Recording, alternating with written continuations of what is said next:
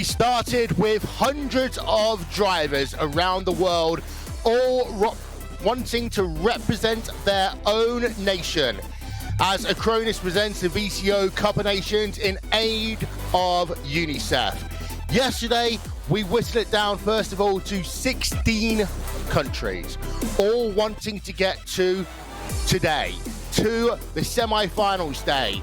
And, well, we had some incredible racing, let's be honest about that. We had entertainment and excitement across 4 different races. But after all was said and done, that 16 became 10. 8 countries qualified automatically. Germany, Hungary, Italy, Spain, the United Kingdom, Australia, France and Chile. And after what we can only call a long, hard slog at the Indianapolis Motor Speedway, we added Belgium and the United States of America to that list.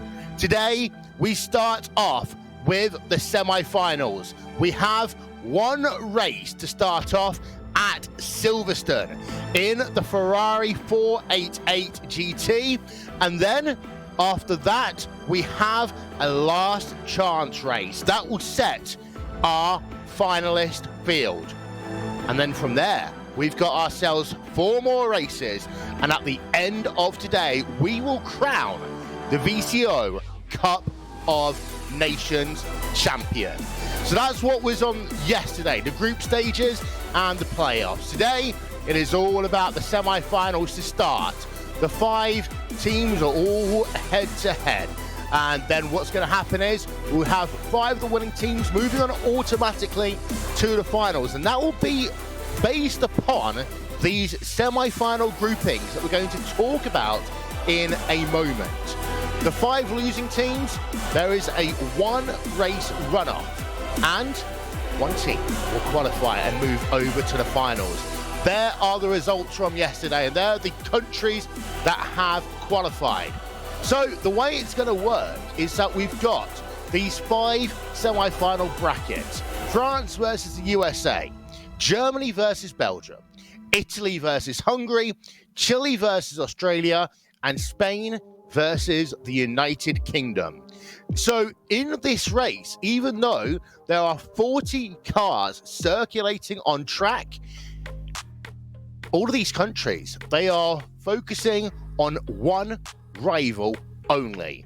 And that is where we set the scene here today. As I said already, we are at Silverstone, the home of British motorsport. It is the new Silverstone, so it's got 18 turns, 3.19 miles in length. That's just over 5 kilometers. And they start the race on the exit of Club Corner, and then they work themselves through the new wing section before rejoining the racetrack down at Brooklands, and of course running the famous section of Loffield, Copse, Maggot, Beckett, Chapel, Stowe, and of course concluding the lap at Club. And they're running, as I said already, in the Ferrari 488 GT3 car. And with that, let's say hello and welcome to everyone who's watching online on VCO's social media platforms, on WTF1's YouTube channel, on the iRacing Esports Network, and of course also on RaceBot TV. My name is Will Vincent. That guy over there is Matt Gallagher from WTF1. Matt, it's great to be talking with you for the 2nd day in a row. Absolutely. Very excited indeed to see the racing unfold once again.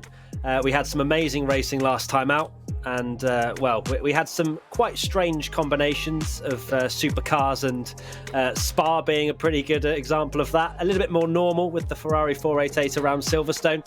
I'm excited to see how that all unfolds. Yeah, but today we start off with the semi-final, and these semi-final matches, which in the weird motorsports way are all happening at the same time. So it's not like what you'd get at the World Cup in soccer, football, if that's your thing, or in rugby, where everyone's in their own matches. And this one, everyone's running on track at the same time. That means that it doesn't just matter who your best driver is, it remains the performance of your entire team, and you've got to really fight with thinking about where is my country and my team in relation to that one other who we're competing with. Absolutely. We've got 5 races within a race. It's like watching an endurance race. It's brilliant to see the multi-class action, but this isn't multi-class. They're all in the same car, but we've got 5 different races, which is going to be quite difficult to keep up with.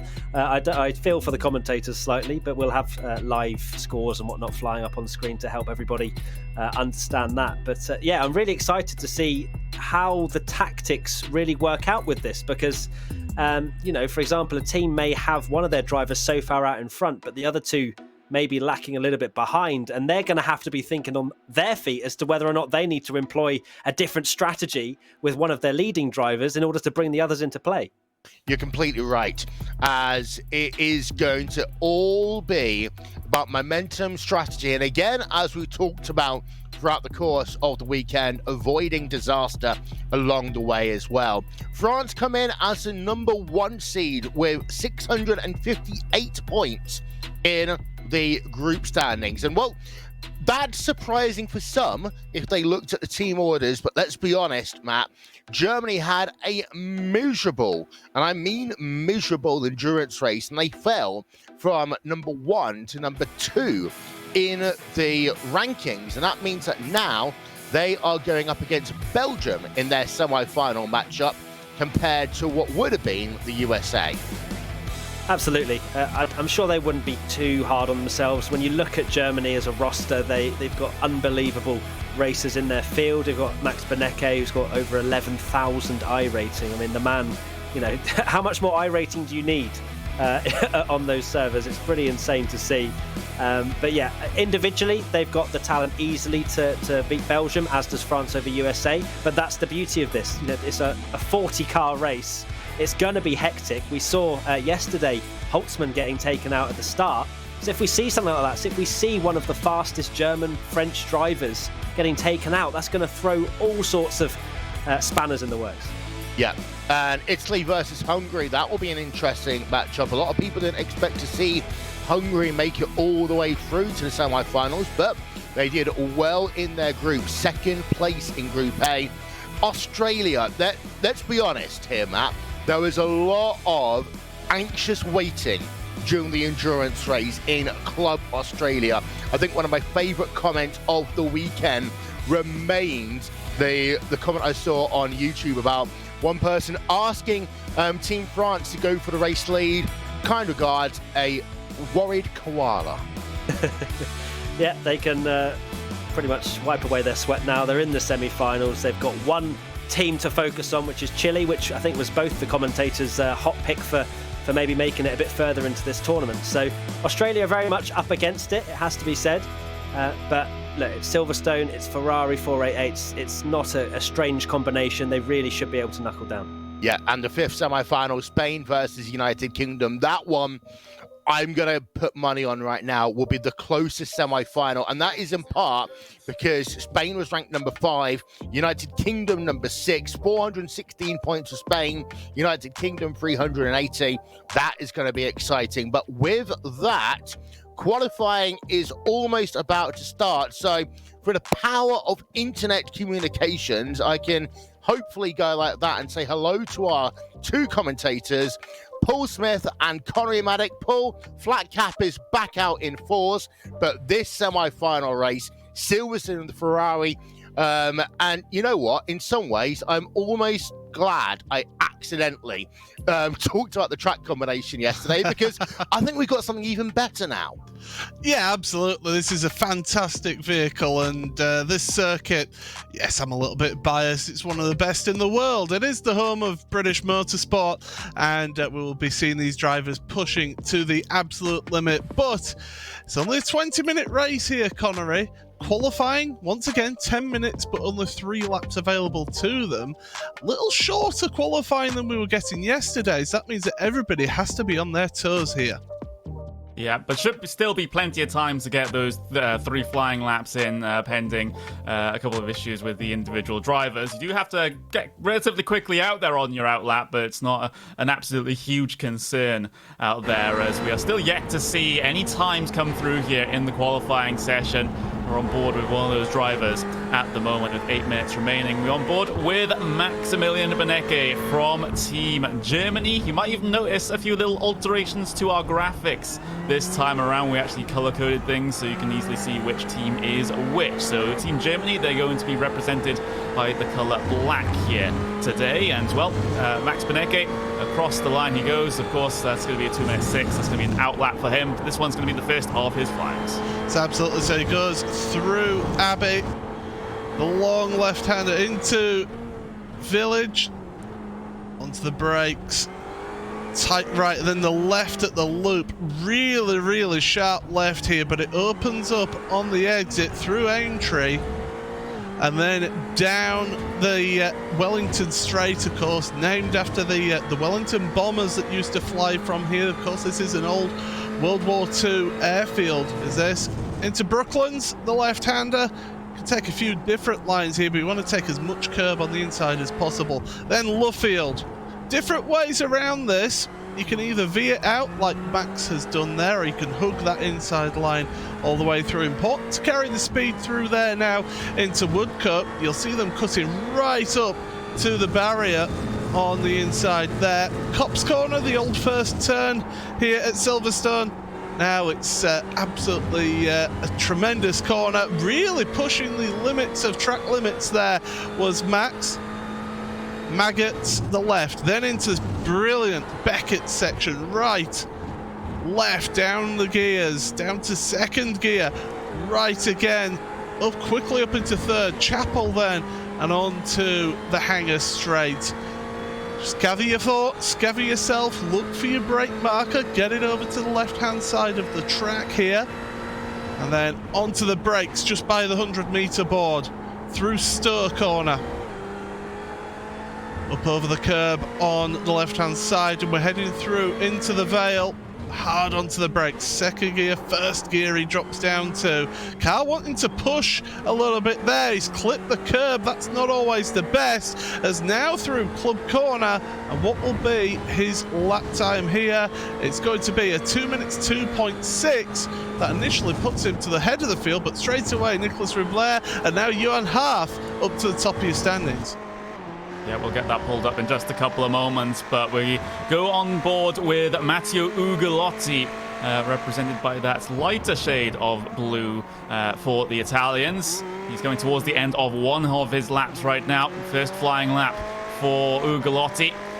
Team Italy particularly strong yesterday through the group stage. Can they carry on that momentum coming into the final stage, both the semi-final and the grand finals, of course? Matteo Ugolotti only good enough for P21 on that lap, though, but the tyres are still coming up to temperature and pressure, so you can forgive him for going a little bit slowly on that first lap just to get a banker in.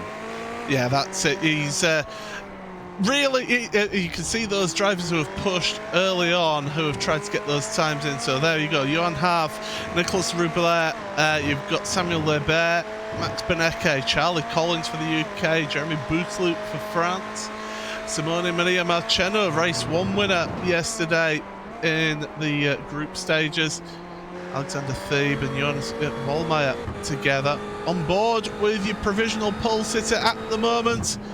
You can really monster that curb on the first right there through the S's at the Beckett's complex. It's a fantastic complex. I'm so glad they brought it in back in the early 90s here, because it is truly a real test of a driver's ability and the car as well. Into Stowe Corner. Tighter than it used to be. Used to just go off straight towards Club. But here, you come back on yourself a little bit into the Vale. The left here. On board with the roof camera. Oh, and now onto the bumper camera, so you can have a really low down look at this track. Don't hit that sausage curb on the right there. It unsettles the car. Max Benecke back to the top of your standings with his second lap. Half does improve, but does not get into pole. Simone Maria Marcheno up into third place now with Jeremy Boutloop. Fourth, Jamie Fluke up into fifth place now on qualifying. Carlos Fenaloza now up into second second place with a monster of a lap there. 2 minutes 2.2, still 0.2 of a second off of pole position here though. Everybody else just getting their lap times in now. Further down, we get a flurry of lap times here because everybody's out and about on the same sort of section of the track, and that means that we get that flurry of lap times coming. Marcus Nunez coming into 18th. Samuel Hebert has taken it back to the pits, so he's going to be done for qualifying. We've now got that patient wait here, Connery, because we've got one more lap to go for these drivers. Yeah, absolutely. And currently we do have 4 different nations inside the top 4 cars. You see Team France doing relatively well, though. They've gotten themselves 3 cars inside of the top 10, so they have incredible pace here at Silverstone. The highest placed Team UK representative, if you want to talk home tracks, then that's going to be Jamie Fluke in P6. Charlie Collins, the second place UK car, down in P13 on the starting grid, but this can still change by the time this session is done. We've been watching Norbert Leitner as part of Team Hungary for the last while. He's in P19, the highest placed Hungarian at the moment. You can see on the sidebar, it only goes down all the way to P18. No Hungarians there. Absolutely. So we're getting ready to get this next flurry of lap times, the final laps that you'll be seeing from these drivers then. So Leitner in through club now. Get a good exit on the second part of club here. Don't go too wide, don't invalidate your lap. Across the line then, a 2 minutes 2.98.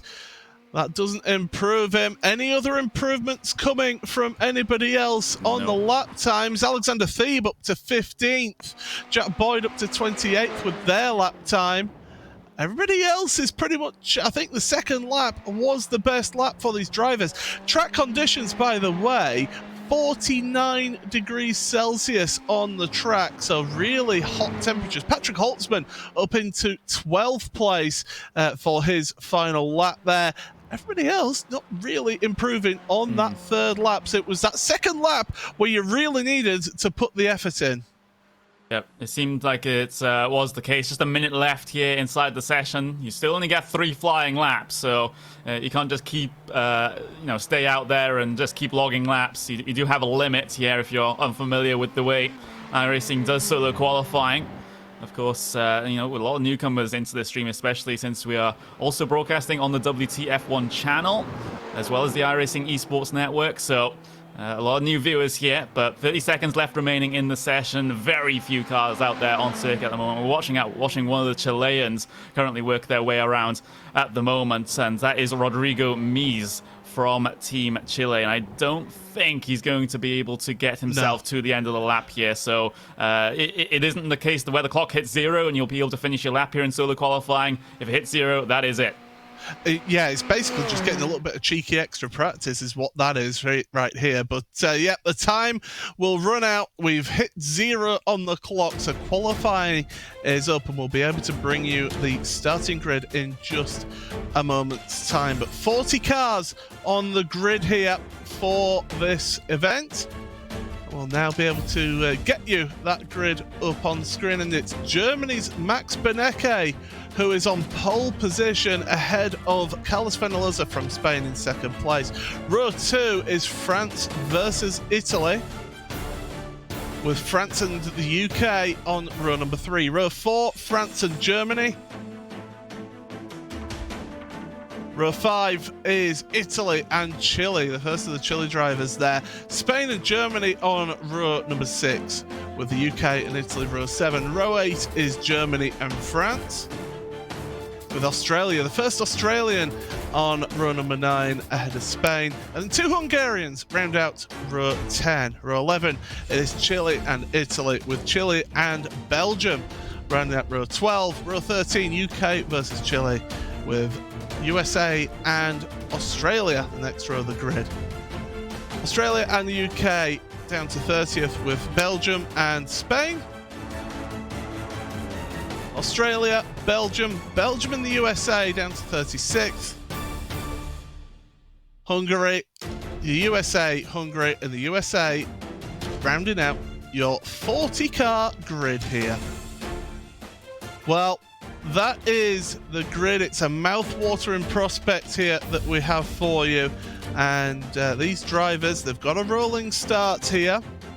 So these drivers will be getting a little bit of a chance just to get a little bit of heat into these tyres, but not much, because they start this gridding process on the hangar straight here. Yeah, they do. Like you said, not that much of an opportunity to get any sort of energy into those tires. You'll see maybe a couple of drivers weaving, trying to do burnouts off of the stationary position that they have right now, but you can just see that huge trains of cars on the run. Well, going to be behind the pace car in just a couple of moments' time. So the timing for gridding has expired. So soon you'll see that that Porsche pace car just move away with the rest of the field in tow. It'll be Max Benecke controlling them on the start here with a Spanish row mate, shall we say that, in the form of Carlos Fenalosa, and a gaggle of French cars behind as well. You have the Italian Simone Maria Marceno there as well as that single Brit, Jamie Fluke, in and amongst the top 6 cars. You see the green flag come out, hasn't officially yet. Max Benecke control this restart until he gets shown it in simple. Yep, so through Woodcut, that tells how long I've been watching things at Silverstone. Through Club Corner, Max Benecke is making a bolt for it. Away we go, green flag racing then, 20 minutes here in the semi-finals. Remember, it is teams facing against the opposition team in their semi-final.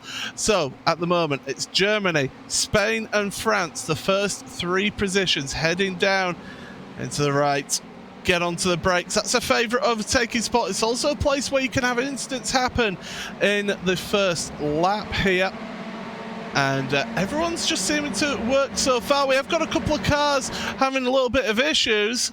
And that is Fabrice Cornelis and also Diego Garrido having issues there. That's in the loop. And that is a car that's upside down there, Connery. Yeah, it is. We might be able to get a replay of it soon. Meanwhile, there's a bit of scrapping on circuit for positions just outside the top 10, but I think we'll get the replay up first. There we go. Just a couple of seconds before we'll see what has happened here to have a car on its roof on the start here. Let's have a look. It's quite deep within the field there, and ooh, a little bit of tangling going on. Perhaps even literally that. And is there... Well, there must have been an incident after that as they were trying to get back on track, so that one car ended up on its roof. But yeah, not a lot of space to work with when you have about 40 cars trying to go through the first sector at Silverstone. Yeah, absolutely. So we've got 2 cars on the pit road then. And they are down. So that is Belgium and also Chile as well. Mia Ott is dropping down the order as well at the back of your field. So positions lost for Australia there, down to the back of the grid. Must have had a slow down penalty or something like that. No, but she had contact with Nicholas Pignoyer.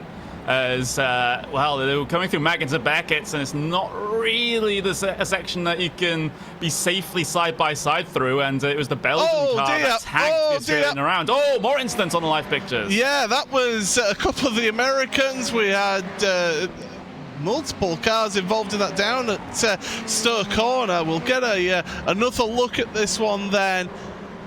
And it's one of the USA cars. That's Ross Banfield going to the inside of the Hungary car at Stowe Corner. And that just causes all sorts of shenanigans. So Ross down to 36 now. But at the front then, it's Germany leading this one here with Max Benecke. Spain second with Carlos Fenalosa. Johan Haaf in 3rd place for France. Then it's Italy, 4th place for Simone Maria Marceno. France then in 5th ahead of the UK with Jamie Fluke in 6th. Another of the French drivers, Samuel Hebert, 7th with Germany's Jonas Vollmeyer in 8th place. 9th for Nicolas Rubillet, and then Alessandro Pico rounding out the top 10 of your field. And well, 1.5 laps. We've had a little bit of drama further down, but now as we head on through Copse Corner, and it's France putting the pressure on Italy here, and Marceno and Bootloop really close together, and Jamie Fluke is just hanging around behind there, waiting to pick up the scraps. Yeah, he is. He's a very calm and calculated driver, so you won't have a problem with hanging behind at least for another lap or two to see where his opportunities are going to arise. But coming down the hanger straight on the way into Stowe Corner. Of course, you can go for lunges down here. You can even try and commit around the outsides to try and gain then the inside for Vale. But at the moment, no one going for that option. You can see the points updated as of a couple of moments ago in each of your matchups. So France leads the USA, which was to be expected, to be honest, with how many French cars are at the front of this field. Germany over Belgium, Italy over Hungary. Chile narrowly over Australia there, and it's a close run thing between Spain and the UK for semi-final 5 as well. Yeah, so that is your updated standings. We'll be updating those standings throughout the event here, and well, through the right-hander at Village, and then into the loop once again go your leaders at the moment. Right now, these drivers just settle themselves into this one, and they've all got themselves into a line here. They're all running the same setup as well. It's mandated by the regulations here that everyone has the exact same setup. So it's all about the driver ability here, Connery, and that's what also helps make this event so unique. Yeah, it really, really does. You know, you see a smattering of countries at the front of this field at the moment. But you know, of course, the strongest of all of them, Mr. 11K himself, 11,000 I rating. Max Benecke has he achieved that very, very recently, the first driver on iRacing to do so. And before anyone else had even hit 10,000. So that just goes to show how strong that he is as a driver. And in these Ferraris, seemingly pretty handy indeed. But the rest of the field seemingly keeping each other in check at the moment. There's the Italian and the French cars, Marciano versus Bootsloop on the way into Stowe Corner. But of course, this isn't a semi-final matchup between those two countries. Of course, Italy are more concerned about Hungary. Well, I mean, with the points difference with what they have at the moment, they're probably not even concerned about them, as they are pretty safely through to the next stage at this point. Remember, the 5 winners of each matchup go through to the finals, and then the 5 losers will have to play for 1 playoff spot to get themselves into the finals. Yeah, so plenty to fight for here.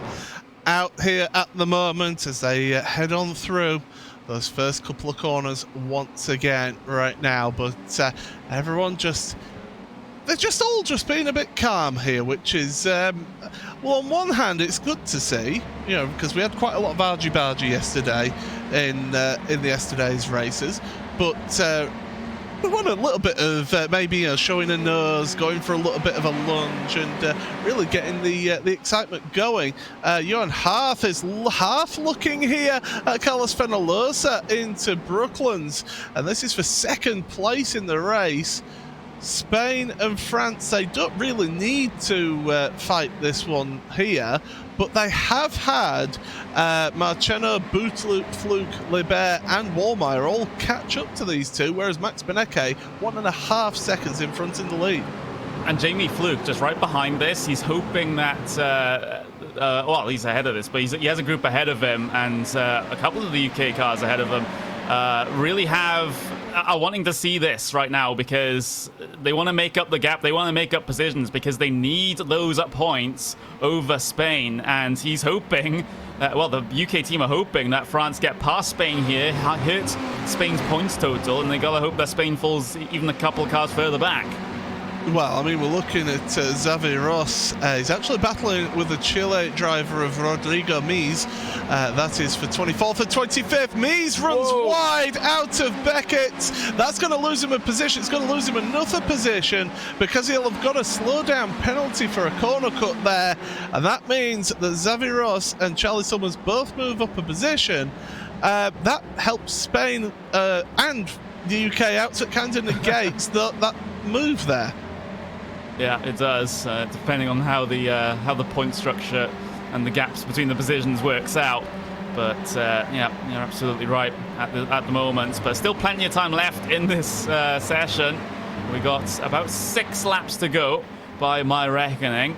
The positions for P2 and back are still very, very close, and Johan Half has fended off Fenalosa quite well for the moment, but Marcheno is looking to try and get through. Bootsloop also would fancy having a go as well, and Jamie is just egging them on because he wants that Spanish car to drop further.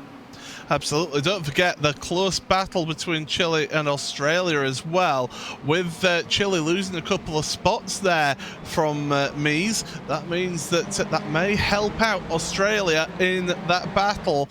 I can tell you further up, 19th, Marcos Nunes and Matteo Ugolotti, I can see on my timing screen, are switching places. So they're having a little bit of a ding-dong battle down in 19th and 20th place. But look at this battle at the lead here, and that is for second, third, fourth, fifth, and sixth. They've managed to drop Samuel Lebert a little bit as this group of cars here as they're heading into Beckett. So positions as they were, only one change of position in the top of your standings. So Johan Half ahead of Carlos Fenalosa. So Spain losing those little bits of points there means that the UK have a little bit more incentive to try and press forward. Yeah, exactly. And it's worth reminding everyone the points on the left side are not live updating. We will tell you when they update. But for now, those ones are not accurate at the moment. Here comes Marcheno, though, forcing Fenalosa to go defensive into Vale. Cut back through the apex. Marcheno trying to find a line coming up towards Club Corner, but that Spanish car has it all covered. Johan Half is now trying to run for the hills in the French car. Ahead of this train, Fenalosa deep towards the inside for the first turn, and back to the normal racing line through there as things are getting pretty spicy between all of these cars at the moment. Spain hanging on to position, but the Italian wants to get through, and now Frenchman around the outside. That's Bootsloop trying to make some progress there. Jamie Fluke wants crucial points in the fight between his country and Spain as well, so this is all getting a bit tense up here. Absolutely. So Fenalosa having to go on the defensive. They've already lost Johan Half in second place now, so this is a battle for third. Marcheno, we mentioned it yesterday, he can be quite aggressive with his moves. He certainly knows how to just absolutely send a move into a corner. So Marcheno is not shy, he's not backwards in going forwards, and he is trying to fight and trying to upset Carlos Fenalosa, trying to make a mistake, trying to force a mistake. And we've got a replay coming up now, and this is involving one of the Australian cars against the USA in towards the Vale. Hard onto the brakes, and a little bit of a side touch there. That's going to lose positions to the UK and to Spain. So positions lost there for Australia through Club Corner, but back to live action here, Connery, and this battle for third place still ongoing, and we have got updated points on the side. Chile and Australia, 2 points between them. Yeah, and Spain have actually extended their lead over the UK here in semi-final 5. So really, with 8 minutes to go, I think Fluke in this group really needs to get a move on. He needs to try and pick his way through, and he might be helped here by the fact that Marcheno is trying to go around the outside of Fenalosa. That will affect Spain's points tally if he's able to get past. But Fenalosa is making that Ferrari as wide as possible here, and he knows that he has to defend for his life. I haven't seen a Ferrari that wide for a long time. He's doing such an excellent job of being in the right place around this circuit to be defensive, to hold the lines, and into Village once again. Looking to the inside, but you're not going to make that work there. You don't want to take too wide a line if you're the second car in this queue of traffic into the loop, because that opens the door up for that third car then to make a move. In Italy, I mean, they're quite secure in their semi-final at the moment. You'd have to say that at the moment, France, Germany, Italy, they're pretty much all signed, sealed and delivered for their semi-finals, but it's Chile, Australia and Spain and the UK, which is where the attention needs to be focused, especially Chile and Australia. That is incredibly close, and it's Rubler in 9th place. It's doing a fantastic job for Chile in all of this action. Yeah, he's. I'm seeing him as the highest point scorer for Chile at the moment. So he's also got a bit of a gap ahead, a bit of a gap behind as well. So that he isn't exactly being put under a massive amount of pressure at the moment. You see one of the Australian cars there. That's Bart Horston. He has a group of cars ahead of him that can be for the picking, and this will be crucial in that semi-final 4 fight with the margins oh so close. Yeah, Bart is the highest placed Australian in this battle. He wants to progress forward. He needs to progress forward. You would imagine that the teams are all going to be watching this. The team managers will be watching this broadcast. And he got a slow down penalty through the S's there, through Beckett. And that means that he loses a couple of positions there. And lo and behold, Bart drops down to 17th now. So that's not a 2-point difference anymore in semi-final 4. Chile being gifted points there thanks to the slowdown penalty. A couple of positions lost by Bart there in that Australian car. You can tell maybe the pressure is starting to get to him. He knows that he has to make full progress and make at least one position that might give him enough points to launch Australia into the lead of that semi-final, but pushing a little bit too much. Track limit, punished for it, has to slow down on the hangar straight and let a couple of cars by. That's a hard one to take right there. I can tell you, looking at my timing screen, Charlie Collins, Patrick Holtzman battle for the UK and Germany. Charlie Summers and Jack Boyd further down as well. That's another battle for the UK. They're switching places. So battles all the way through this field. My timing screen is going alive with green and red awash on my screen, but this is the battle further down then. This is Collins against Holtzman with Alexander Thebe right behind. The points have been updated once again. You can see that Chile now with a 10-point lead.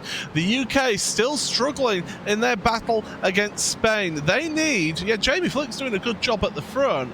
He needs to try and move forward there, but he needs the rest of his team to come forward as well to help him out. Yeah, that's the thing. We got Charlie Collins in P13. That's the situation that we have on screen right now. Charlie Summers down in P24. He has Jack Boyd ahead of him as a pass for position. So he might be able to get at least a handful of points here for Team UK. I'm having a look further down the field. As well in 23rd. Change of position up at the front. Marcheno at start corner is around. He's tried to make the move on Fenalosa. That's lost him a ton of places, down to 11th. He might even lose another place to 12th place. Replay coming up on screen. It's in that fight with Fenalosa. He's tried to go around the outside, and they've just made door-to-door contact. That unsettles the car. He's lost even more places in all of this because now Charlie Collins has made his way past and he's struggling. France, trying to make a move on him now. Yeah, this is going to be a bit of a mix-up with the points because we will stick with this and see the aftermath of the situation. He had contact with one of the Germans there, spat further out, gives position to Collins, heading his way through for the UK. So that is just insane stuff right now. Our points, throw them throw them in the bin because they're not accurate. But at the moment, look at this. That's how they were just before that whole situation. So you can see the gap between Chile and Australia are 10 points. Spain, a bit more of a gap over the UK. But we'll have to see how this gets updated because, again, it's changed quite a bit at the front. I think now the point's going to be updated soon. I think Maria Marcheno's, they have actually been updated now. I think Maria Marcheno is going to have Vietnam syndrome, PTSD of Stowe Corner because he had a similar thing happen to him just a couple of weeks ago. You can see the battle for the UK, that has moved them up a little bit towards Spain, but Spain even gained a couple of points as well. The other battle, Chile and Australia, that has improved for Chile. So really, it's all the teams on the left-hand side of your screen that are getting the points and getting themselves a potential spot in the final. Yeah, it is. It really is. And you'd say probably the left-hand teams are the higher seeded teams coming into this stage of the competition. So I can understand the arrangement there, as you see the battle with involving the UK car here. This is going to be Jamie Fluke on the back of Jeremy Bootloop. It's going to require a mega effort. We're going to be on the final lap already as they come across the line here. So pending some form of divine intervention, I'm not sure if UK will be able to do this. Well, final lap of the race it is indeed. We'll look at Charlie Collins in that battle with Patrick Holtzman. They've got also in front of them Pedro Albert as well. So those two. Oh, Fluke down the inside of Bootloop. Oh, yeah. So looking at my timing screen, Fluke, yep. He has made a try, but it's not worked for him at the moment. But you can see in that rear view, you could see that Jamie Fluke was there. On board with Fluke now. On that roof camera. Through Luffield. Trying to take the different line. It's just sliding a little bit was Fluke. You can tell that they've all really worked their tyres hard, really worked the car as hard as possible. Through Woodcut for the final time, heading towards Copse. They need to get themselves set up for the run down the Hanger Straight into Copse. That's into Copse, into Stir. Jack Boyd is dropping down my timing screen, I can tell you, down to 29th. So that's a change of positions further down. The points have been updated on the left-hand side, so it's still pretty close. Clock is ticking down to 0. Your leader is way in front, 4 seconds. Max Benecke heading in towards Stir Corner for Germany. Fluke is not close enough to make any move. So it's going to be Germany who will just have to make it through the final couple of corners. And then they will be looking at victory here through Club Corner. And it's going to be Max Benecke for Germany then, who wins this race here at Silverstone, the semi-final. Through they go. Johan Haaf for France in second place. Spain third with Carlos Penalosa. Jeremy Bootloop and Jamie Fluke pretty close across the line. The rest of your field all coming through now to finish up here. We've got a Spanish car around that Xavi Ross. That could be big, big news for Spain here. He's trying to get going again. He's finally got going. That's on the exit of Stur, so they must have somebody they must have got in together with him. We'll have a look at the replay here, Connery. This could put the UK through. This could be the moment. Contact with one of the American cars. He slides on his roof before he tumbles to a halt in the grass. A lot of lost points there for Spain in such a tight battle as well. You can see every single one of these cars streaming by is a couple of points off of Team Spain's tally, and he has to wait to not get the unsafe rejoin. Oh, that's heartbreaking there from Ross. All he needed to do is get it to the end, and Spain would have been clear. Well, that was a dramatic end to the race. Then it was a pretty calm race all the way through. But, Will, we got a bit of drama at the end that could have a significant effect. I was just writing down on my notes, Australia and the UK were waiting for an is that Glock moment. And I think we might well have had one. We're going to do the results first as we wait for the final points. First of all, Max Benecke, Team Germany, well, dominant victory there for Team Germany. 4 seconds over Team France and Johan Haaf. Then Team Spain in third place with Carlos Penalosa, and Team France's second car, Jeremy Bootloop, in fourth. The highest placed UK car is Jamie Fluke in P number 5. Then your second place German car, Jonas Wohlmeier, in P6. A third French car inside your top 10, Samuel Liebert. Then the first Team Chile car in P number 8 with Nicolas Rubler. Italy's first car in P number 9 with Alessandro Bicco, and Pedro Sanchez Albert from Team Spain rounds out your top 10. We go to page number 2. It's worth noting your first Hungarian car, P number 17. Your first Australian car, P number 18 from Bart Hoston, who had of course, that slowdown penalty after cutting the course down at Chapel Corner. But Germany, all 4 of their cars inside of the top 15. Italy strengths on numbers, P number 11 through 20, but only 1 UK car inside that 11 through 20 bracket. Marcus Nunez rounds out the top 20. On to the next page, and this is where you see your first Team USA car down in P number 22. The Belgians have really struggled here today. P27, P number 29. The Americans have struggled. 21st and 23rd place for the UK. We'll find out in a moment if that is enough as we go to our final page of results. And we see then we get towards those who have retired. 2 retirees for Team Hungary, a retiree for Team Belgium and for Team Chile. Xavi Ross, P number 36, and he lost all those places on the last lap of the race. We're going to step aside for a quick moment for a word from our partner Acronis, and we'll be back in 10 seconds.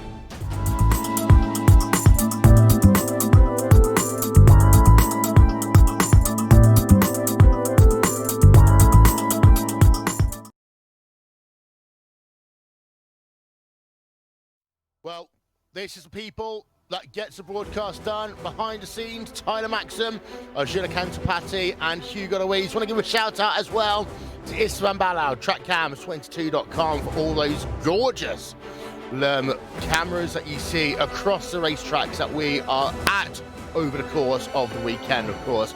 Myself, Will Vincent, on hosting duties. Paul Smith and Conor Maddock, our A++ commentary team.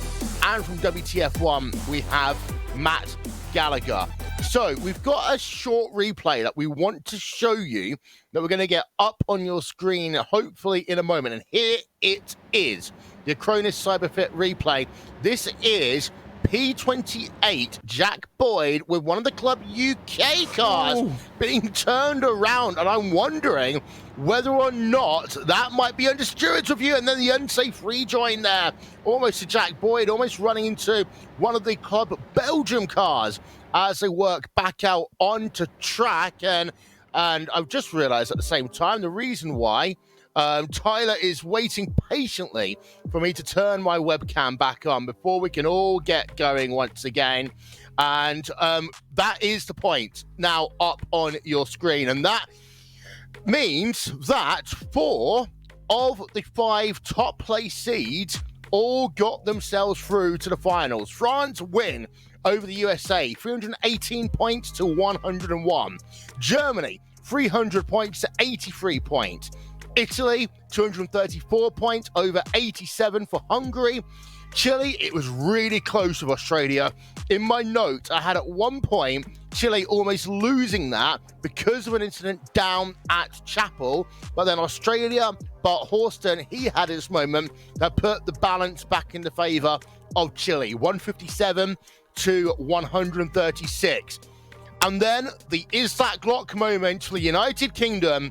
They managed to somehow just get themselves through, the only second-ranked seed in the semi-finals to make it through to our final, winning by 234 points over 217 to Spain. And that means that Spain, Australia, Hungary, Belgium, and the United States of America will have to take part in our last chance playoff race in just a couple of moments' time as we welcome back in Matt Gallagher. Matt, I mean, wow, that last lap was just crazy. And Spain, the heartbreak they must be feeling right now, having to run again in a few moments' time. At least they've got one more chance. That's the only saving grace for the Spanish team. They had it. They had it all signed, sealed, delivered. Last lap of the race, and then one of their Spanish compatriots is upside down coming out of Stowe. Like, there's only a couple of corners to go, Was the defence, should it have been any defence, really? That'll be looking back on, especially if they don't get out of this last chance playoff. But it was great to see, and there was battles all the way up and down the field. Benecke was unbelievable for Team Germany, a real big statement as an individual.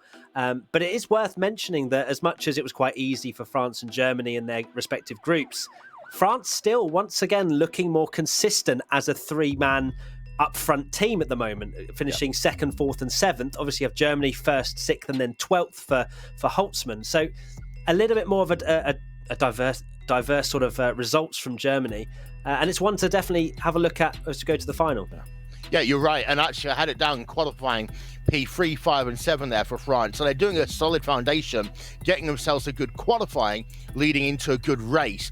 Now, Germany, of course, they had their issues with Spain at the loop on lap number 1. Then we had so many battles going on between Chile, Australia, etc. I honestly thought that Chile actually lost it when Moxes had that incident down at Chapel Corner, getting that automatic slowdown penalty that iRacing will give you if you just put 2 wheels on the left-hand side as you work through Chapel. But then Bart Horston from Australia did exactly the same thing. Yeah, iRacing is quite horrible for that. It's very frustrating, but especially for that particular area where you'll go over it, not feel like you've gained any time whatsoever, probably lost time, and then you get bam, slow down penalty. And with how close the pack is in a 40-car pack where everyone's separated by 1 or 2 seconds over a lap, it's going to prove costly. There were so many occasions. Marcheno had a massive error, which I think in the long run benefited the UK as he was tumbling down the field as well. Then we obviously had the Spanish car upside down, which kind of put the nail in the coffin. So for me, I really enjoyed the battle for P2 as well. When it was with Spain, Fenalosa really just making that Ferrari as wide as possible. Alas, it didn't actually work out in the end, as Spain are now in the playoffs. But it just shows that maybe France and Germany are a little bit far ahead, but the rest of the guys and the rest of the countries, so close. Yeah. And of course, now it is the last chance playoff that is coming up next. One of my favourite quotes of all time involves the word playoffs on it, but my voice just doesn't go that high anymore. But for 5 of those countries, they now have to go to Atlanta Motor Speedway in the Ford Fiesta RS. So our first Rallycross event of the weekend. And I'm not going to lie here, Matt, for Team America, this might give them a bit of an advantage. It's going to be interesting to see how it unfolds, because I think the one thing that we've mentioned is adaptability, and I think this is going to test it to the absolute limits with a Rallycross short stage. So it's going to be so difficult. Obviously, it's not as many teams, so potentially less chaos, but at the same time, this is the final chance for the 5 teams, and with such a different set of both car and track, I don't know where my money's, to be honest. Yeah, and of course, a reminder that those 5 competing will be Team Spain, who got themselves 217 points and scored the most points of all of those who are having to race again. Australia scored 136 points in their very close fight with Chile. The United States of America, 101 points. Belgium, 83 points. Hungary, 87. Qualifying is already getting underway. No breathing time. So with that, we hand it back to our commentators, Connery Maddock and Paul Smith. Yeah, thank you very much, Will and Matt.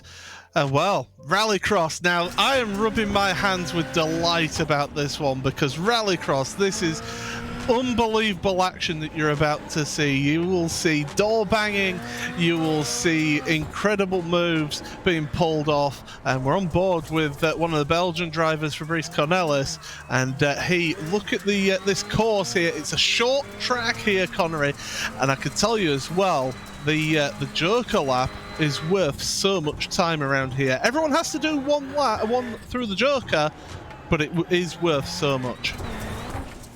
Yeah, it is. So, that's going to be one of those big strategic things in these sorts of races. It makes me wish we had Randy and Johnny here from the Rallycross World Championship broadcast to take you through this. But it's just going to be us for now, as qualifying times coming through up on your left-hand side of your screen. Cornelis and Pijnar. So the two Belgians front row here today. Fenalosa and Piowen putting in some good times as well, but the Americans actually not too good here in the qualifying, at least for the first lap here.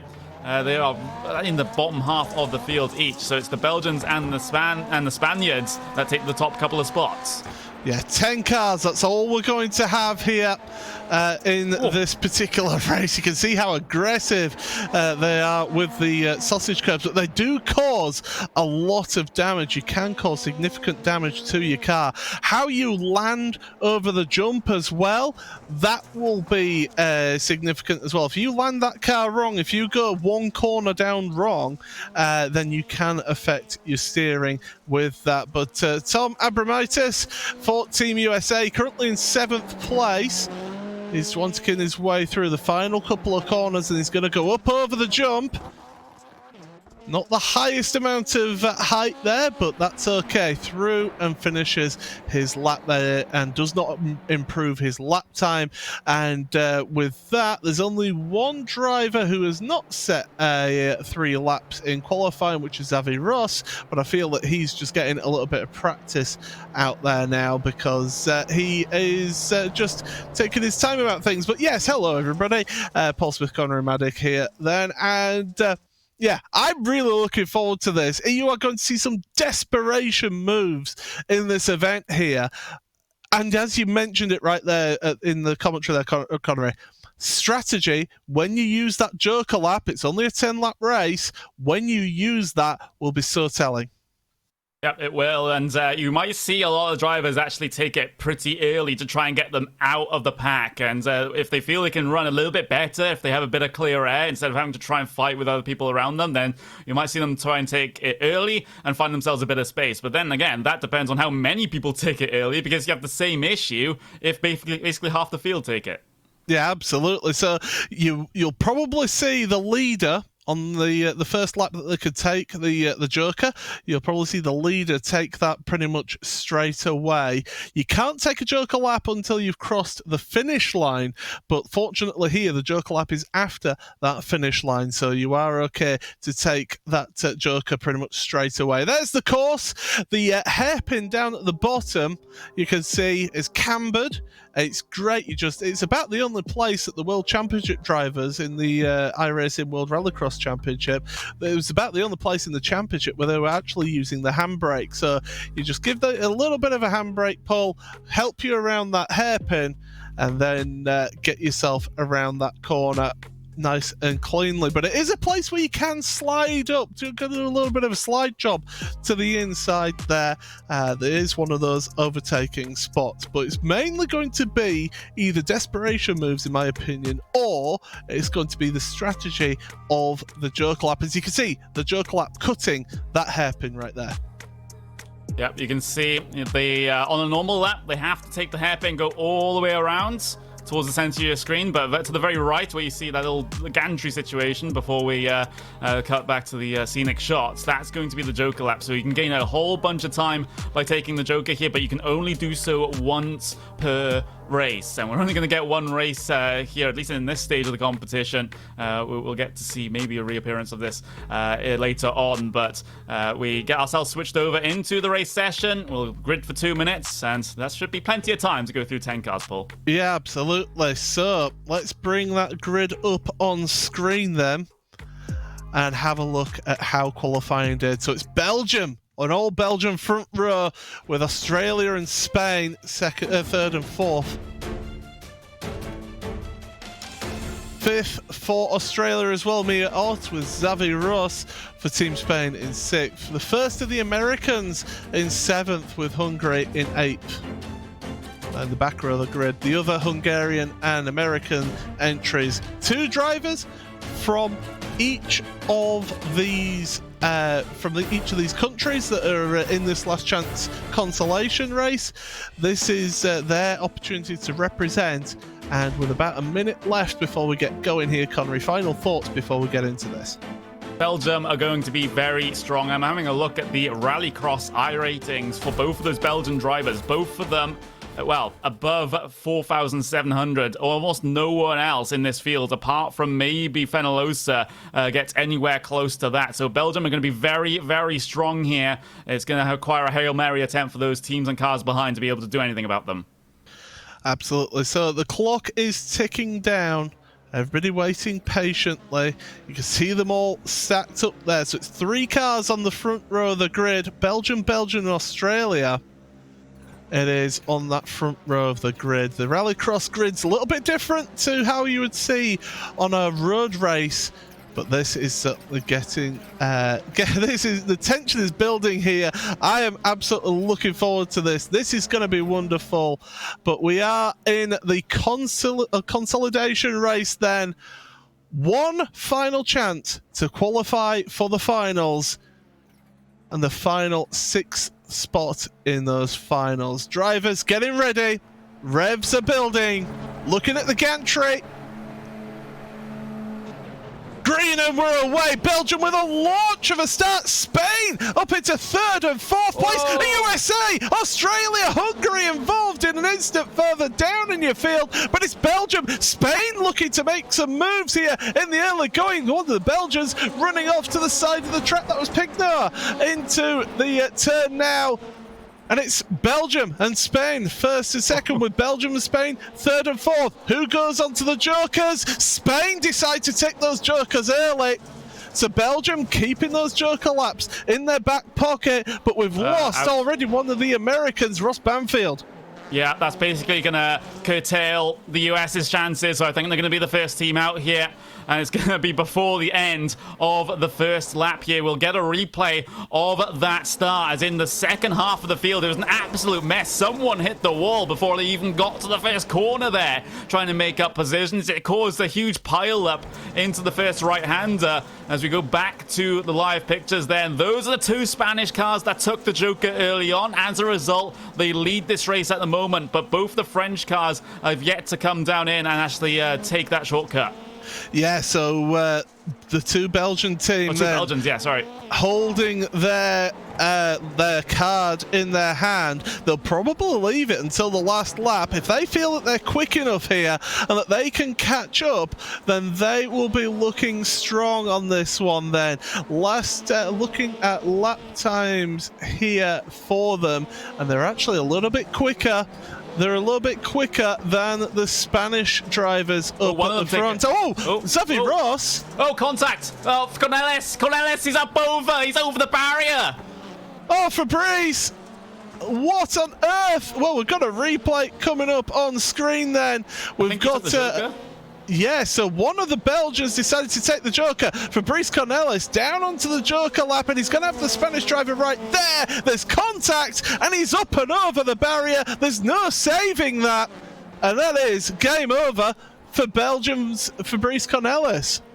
Yeah, absolutely. And it's Spain still P1, P2. Pignard now taking the Joker on the outside. What a pass there. That's a brilliant bit of driving from the number 4 Belgian, but there still isn't going to be enough points, but what a wonderful move.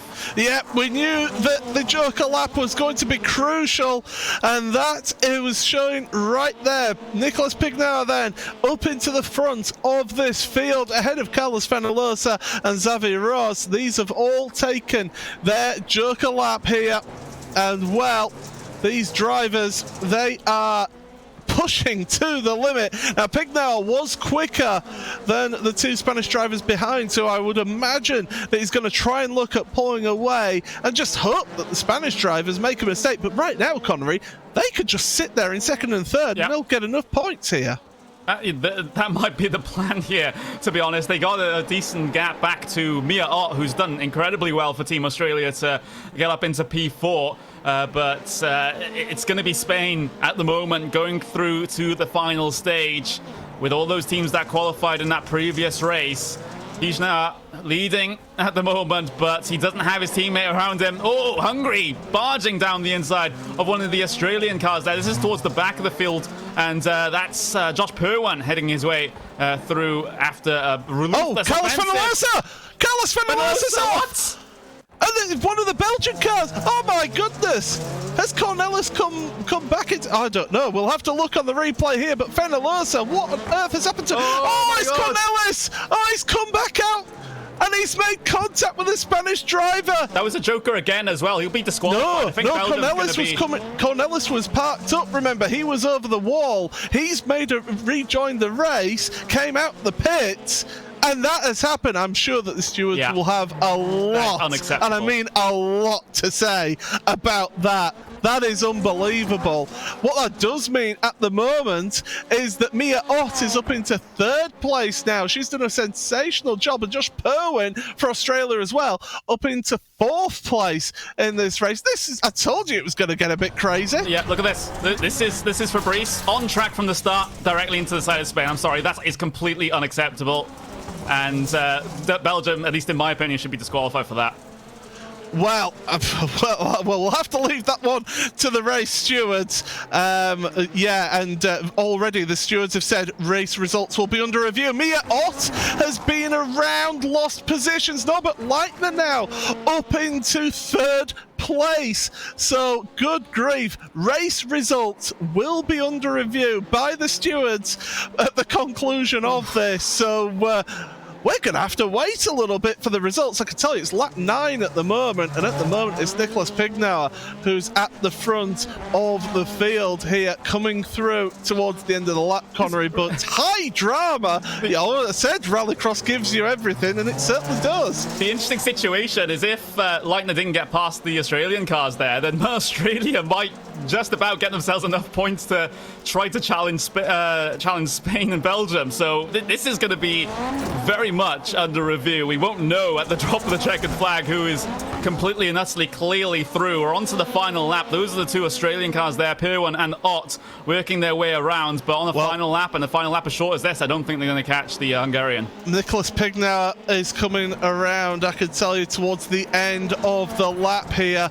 He's got one of the Spanish cars in front of him. Don't say there's going to be some shenanigans, but through the final corner then for Belgium, he's going to be the first across the line in this race, but provisionally at the moment he is the winner of the race. Xavi Ross comes in 2nd for Spain, and Norbert Leitner for Hungary is going to come across the line in 3rd place, with the 2 Australian entries of Josh Perwin and Mia Ott in 4th and 5th.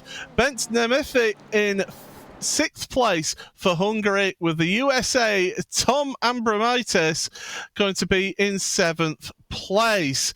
As we were trying to bring you a picture. Oh, it was Mia's incident then, just getting into the wall. It's so easy to do there on the exit of the hairpin. Yeah, it's just the back end out just a little bit too far. Loses the position to Leitner and to her teammate as well. Not going to lose points from the latter of those 2, of course, but still, well, there's going to be some calculators out, some decisions that need to be made by the race stewards there to see what we're going to do about this one. So we had drama at the end of yesterday, and we get drama, well, pretty early on here today. Well, thank you, Connery. Thank you, Paul and Factor. I was just upside talking to Race Control, and they have told me that all of these results are under further review. So as it stands, Belgium win by 3.5 over Spain and Xavi Ross. Norbert Leitner, 3rd place for Hungary. Team Australia bounced back for P4, P5 after that chaotic start of the race. Hungary come home in P number 6. Team USA P7 and P9. But the 2 that we really need to think about, P number 8 and P number 10, Carlos Fenalosa and Fabrice Cornelis. And well, they had an incident. The first incident, I would argue, was a racing incident. The second incident, I'm going to say probably isn't, as we've got a replay of that second incident coming up in just 1 moment's time for you on your screen, and that should be ready for you right about now. So there we are. That's the number 3 car. Forget, it's a really short pit road here. And the way I see that, I'm going to bring Matt Gallagher back in, because you are an expert pundit, and you can probably get away saying things I couldn't hear. That looks deliberate to me. Yeah, I can say whatever I want, and I think that is a stonewall, disgusting move from Belgium. There's no other way that I can possibly see that as, I mean, I don't know why he would exit the pits that way anyway. So clearly very disgruntled about the first incident. Comes out the pits, they'll probably argue that it's coincidence, but for me, it just looks a little bit too suspicious. Here's the first incident, and I mean, that is quite easily a racing incident, just a tap on the side. They're going to be fuming because that's their chances of qualifying out the window. But if you take a look at the second one, anybody can see that was very naughty. For those of you who are new to Rallycross racing, the first incident, you got to remember that Belgium were doing the Joker lap at this point, which essentially is a bit of a faster way around the racetrack. And they came back on, but Spain were already in the apex of the corner by the time that Belgium came in with a huge head of speed.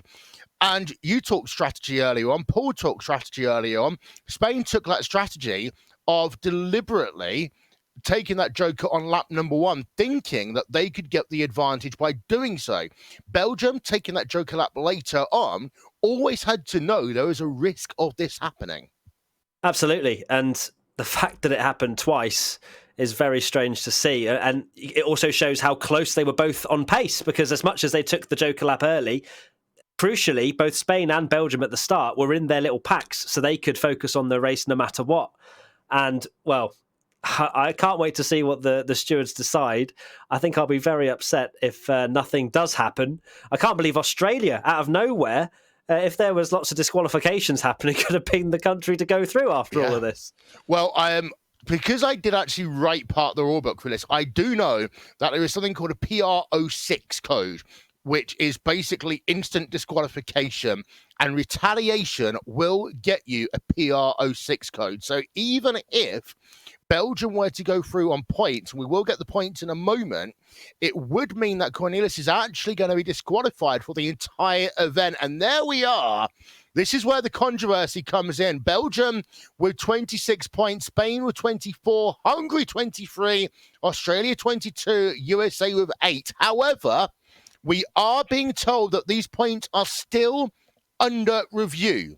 So these are still under review by race control. One of the things they were talking about, Matt, is that the rulebook was mainly designed for what would happen if one driver was to do one incident with another, because the expectation was that there would be a degree of fair play overall. But I think this one is where the rulebook has to be digested. And actually, you can't really penalize a driver in a last chance situation like this. You've got to argue it's got to be the team that are penalised. Yes, absolutely. It's a team event. It's not about the individuals. That's the beauty of this Cup of Nations Championship. I'd love to see the replay again inside the car, because to be fair, that is unbelievable execution. As much as it's disgraceful driving if it was on purpose, the fact that it was just a tiny touch on the rear when they're coming through that left hand at a pretty high rate of knots. So you have to wonder whether there was even more than one person involved, and that's why the team would be, punished rather than just the driver. Yeah, we are also hearing that the USA and Australia are a bit upset about what happened on lap number 1. Whilst we're waiting for this one to all kind of be shaked out, because it will take a few more minutes. And again, a big thank you to our race control who have been working tirelessly all weekend. And a quick point before we move on, Matt, this is the reason why you have to have live race control in an event like this, because you've got to have a human force that can step in and look at these incidents objectively beyond what Iris can do on a normal race, where of course the incident system is deliberately designed to be a no-fault system. Oh, the minute that we can rely on a game to look at those kind of incidents, I think that's when robots have taken over and we are just made redundant. But yeah, it has to be reviewed, especially the nature of the incident. It's something that has to be taken very seriously. We've seen it before in esports. I have no time for things like that, petulance potentially. But we'll see what the stewards decide on this. You're thinking Pagano and Norris at this point, aren't you? Well, yeah, it comes to mind, doesn't it? It's still that same retaliation. That's the kind of feeling I get from it anyway. And it's not what we like to see. It should be punished very harshly. And it'll be such a shame as well, because the fact that one driver has undone it for the entire team, as much as they weren't going to get through anyway without that crash, it just leaves a bitter taste in the mouth. And also for Spain, this is a double heartbreak because they had that instant last lap of the Silverstone race, and they've had this all in the space of half an hour. The Spanish community, I see already on social media, are absolutely livid with this one. And of course, we will bring you updates as soon as we possibly can. But let's talk about what's coming up next first. Then we'll talk about what's happened with the points when we get final confirmation. Next up, we go NASCAR racing. We're going to be in the NASCAR Cup Ford Fusion at the Homestead Miami Speedway. By the way, this is possibly my favorite oval outside of the Indianapolis Motor Speedway. 1.5 miles in length, 4 turns, but it's also got parabolic banking. Now, this is an oval that if you were to draw an oval as a kid, this would be how you draw it.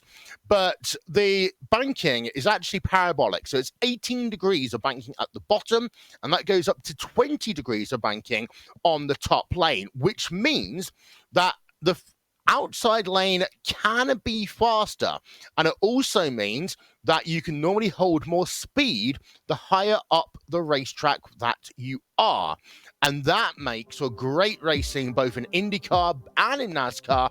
And we're running the NASCAR Cup Ford Fusion here today. So we have got a race control decision.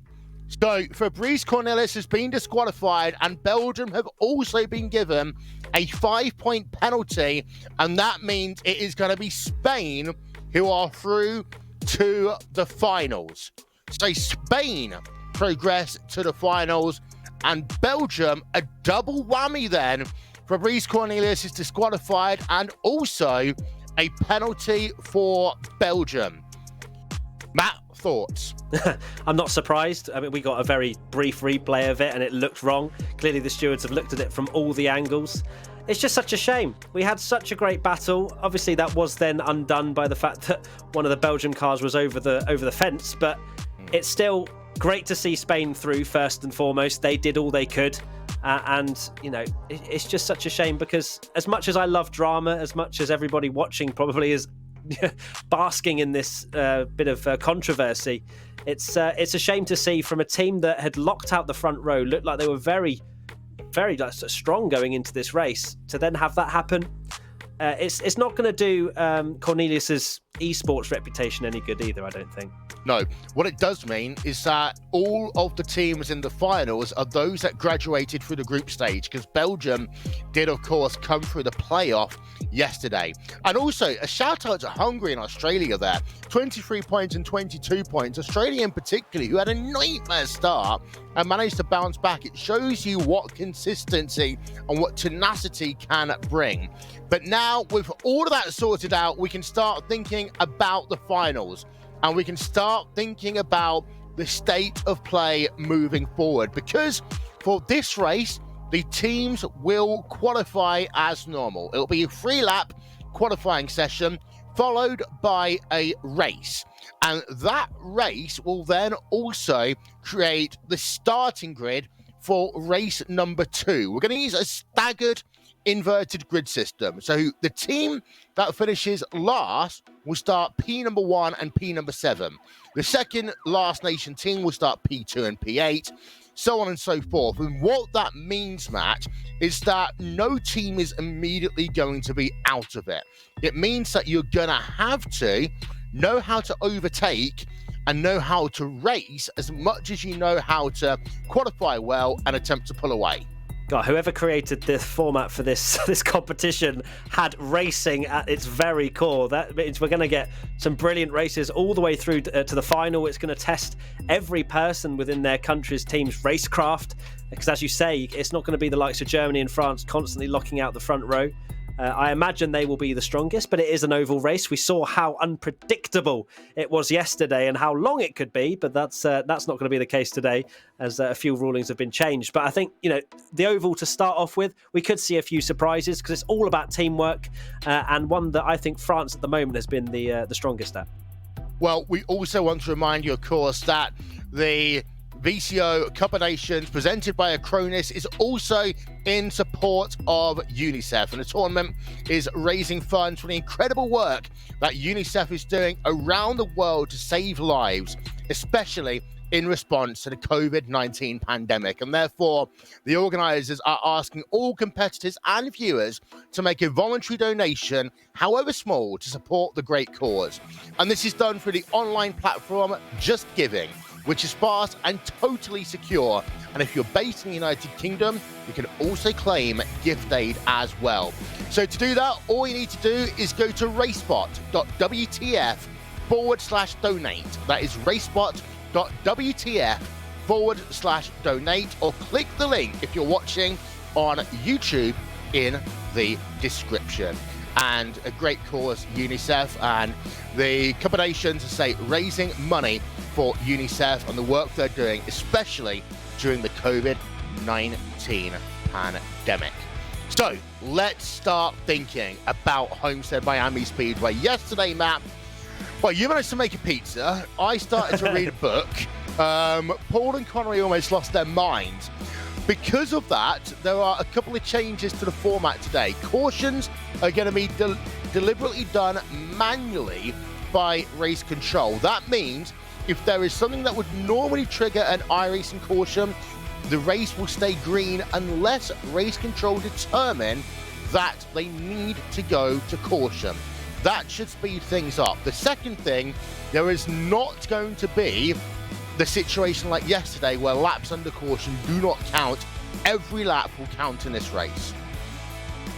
Lovely to hear. It was a long one yesterday, but I did have a lovely pizza, so it's not the worst thing to be watching the action and eating. But yeah, it's good to see that it's a little bit easier, because I think, especially now it's the finals, everyone's going to be trying to make up positions as much as they possibly can. We've got less cars than we did before, but at the same time, it means there's still going to be a few argy-bargy moves, especially in these NASCARs, that they'll feel a little bit safer in going around this oval. But you know, there's still a lot of points on the board. I'm looking at the points, and it's great to see that as much as you might finish in third, you're still getting 32 points compared to the winner who gets 40. So don't expect, if Germany or France wipe out the first couple of positions and it's over, because it's absolutely not, especially with the reverse grid as well from the standings, the staggered starts that you mentioned. We're in for some pretty decent racing. We're finally here at the finals, and I'm excited to see who's going to come out on top. Yeah, and also it's worth mentioning that we are going to have race spot overtime, green, white, checkered finish. So that means that the race will finish hopefully under green. So if we get to the end of the racing laps and we are running under caution, we will go for the green flag followed by a lap of racing. And if the white flag comes out, then the next flag will end the race. However, if there is a crash on that first lap of overtime, we reset and we do it all over again. Don't forget, live timing and scoring is available all weekend long. Visit racebot.tv/Cup of Nations. And with that, let's bring in our commentators for a quick chat. We've got Paul Smith and Connery Maddock, who have been doing sterling work all afternoon, in fact, all weekend. I'm going to come to you first, Paul, because you wanted to play devil's advocate. Your thoughts on this situation we had between Belgium and Spain? I was just before the decision was made, and by the way, I do completely agree with the decision that the stewards made on there.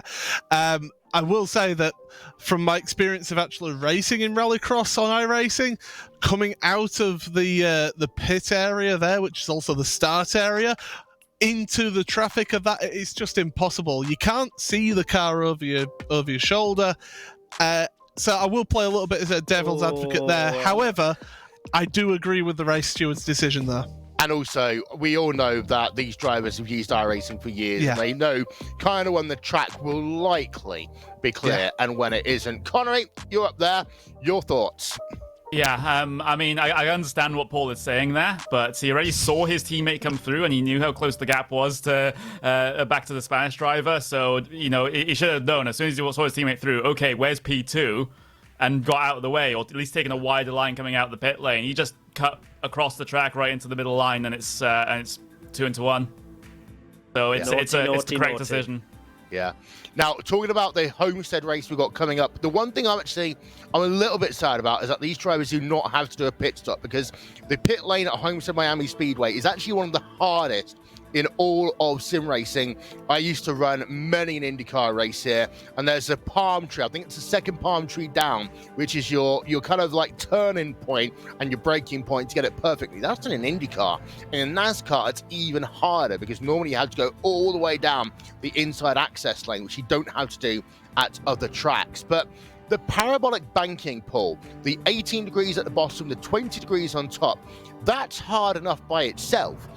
But if you're on the inside line and you put two wheels on that white line, you go from 18 degrees to nothing. Yeah, touching that apron is just a bad idea around here, and it's so easy to lose control of the car. I've seen a couple of the drivers having issues during practice that I can see from my point of view. So it is proving to be a challenging track for these drivers to get used to.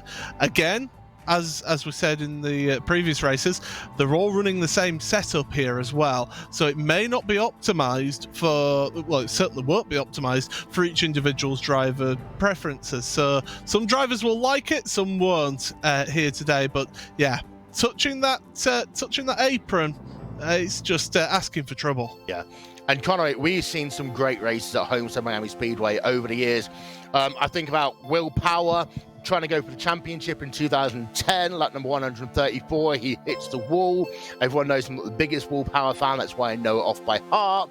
Tony Stewart with the race of all races in 2011, coming from the rear of the field twice to win the championship on a countback. And a great battle with Matt Kenseth. We've seen great racing. Ryan Loser, for example, winning the NASCAR series live on NBCSN last year.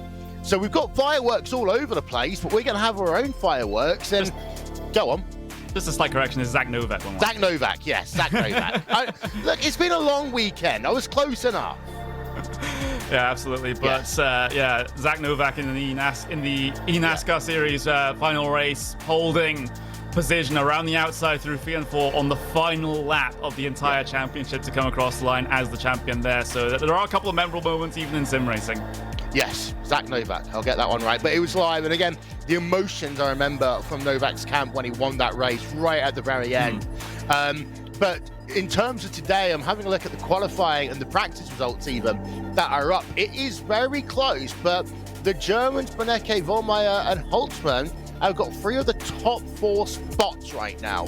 So I think this will be a very close race because the top 10 drivers separated by less than 0.2 of a second.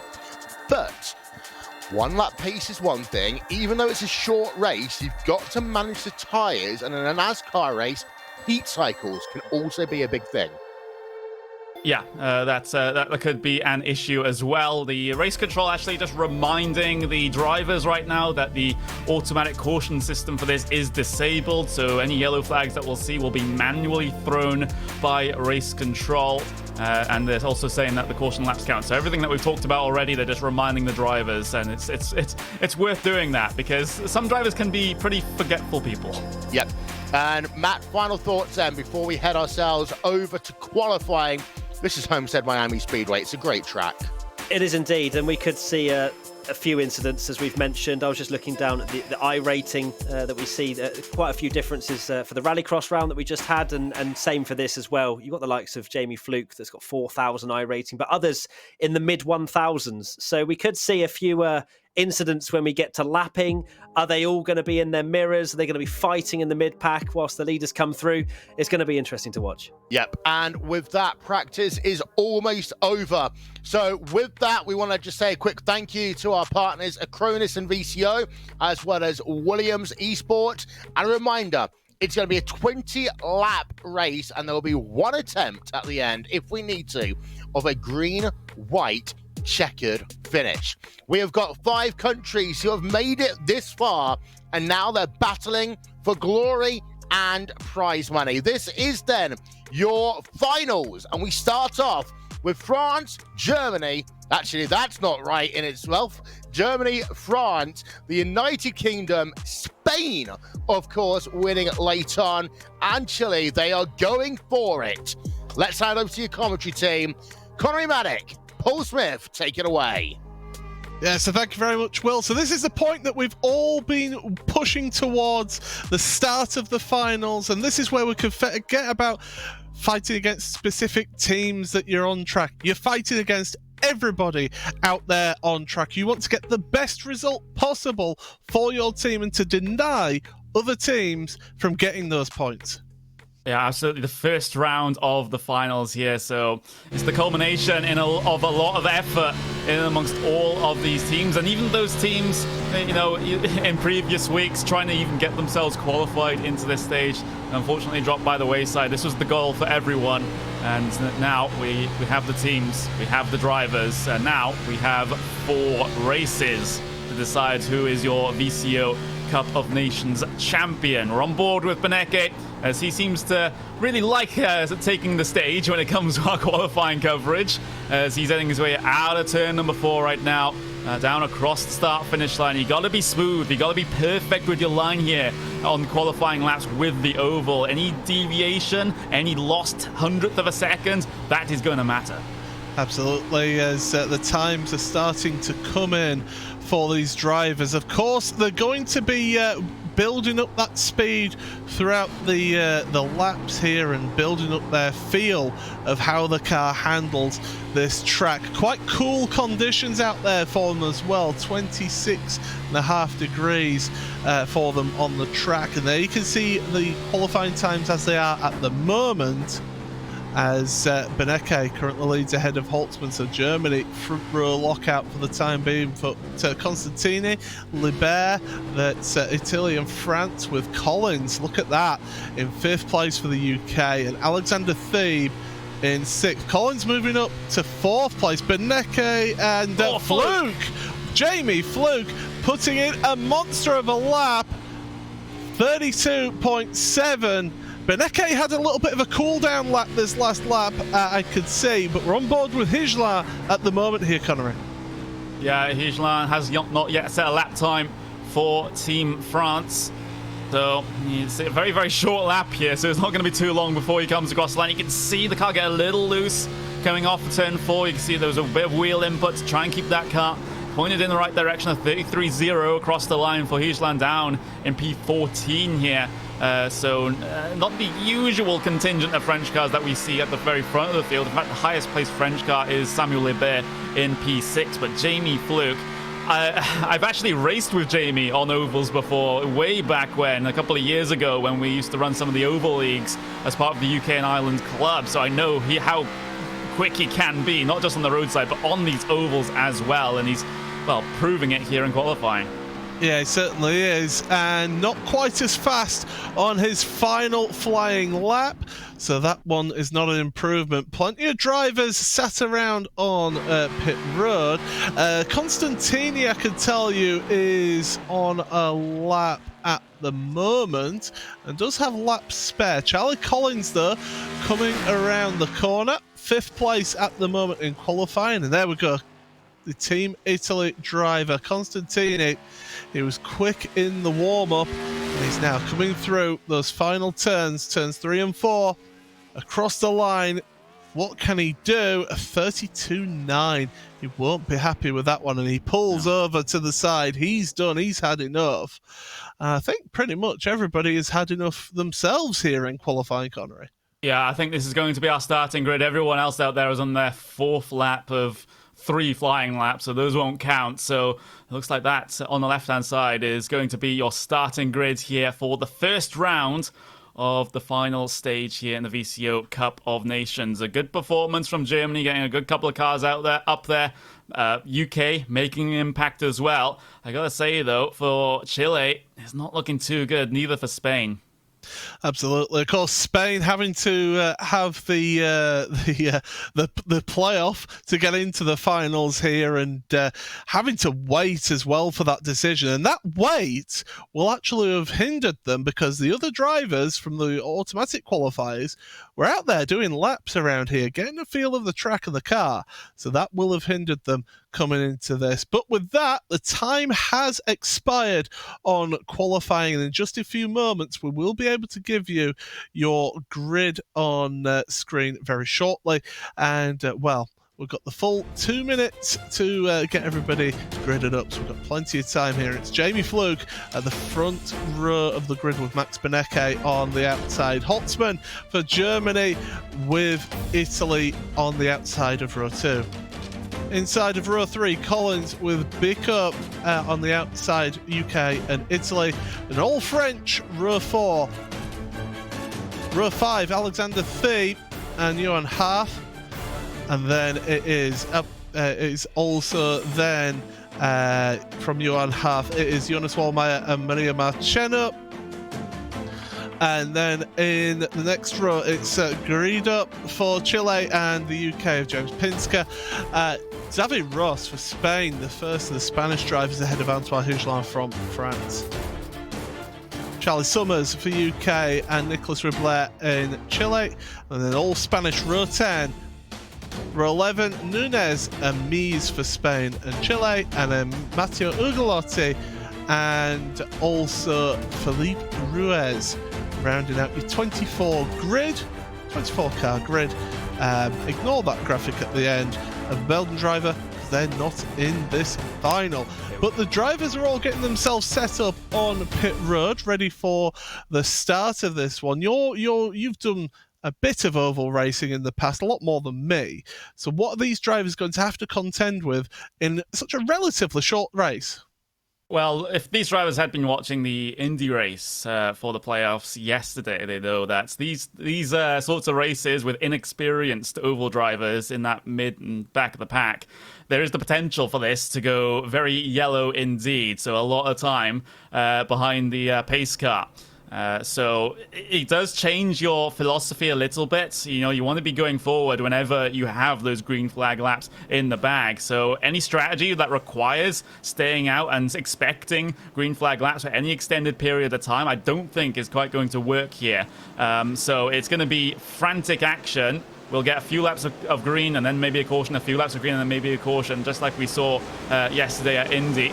But maybe these cars just that little bit more forgiving than the Indy cars around Indianapolis. So we'll just have to wait and see. But if we do get green flag running, then the dynamic track is in effect here. So if we go green all the way, which I heavily doubt, then we might see the grippier part of the circuit actually move around. Oh, ye of little faith here, Connery. Always the pessimist. I'm the positive guy in this commentary booth, and I have faith that these drivers, having made it this far, can then get themselves through this race, although I do think we will get one caution at least. But we're heading towards a start here then. The iRacing.com pace car, the Ford Mustang at the front of the field with these Ford Fusions. All the same car, all the same setups. The pace car jumps onto pit road. Jamie Fluke goes early, the green flag in the air here at Homestead, Miami. Down in towards turn number 1. We're going to go 3 wide for third place. And around the outside goes Constantini. You can hold that high line. But through turns 1 and 2 they go there. And the second of the UK cars just dropping back. Patrick Holtzmann coming up the outside. To the bottom comes Jeremy Bouteloup for France. Through turns 3 and 4. Jamie Fluke making a breakaway early on here. He's trying to get the gap here, Connery, at the front of the field. Yeah, he is. And if you were looking closely at those UK cars in the start, you could see that they could time when the leader goes, so everyone else that has a UK livery on, we're able to get the jump basically on the entire field. That's the benefit of one of your team members being the leader. You can time things on the start. The leader can say, give you a countdown, 3, 2, 1, now I'm going, and then all the UK cars got a good launch. I could tell you one UK car that didn't get a good launch. Charlie Summers is in the pits and he's looking like he's out of the race already. So absolute drama for the UK at this early stage of the race. Across the line, 3 laps down. Jamie Fluke leading by 0.9 of a second ahead of Benecke. Constantini, Holtzmann is in 3rd and 4th place. Bouteloup and Bicker 5th and 6th as we head on down there. But we're hoping to get a look at what happened for Summers here then. And but shortly we'll get a look at that. But right now, Jamie Fluke, he is starting to lose that little bit of a gap. Here's the replay.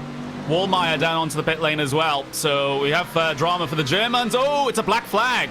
You're not allowed to pass on the inside, on the left side, coming to the start-finish line. So it would be a penalty there being applied to Charlie Collins. Not aware of the oval start and restart rules there. That is a bit of a blunder. But Wallmeyer is in his pit box. So one of the Germans has now cycled to the back. I think that's because of a penalty as well on the start. Yeah, so these drivers, inexperienced drivers, getting caught out by the regulations and by the rules here of this of oval racing. You can go around the outside, you can go to the right side, Connery, before the line, but not to the left.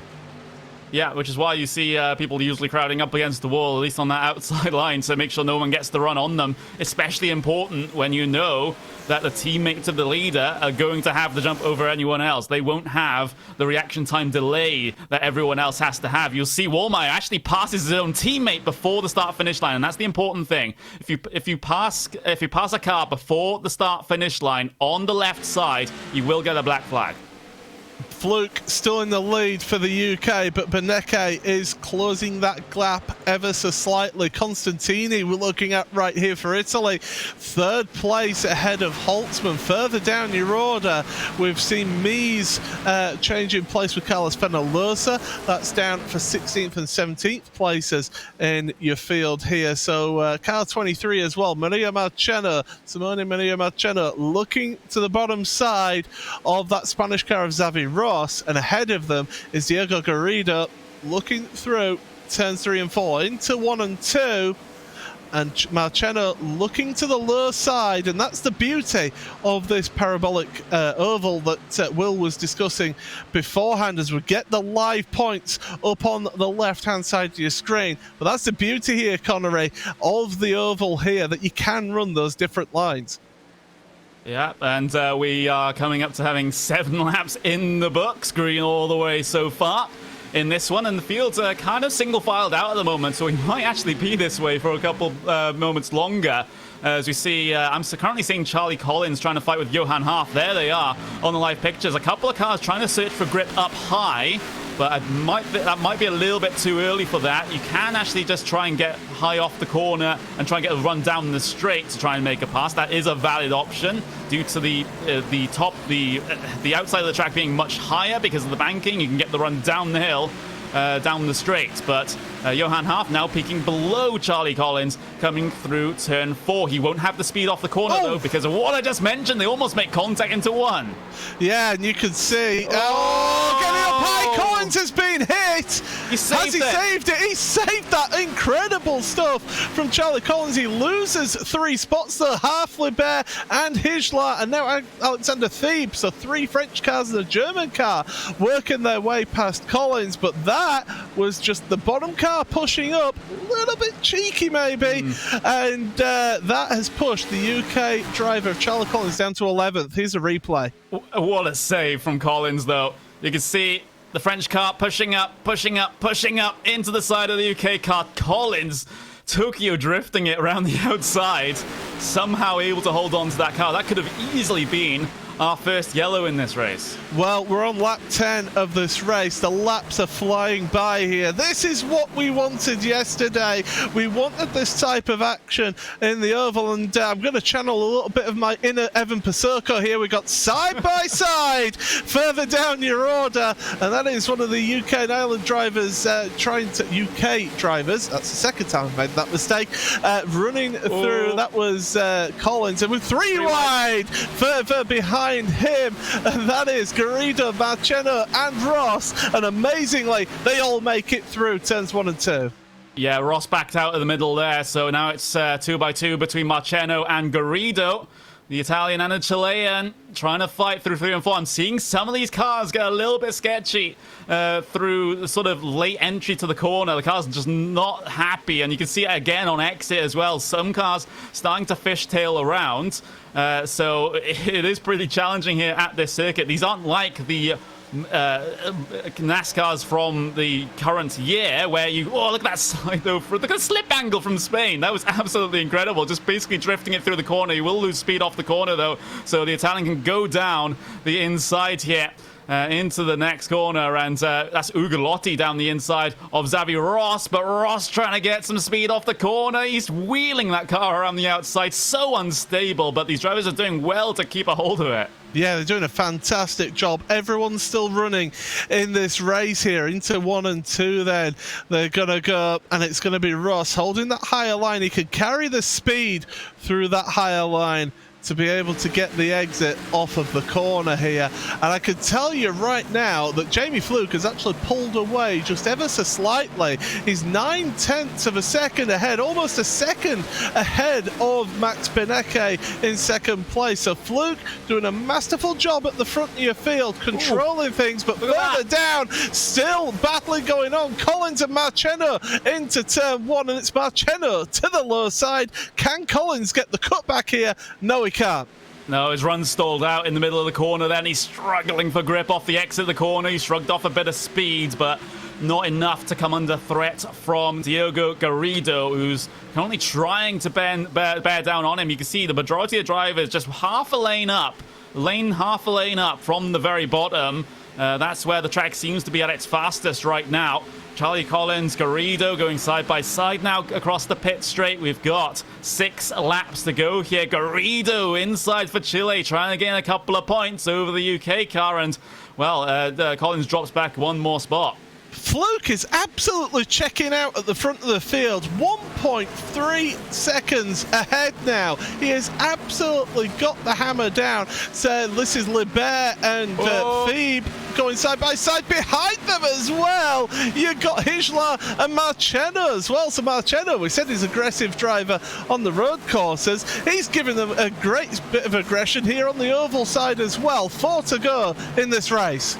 We were scared this was going to be a caution fest, but it looks like it's going to go green all the way, unless I've just jinxed it. But we got the side-by-side pictures up there. On the right side, you got Marcheno and Hijlan. You got the static cams there with the number 28 German car, Thebe, on the left-hand side. As you can see, Hijlan closing into that Italian car. But all the cars actually kind of creeping up the circuit right now, trying to find where is fastest. And as those tires go off as well, it gets a little bit tighter. So now with only a couple of laps to go, it's going to be this main battle, Marcheno and Hijlan, that we're going to be looking at. There are a couple battles up and down the field at the moment, as I'm seeing Ruiz drop down the field. He is not in an incident, he just got completely swamped. Yeah, he's dropped down the field to 22nd now. So through these turn 3 and 4, Johan Half there. He's got the Chilean driver behind him of Garrido. That's actually Hijlan, sorry, and Garrido behind him as we come across with 3 to go then. Rounds turn 1 and 2. And I can tell you that Phoebe is putting the pressure on both Half and also Bico. So Italy and France coming under pressure, as well as further down, car 3, that's Jeremy Boutloop coming under, putting the pressure on Patrick Holtzman for 4th, as, just creeping underneath the Frenchman there of Half. So they'll go door to door down the pit straight. We've also got a battle further ahead between Holtzman and Boutloop as well, that we need to keep an eye on for the rest of this race. We have about 2.5 laps to go at this point. Boutloop looking low off of turn 2. He won't have the speed here. He'll have to duck back in line, maybe challenge defensive to the bottom for Holtzman. His Boutloop has to go the long way around, up on the banking, almost getting up towards the wall, the safer barrier on the outside there. Try and diamond off the corner, try and get a run, but it's not a big one at all. White flag is out. We're going to go green to checkered here at Homestead. Yeah, and it's going to be high line then for Boutloop, low line for Holtzman. Can he do it? As also we've got battling further back between Phoebe and Bico as well. Boutloop looking low, going high into 3 and 4, but we're going to have to look to the front very soon, because Jamie Fluke is going to come across the line unchallenged, 3 seconds ahead of everyone else. Jamie Fluke for the UK wins this race. Who's going to be fourth and fifth. It's going to be Holtzman just ahead of Bootloop at the end. Everyone else coming through. James Pinsker made a move on the last corner of the race to get up to 15th for the UK. Wow, what a race. I said, Connery, oh ye of little faith, what a race and what a performance from all these drivers here. Yeah, once we got the first couple of laps in the bag, I think everyone just kind of learned from that Indianapolis race in the playoffs, had a look at what their race was like and just thought, yeah, we're not going to do that. Even though the cars were looking very, very sketchy out there today. You know, especially the cars in the mid-pack towards the back where you had drivers with less experience. They were just trying to get the back end out every single corner. But what an incredible race, an incredible pace for Jamie Fluke, winning by 3.2 seconds here, Will. Yeah, indeed. So thank you, Connery. Thank you, Paul. And yeah, Jamie Fluke, well, he's the only Team UK driver inside of your top 10. But look at that. Margin of victory over 20 laps, 3.2 seconds over Max Benecke for Team Germany. Team Italy, Michele Contentini in third place, Patrick Holtzman for Germany in fourth, Jeremy Bootloop in fifth place for Team France, and then Alexander Thieve for Germany in P6. It's then Italy, France, the remainder of your top 10. Put the rest of those results up on your screen. Team Chile's highest place driver in P number 12. For Spain, it is P number 14. Very inconsistent for the UK because they had two in the mid-pack and one at the rear. And of course, Jonas Warmbier, all but last. 23rd place in that Team Germany number 71. And what that means is at the points, well, they were at one point mighty close with 1 point separating Germany and France, but now there's 1 point separating France and Italy. As we have a look there at the super slow-mo attempt at a donut there for Jamie Fluke in the number 49 Team UK car. And I'm going to bring Matt Gallagher back in here because, Matt, first of all, I hope you didn't put a pizza in because it still wouldn't be cooked by now. No, I didn't, thankfully, because that was one of my notes, was no cautions. Yep. Are you serious? We didn't get much green flag racing at all last time, apart from, well, one lap and then yellow flag, then one lap and then caution. But yeah, no, it was a great race, very, very clear and clean from everybody. And you mentioned about the points. It's so unbelievably close between Germany, France and Italy.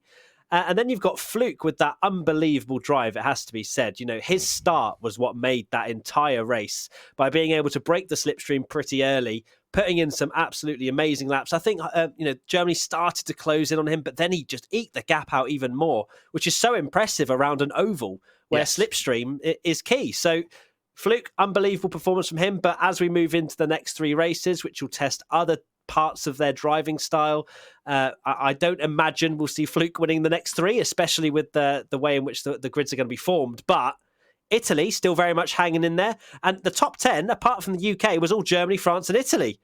Yeah. I mean, it's incredible. And this is what you talked about before, the consistency that is needed in this competition. And I mean, for Germany, they had one driver at the very rear of the field, but their good consistency out front kind of helped them a little bit along the way there. But there is now a breakaway group of three of Germany, France and Italy. Then there's a 20-point gap to UK. But if you're Spain or Chile, you're hoping for a miracle at this stage. You are indeed. And I think, well, hopefully moving into the next one, it's going to offer that opportunity because of the way in which the format is so beautifully poising us for better racing as we move forward. But yeah, you can't really look past that top three. I'm actually quite glad that Italy are still very much in there as well, because we've been speaking a lot about France and Germany. But the consistency is there at the start. They've got a good baseline of points now. Thank God for Jamie Fluke for the UK team. Otherwise, that would have been pretty embarrassing with the fact that they were first and last in that race, which is not what you want to see. And that's the consistency that they're lacking at the moment. You know what the funniest thing is, though, Matt? Because of the fact that we talked about, the inverse grid for the second race. We've actually got the UK starting P number 1, Germany starting P number 2, because of this staggered grid system. So it's not a full inverse grid. It's not going to be you take the drivers, you just flip them around. It's staggered. So in simple terms, what it means is that the last place nation, actually I take this back completely, it's the nations rather than the position. So yes, it will actually be Chile who will be starting P number 1 and P number 7. Spain will then be starting P number 2 and P number 8, so on and so forth, all the way down. So I take that back, slow that one away, because it will be Chile and Spain who will basically be on the front row of the grid. But for this second race, we go back to some rallycross racing, where Spain, of course, have had all the trials and tribulations already, but only 2 cars per country will be taking part in this race. So pick your best drivers. Yeah, they'll be putting their strongest foot forward. We've seen that not all of the roster of drivers are particularly experienced in the rallycross scene. So they'll definitely be, I imagine when we look at the live timings, which is allowed for everybody watching if they want to get more into the detail. But you can see that the iRating changes quite a lot. But with the fact that it's 2 for each team, I imagine it will be very high quality racing and strategy. We love talking about it. I think we'll see again some of these very early Joker laps, maybe later for some of the front teams. We don't know. That's the beauty of it. They could literally do anything. If you're Spain, you probably have the same 2 people who ran in the last chance playoff, because they did a good job versus Belgium. Of course, they were the ones that took that Joker on lap number 1. We're not running at Atlanta for this next race. I'll talk about that in a moment. But if you're Spain, you might just choose the same 2 drivers because they did a good job despite, well, everything else that was going on around them. Yeah, if you're Spain, you're looking for the Belgian drivers in the crowd just to make sure that they're not going to throw anything onto the racetrack. But yeah, they had a really good start to it. We don't know how good the likes of Germany, France, and Italy are on the rallycross courses yet. So I imagine they'll still very much be at the front with the likes of Beneke. You know, he's a master of iRacing. So yeah, it'd be interesting to see how Spain stacks up, and then we can then think about where Belgium could have been had they been a bit better. That's a really interesting point. You talk about people like Beneke, the master of iRacing. Jamie Fluke has just won that race. Do you maybe try to rest some of your drivers, deliberately knowing that we've got 2 very intense races coming up for the rest of our finals? And some of these guys actually probably could do with a break right now. Yeah, you make a very good point, Will. It's breaks, but it's also the fact that they only find out these races and the style of these races on the morning, or maybe the previous evening, if you may have mentioned it. Oops. But generally, yeah, it's the morning of the event. So the likes of Beneke, he might be an unbelievable iRacer, but that doesn't necessarily mean he's able to prepare for 4 races in 4 different cars before we go live at 5 o'clock. So I would imagine it would be the case of just kind of saying, right, you 2 focus on the rallycross, you're really good there, you've got some iRating, we'll then keep you out of X, Y, and Z. Well, that's at least what the top teams will do. And at this point, some of these teams actually could be thinking, okay, you 2 focus on the rallycross because that's where we think your strengths are going to lie. Everyone else start focusing on the next 2 races down in the pile, because we know what the car track combinations are at this stage. And we feel that maybe you need a bit more work, a bit more time to adapt to these situations. So on one hand, this is actually a good point. We haven't really mentioned this. Like the German team, for example, they actually are teammates in real life. They all used to be a part of Pure Racing Team. They joined Team Redline at the start of 2020. And as a consequence of that, they know each other's styles off the back of their hand. They work together, they train together on a day-to-day basis. That might set them up for an advantage compared to some of these other teams where 363.5 days of the year, they're not teammates. Absolutely. You have that camaraderie, you have the understanding, and sometimes even in maybe a lesser team or one that hasn't achieved as much, the individuals feel like they need to perform more and try and get into the highlight reels and things like that. Whereas the likes of Germany, France, they understand it's a team game. It doesn't matter if you have to let your teammate behind through. You're not fighting for your career in esports moving forward. So I think that when we go into Rallycross, as you say, it's 2 people forward. You're putting your strongest feet forward. And Germany have had the strongest lineup. They haven't over the course of 4 drivers. But when we're looking at 2, I would be very surprised if Germany doesn't come out a little bit further ahead after round 2. Yeah. And the thing, again, I've covered this World Cup of iRacing that used to take place from 2009 to 2018. I covered it 8 years in a row. And one thing that always becomes a factor as you progress through the final rounds is you need to remember that even though 2 or 3 of these teams are not necessarily going to be winning prize money. They are still fighting for country pride. And because of that, they are not going to go any slower. They are not going to allow one of these top 2 or top 3 teams, if it comes to the final round, who are still fighting for prizes. They're not just going to let them out the way. So there's still a lot at stake, and every position is going to matter, especially as for the last 2 rounds, the points grow exponentially. Absolutely. And for me, looking at esports racers and their careers, you've got to fight for every single position. You're on a worldwide stage. You've got the broadcast like us behind you trying to show off these amazing talents. So for me, even if you're fighting for 25th and you make a great move for 24th at the end, down the line, you pop that in your show reel, you send it off to whatever esports team you want to eventually join. You've always got to give it 100%. And that's something that maybe the younger drivers maybe tend to not really understand until later on in their careers and they mature a bit, that it's all about the mentality as much as it is the skill. Yep, so let's head over then to our second race in our finals. And this is Sonoma Raceway. Think outside of the oval. Well, we're nowhere near an oval here. We are on the Rally X track, which is 0.93 miles, exactly 1.5 kilometers, 6 turns, and you can see the Joker part is highlighted in blue, which will give you an advantage, but you may only use it 1 time. And also, we want to remind you, we are reminding you constantly for a reason, and this is because we are raising money through this broadcast for UNICEF, who are an incredible charity who are doing work around the world to save lives, in particular in response to the COVID-19 pandemic. There might be some people saying, well, COVID-19 doesn't seem to affect children as much, but let's not forget, children have families, and children, especially in developed countries, are struggling around the world, especially in 2020. Therefore, the organisers, they're asking all competitors and viewers to make a voluntary donation, no matter how small, to support the cause. And when we say no matter how small, if all you have is £1, $1, €1, then even that can make a huge difference towards meeting the target of £5,000 throughout the course of this event. And it could be easier. All you need to do is go to racebot.wtf/donate in order to donate, and you'll be headed over to a Just Giving page. Just Giving, they specialize basically in doing online fundraising. And you might have heard a couple of months ago, we had a 100-year-old man walking around his garden raising £32 million for charity. All that went through Just Giving. So it's a safe and secure online platform. You're not going to get any unwanted emails, and if you're based in the United Kingdom, then you will also be able to claim back gift aid as well, which gives you extra money for the donation that you make at no extra cost to yourself.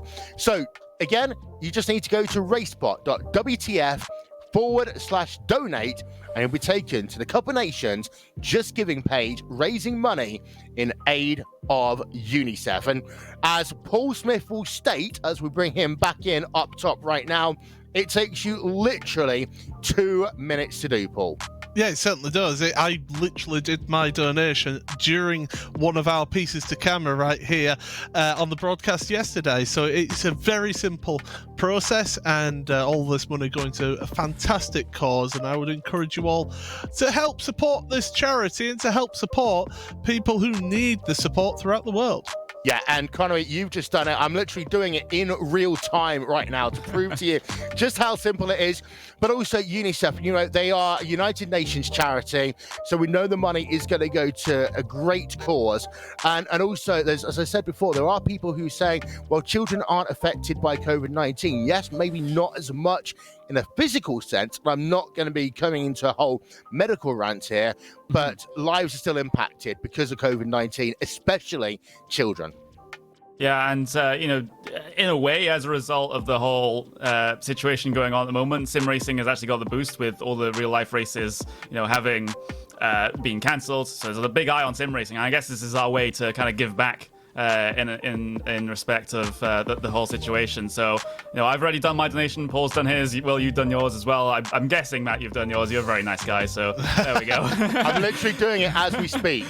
Literally as we speak. Matt is a very benevolent and giving person, is what he is. Yes. But let's talk about racing once again, because this is going to be interesting. We've got ourselves warm-up underway right now. And Matt, in terms of the warm-up, these become more and more critical, because we're not going to sit around and give these guys hours to prepare. They literally will get, 10, 15 minutes. And in fact, we've got 5 minutes until the racing starts. It's crucial. As I've mentioned earlier, they don't get any time to really prepare for this apart from the morning of the event. So every bit of warm-up, even if it's 5-10 minutes on track, especially from my sim racing experience, it absolutely counts. You just kind of have to reacclimatize yourself to a completely different car to what you may have been used to in a previous round. And God, I can't go from one game to another. And these guys are going from 10 different cars over the course of this event. So yeah, rather them than me. Yeah, I must say, Paul, it took me 2.5 minutes. I had to wait for one of those one-time codes to use, but it's done. Yeah, 2.5 minutes in that case. But in terms of moving forward right now, Paul, we've already heard the way the rules are going to work. So Chile will basically get pole position due to the fact that they are the last place team. Then it'll be Spain second place, then United Kingdom third place, Italy fourth, France fifth, Germany 6th, and then we do it over and over again until we get our grid. I'm not going to count all the way to 24 because I probably can't count all the way to 24. Well, it's just 12. 12, in the race, yes, because of course it's two from each country, and of course, no qualifying for these drivers. We're just going to go straight into the race after the warm-up. One driver that I think has got a huge advantage here is Johan Haaf for France. He's a former he was in the iRacing World Rallycross Championship last year, so he's got a lot of experience, especially in this vehicle right here, the Subaru Impreza. So he is going to be one that will be key for France going forward. Yeah, and final thing I've got 2 things before we head it back over to the guys upstairs. Matt, you never gave me an answer for your little trivia question yesterday. Do you have one? No, didn't look it up. So I did actually think of that at the end of yesterday's broadcast. I didn't bring it up, thank God. Now you have. But my 1 point is actually to continue on Paul Smith. Johan Haaf, in practice, 9/10 of a second quicker than anybody else. So that's going to be very interesting to watch out for. Yeah, it's going to be really interesting, especially because you'll have to come from towards the rear of the field. Conway, my final thought to you. Do you remember back at Sim Racing Expo last year when we were in that little box, which was about 475,000 degrees? That's what it's like in this temporary box right now. That's the reason why I'm already on shirt number 4. Shirt number 5 will be coming up after this race. Yeah, we were talking about this before the broadcast with the whole Le Mans 24 minutes with that commentator that changes the shirts all the time. But it's pretty hot in here as well. I have to have my door closed and my window shut to try and minimize the noise. So it's getting pretty warm, but nothing like we had at the Sim Racing Expo, because that was like a finished sauna in there, except we had clothes on. Yes, indeed. Yes, you never have clothes. You never have clothes in a finished sauna. I can tell you that one from living experience. And with that, before we head over to our commentators, Connie Maddock and Paul Smith, first we have a word from our sponsors and partners, Acronis.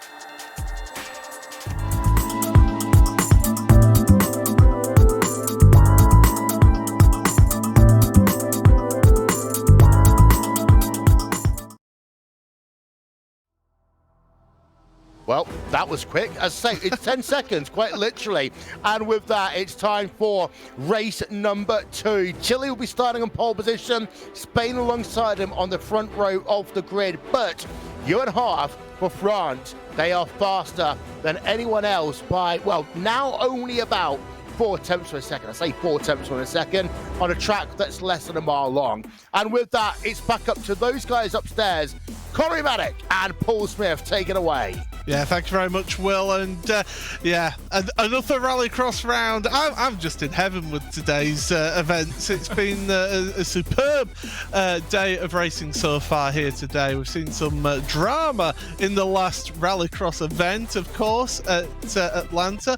But here at Sonoma, the reason why I mentioned Atlanta about the Joker lap about not being able to take the Joker until you've crossed the finish line the first time is that the Joker lap is here before the finish line at this race. So the first time they go by, they have to take the jump. Yeah, absolutely. So, drivers just having to keep wary of that. Otherwise, bad things will happen. But we'll get ourselves switched over into the race session. Of course, no qualifying, since we have had the grid set from the previous race with the staggered reverse order, like we've already mentioned. So we'll get ourselves the grid up for you now with Team Chile on pole position.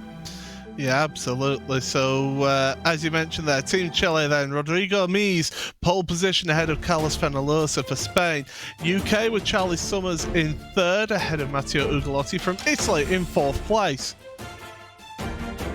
Fifth then, and the guy that's going to have all the eyes on him, Johan Haaf for France, ahead of Team Germany's Alexander Thieb in sixth. Second half of the grid, Felipe Ruiz for Chile, ahead of Xavi Ross for Spain. Jamie Fluke for the UK, ahead of Michele Constantini for Italy, and Jeremy Boutloup for France, ahead of Max Benecke of Germany. Some big names here, Connery, that we're looking forward to seeing out there. And with about a minute to go, this turn one is a very, very tricky turn. You've got a concrete wall to the right of you, and then when it comes round, it pinches up on the exit. That is a key point to get through cleanly. Yeah, it's going to be a very congested part of the track. In towards turn number one on this start is going to be a pretty sketchy affair. Hopefully, we won't have too many casualties coming down through that section for the first time. But you can see the 4 rows of 3 cars. Of course, we've got a couple of stragglers at the back that haven't quite got themselves to the grid just yet. But we are maximum 30 seconds away from going racing in this second round of the finals of the VCO Cup of Nations powered by Acronis. I can't wait to get things going. Yeah, so the front row, 3 cars, Mies, Fenalosa and Summers. Summers is at a disadvantage on the outside there. Second row, it's just 2 cars in the second row here of Ugolotti and Haaf. And then the third row, it is Thieb, Ruiz and Ross on the outside. So that's who the drivers are on the front of the grid. But time has counted down. The revs are rising. Everybody getting set for this race. Green flag in the air, and they launch away. Charlie Summers gets a good launch at the front of your field to the first corner. Chile up in the wall. They get contact with Italy. 2 cars off at the back there. Absolute nightmare for Mies and Ugolotti. Another Italian car has gone round. That's Constantini has had drama on this opening lap before the jump. So Italy having an absolute nightmare. 2 drivers to the back of the field here. Yeah, absolutely. Mies will drop in amongst them. We got a bit 3 wide out there on circuit. Johan Haaf, Thieb, we got Ross. 3 different nations all trying to battle it out. Look at the send though from Haaf. He's hanging around for no one. He's the World Championship standard driver in this field at this discipline, and he's just completely and utterly done a couple of drivers there. Spain and Chile coming to blows, but this is the first time that they can use the Joker lap. There's contact with Jamie Fluke there around. He's going to decide to take that Joker lap since he was facing that way. Germany and France are coming through side by side, and Haaf is trying to cut back on Germany, but here's a replay, Connery. Yeah, Thieb was trying to go for the pit lane there. He slammed on the brakes right in front of the German. I have to say, that's on Fluke there. He just completely and utterly brake-checked the German as he was trying to slow down for the Joker. It was a late call to go for the Joker, so it took everyone by surprise, and especially Thieb was caught up in that. More contact. Thieb again into the side of Fluke again. Yep. Interesting. So Thieb having to now rejoin, falls down to 10th place. So Germany towards the back there with Alexander Thieb. We're going to have a look at Xavi Ross because something has happened involving him. Oh no, actually we're going to look back at Thieb then. It was just a send to the inside of Fluke. It didn't work out and he ends up the wrong way, heading back around. But I can tell you at the front, Charlie Summers 1.6 seconds seconds. Johan Half at the front as well has got up into second place. So Johan is on the move here, and he is trying his hardest to get through and get that lead. He hasn't taken the Joker lap yet. Neither is the leader, which is actually a little bit surprising that the leader hasn't taken it straight away. Yeah, so Charlie Summers in the front, and is being bear down on by Johan Half, because through this dirt section, just look at how much time Half is gaining. This is the experience behind the wheel of this car in this discipline. It's absolutely crazy how quick he is through this section. We're on board with him now. He can carry so much more mid-corner speed. The throttle, the brake application is perfect from the Frenchman, and it's only going to be a matter of time before he gets by Charlie Summers here. I don't know if you can defend this if you're Charlie. I would head on to the Joker if I was Half, and that's exactly what he's doing here. He wants to get ahead, so he's got a clean lap, so he can just pound those times in to jump ahead. Xavier Ross, or is that Fenalosa, sorry, heading on to the Joker for his Joker lap now, up into third ahead of Jeremy Bootloop. There's also Max Benecke right behind them, going to the inside. You can get a slowdown penalty if you go too much to the inside there. We had a car around, and so that was Fenalosa. That's what happened to him just a few moments ago. So drama then for Carlos, and well, he's back up and running, and he's in that third spot. Yep, he is. Look at this tight affair in and amongst Benecke and Bootloop. Benecke into the back of him. A bit of shouldering going on. You can tell Bootloop was trying to give Benecke a shove to say he wasn't too happy about that. All's fair in love and war in Rallycross, I suppose. Yeah, absolutely. Is through the go then. So Benecke up into fifth place. Jamie Fluke right with Benecke. So even though Fluke had those issues at the start of this race, has been able to come right up into the battle here. But Half ahead of Summers by 4.4 seconds. It just grows by the second. We've got standings on the side of the screen here. Of course, not absolutely minute by minute live, but it just gives you an idea of what the point standings are at the moment. And France in a commanding lead right now ahead of Germany. UK moving up in that table, so the UK giving a good showing so far here. But as we're heading towards, we're into the second half of this race now, and you can see the French driver right in front of us. That is Jeremy Bootloop looking for that third place from Carlos Fenalosa. Oh, Fenalosa off! He's gone off into the undergrowth. I don't know where he's going. You can't get through that wall there, Carlos, as he just seemed to lose control of the car. Yeah, the car just didn't want to get out of that slide. He made a mistake beforehand there, but he gets into this corner. He gets up onto the grass here, and he's trying to get that car back, but it just keeps wanting to turn left. And he's out into the grass behind the tyre barriers as well. And he made contact with someone trying to rejoin, actually. He went straight into Ugolotti, spun him round. Oh, now the stewards will review that. I could guarantee you that. That's for sure, because they have reminded drivers in this race, do not be careful on your rejoins. It wasn't the that's not great, is that? Let's just put it at that, shall we say.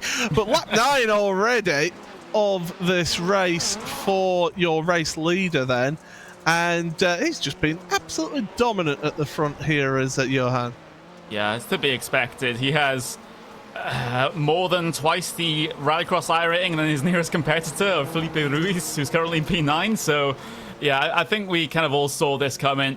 Johan Half, this is his event. He competed in the World Championship last year in the Rallycross discipline. So, you know, this is his playground, and he's proving that almost 6.5 seconds ahead of Charlie Summers, which is a gap that you don't often see in Rallycross. No, you certainly don't, and he has been utterly dominant here. Starting the last lap then for your race leader, but we're looking at Chile then up against Germany, almost in the wall there. Great car control that as they go up and over the jump right now and through the finish gantry there. That's where they finish the race. They start the race in a different location, but well, Chile just running wide there, allowing the Spanish driver to get in. But here's Johan Half for France then. What a dominant display here in this Rallycross event. He's going to come across the line to win this race for France. Second place for the UK, as long as he lands right, and he does. That's Charlie Summers. We've got more drama with Chile and Spain involved further down. That's Fenolosa and Ruiz. Charlie Summers second for the UK, and France with Jeremy Boucloub in third place. So really good result there for France, finishing first and third place. But Connery, once again, Rallycross, the series that keeps on delivering.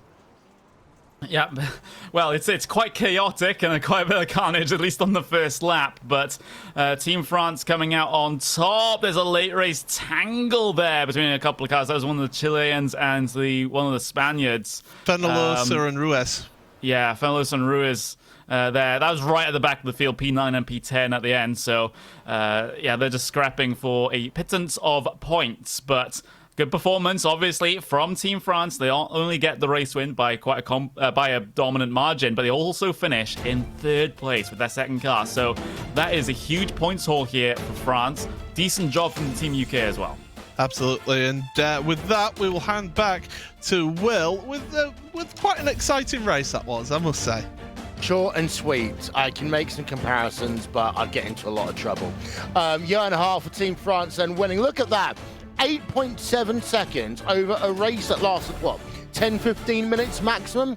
Charlie Summers second place for Team UK. Team France, Jeremy Boucloub third place. Max Benecke, Team Germany fourth. And Jamie Fluke for Team UK, rounding out your top five. Highest placed Spanish driver, Xavi Ross in P number 6. Michele Constantini, the highest placed Italian driver in P number 7. Team Germany's Alexander Thieb in P number 8. Team Spain's Carlos Venezuela in P number 9. And then Felipe Ruiz for Team Chile in P number 10. And the remainder of your results, there's only 2 more this time. Is there? Nope, there's not. We're not going to show you the last 2 results. We're going to show you some donuts instead for Team France. And that is Johan Half winning them. And that is, I'm going to bookmark that one right now, Matt, and say that is going to be the most dominant victory of the competition, period. Without a doubt, Hearth was in a class of his own. His fastest lap was 7 or 8 tenths quicker than anybody else at any point during that race. So as we move on to the last 2 races, I'm sure that there won't be, as you say, that massive gap that we just saw. And I think Rallycross, especially with the fact it was such a short race, the staggered grid and the reverse grid really gave some opportunities to some of the teams. UK being one, Charlie Summers having a great race after a really disappointing first final race. And we can see the points there. UK actually now ahead of Italy and really putting themselves in the mix when, you still got 2 races to go. The staggered grid as well is going to give you a preferable grid position over the likes of Germany and France ahead of them in the point standings. Don't write them off. There was a track by a band called M People that talked about moving on up, and I think that's what the UK just did there, moving from 4th up into 3rd place. Italy, I mean, let's be honest, Matt, they had a dismal performance. We saw they were in the wars, and that's what the kind of 2 cars only at a Rallycross track actually means. If you have a bad performance, it's amplified compared to the other races. Absolutely, and the nature of that track and those cars, it can so easily go wrong in the first couple of laps when they're all jostling for position. Fortunately, as we move on, that's not going to be the case, and it may be a little bit more calm and composed. But I've said that now. I imagine it'll be the complete opposite. But now they have to make up the points. They have to really make some inroads as we go into this 3rd race, because they're starting to lose sight of France, who again are looking very strong indeed. But quick shout out to Benecke. We've mentioned obviously his 11,000 I rating and master of iRacing, but he's always there. He's always getting points for Germany, no matter what class, what discipline, what track. He's still getting those points, which could prove crucial when we go into the final race. Yeah, you're right. And I've got this note on my screen talking about how France versus Germany, for some people watching, this is closer than they may have expected. But these are the 2 tracks that some would argue that Team Germany might have struggled at a little bit more. Coming up next, we've got GT Racing, which we know especially because these drivers for Team Germany, they are GT specialists from their time at Pure Racing Team and now at Team Redline. This is where we expect them to shine, and I could almost, say they might even get a 1, 2, 3, 4. They probably won't, but if there was to be a race that they were going to dominate, this would be the one. The last race, however, actually isn't as clear-cut as people think it might be. And I want to go back in history, back to the iRacing World Championship Grand Prix Series, and a certain driver called Jeremy Boutaloop was one of those drivers that really stood out for me one year at Spa, because he managed to work his way from P26 all the way up to a podium position. So even though the Formula One race in the Williams FW31 is last, and some people are thinking, oh, okay, we're going to see the top drivers come to the top, actually, France are in a better position in terms of driver talent and driver history compared to Germany and the drivers that they have, who are more GT specialists and should be better in the next race. Yeah, and that's exactly. I guess the pressure is off when you swap it. So, the likes of Germany are expected to get a 1, 2, 3, 4, as you say. But if they don't, if France somehow manage to mix it in with them, maybe with this staggered grid, there's going to be a few incidents which Germany have already got involved in the group stages, and they haven't been able to show that bulletproof consistency that we were expecting. I'm really looking forward to it. It's round Le Mans, of all places, which is going to be very interesting to watch. And then you've got the Williams FW31, which I've done quite a bit of racing in myself, and they're so difficult. And especially when you're going from a GT3 car to an F1 car,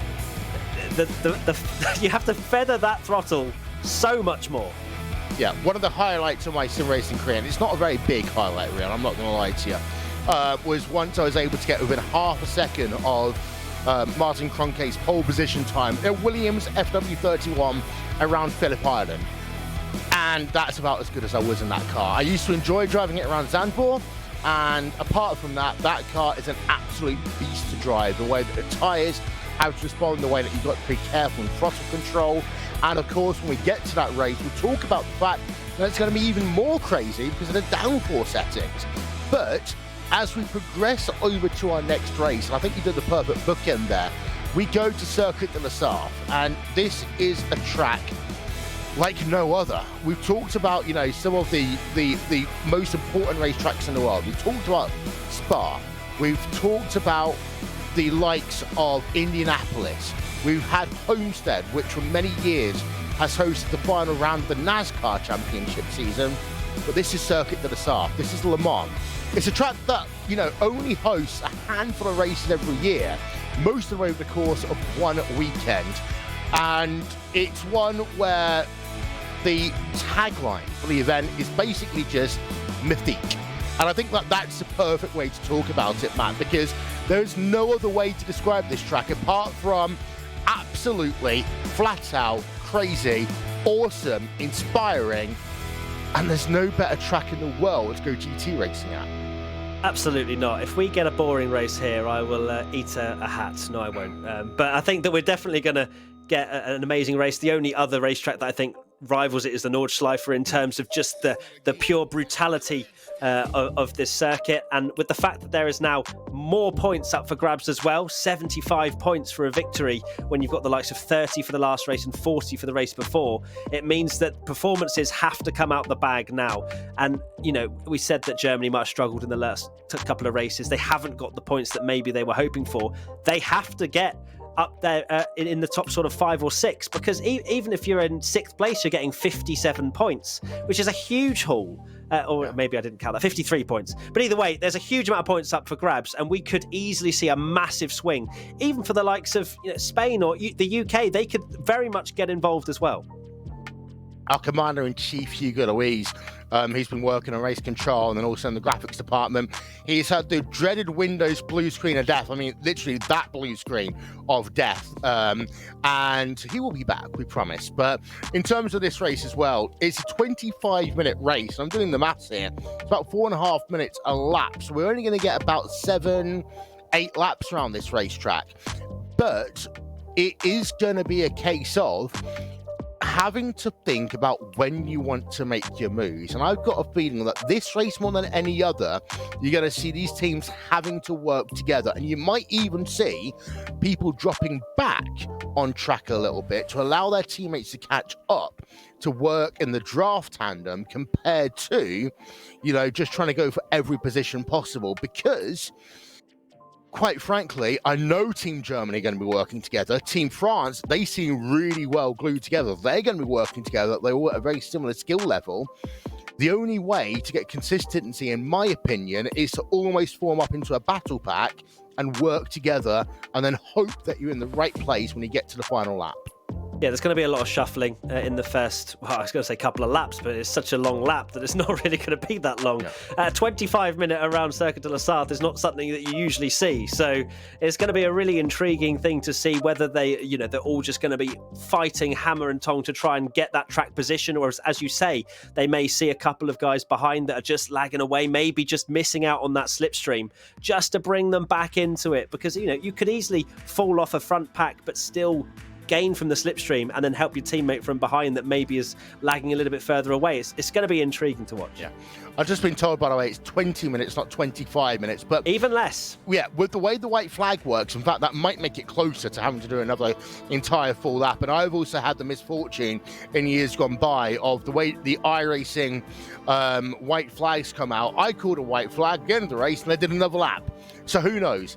We might end up with 24 and a half minutes anyway. But in terms of this race, and of course, we're running the Audi R8 LMS GT3. Now, in terms of all the GT3 cars that exist on iRacing, this is what we'd like to put in that kind of middle ground. I remember I was commentating and directing on the Spa 24 Hours on iRacing a couple of weeks ago, which was also partnered by VCO. And there, it seemed to be that the McLarens were always the fastest if you could keep them on the racetrack. The BMWs were fast, but at the same time kind of almost boring to drive.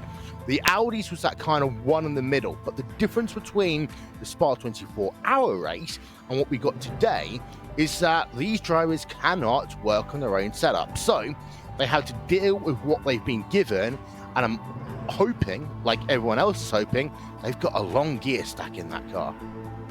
It's going to be interesting because a lot of the teams will focus on one car when they go into a 24-hour race, and the handling is so much different compared to maybe a Ferrari to an Audi. So it really does depend on whether, and I think it'll be quite evident very soon into the race, which drivers are really comfortable in the Audi and how it behaves. As you say, it is a middle ground. You don't really expect it to be top-notch in one particular area, but I find it quite easy to drive, but then I'm not these guys, so I imagine when they're on the absolute limit it'll be a little bit different. But yeah, I think that as I say, it'll be very evident to see which teams are comfortable with the car, and it tests the adaptability. We love going on about it, but not from the actual moving from car to car, but being able to adapt to what you've been given in that Audi.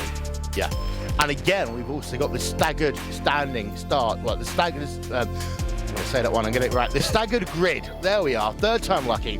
The staggered grid once again. So Chile will start on pole position. Spain in P number 2. Italy P number 3. The United Kingdom P number 4. Germany P number 5. France in P number 6. And rinse and repeat. And this time we will get to 24 cars. So Chile and Spain will have some form of an advantage. But the point I made earlier on about trying to get your cars together becomes harder when you haven't got the qualifying. So what you've got to do is hope that the fastest drivers that you have can negotiate and work themselves through traffic early, which, let's be honest, is doable here more than the other tracks we see. If anything, I think the staggered grid is a disadvantage starting at the front. You don't want to be the front of that pack going down the enormous straight around this Circuit de la Sarthe. So yeah, as much as Chile has got an opportunity at the front of the pack, I don't imagine when we get round to the Porsche curves, for example, that they'll still be leading this race. But there's no excuses in terms of the Chilean team. They have the opportunity. They need to put in some tactics. They've got the talent. Both the commentators were saying that they are very much the underdogs, but they've got the potential. And this staggered grid really does give them the opportunity to showcase that. So Yeah, I wouldn't want to be the front of that pack. If anything, starting sixth or seventh with maybe a 5-wide slipstream isn't too bad. Let's have a look at those points once again, by the way, because that will give you an understanding of where we are after 2 races in the finals. And if you're just joining us, first thing that's worth noting is that we had ourselves the group stage yesterday.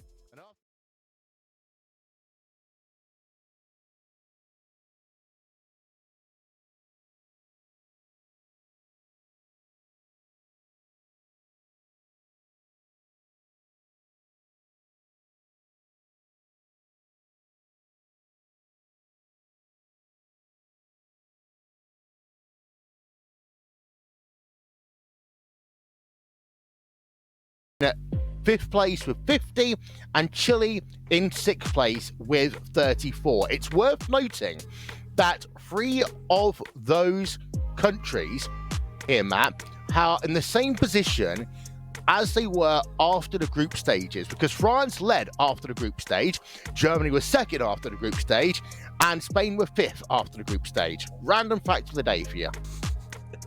Lovely work. I wonder if that will continue the trend as we move on. But yeah, it's exciting.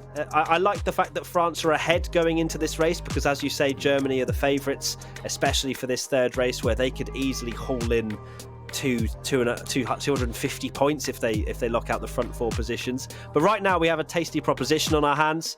I'd still like to see Spain, after their horrendous calamity that they had to go through in that Rallycross stage, to really bring the fight to the likes of Italy and the UK. But I'm just praying as a racing fan, as an esports fan, that Germany don't completely dominate this. Yes.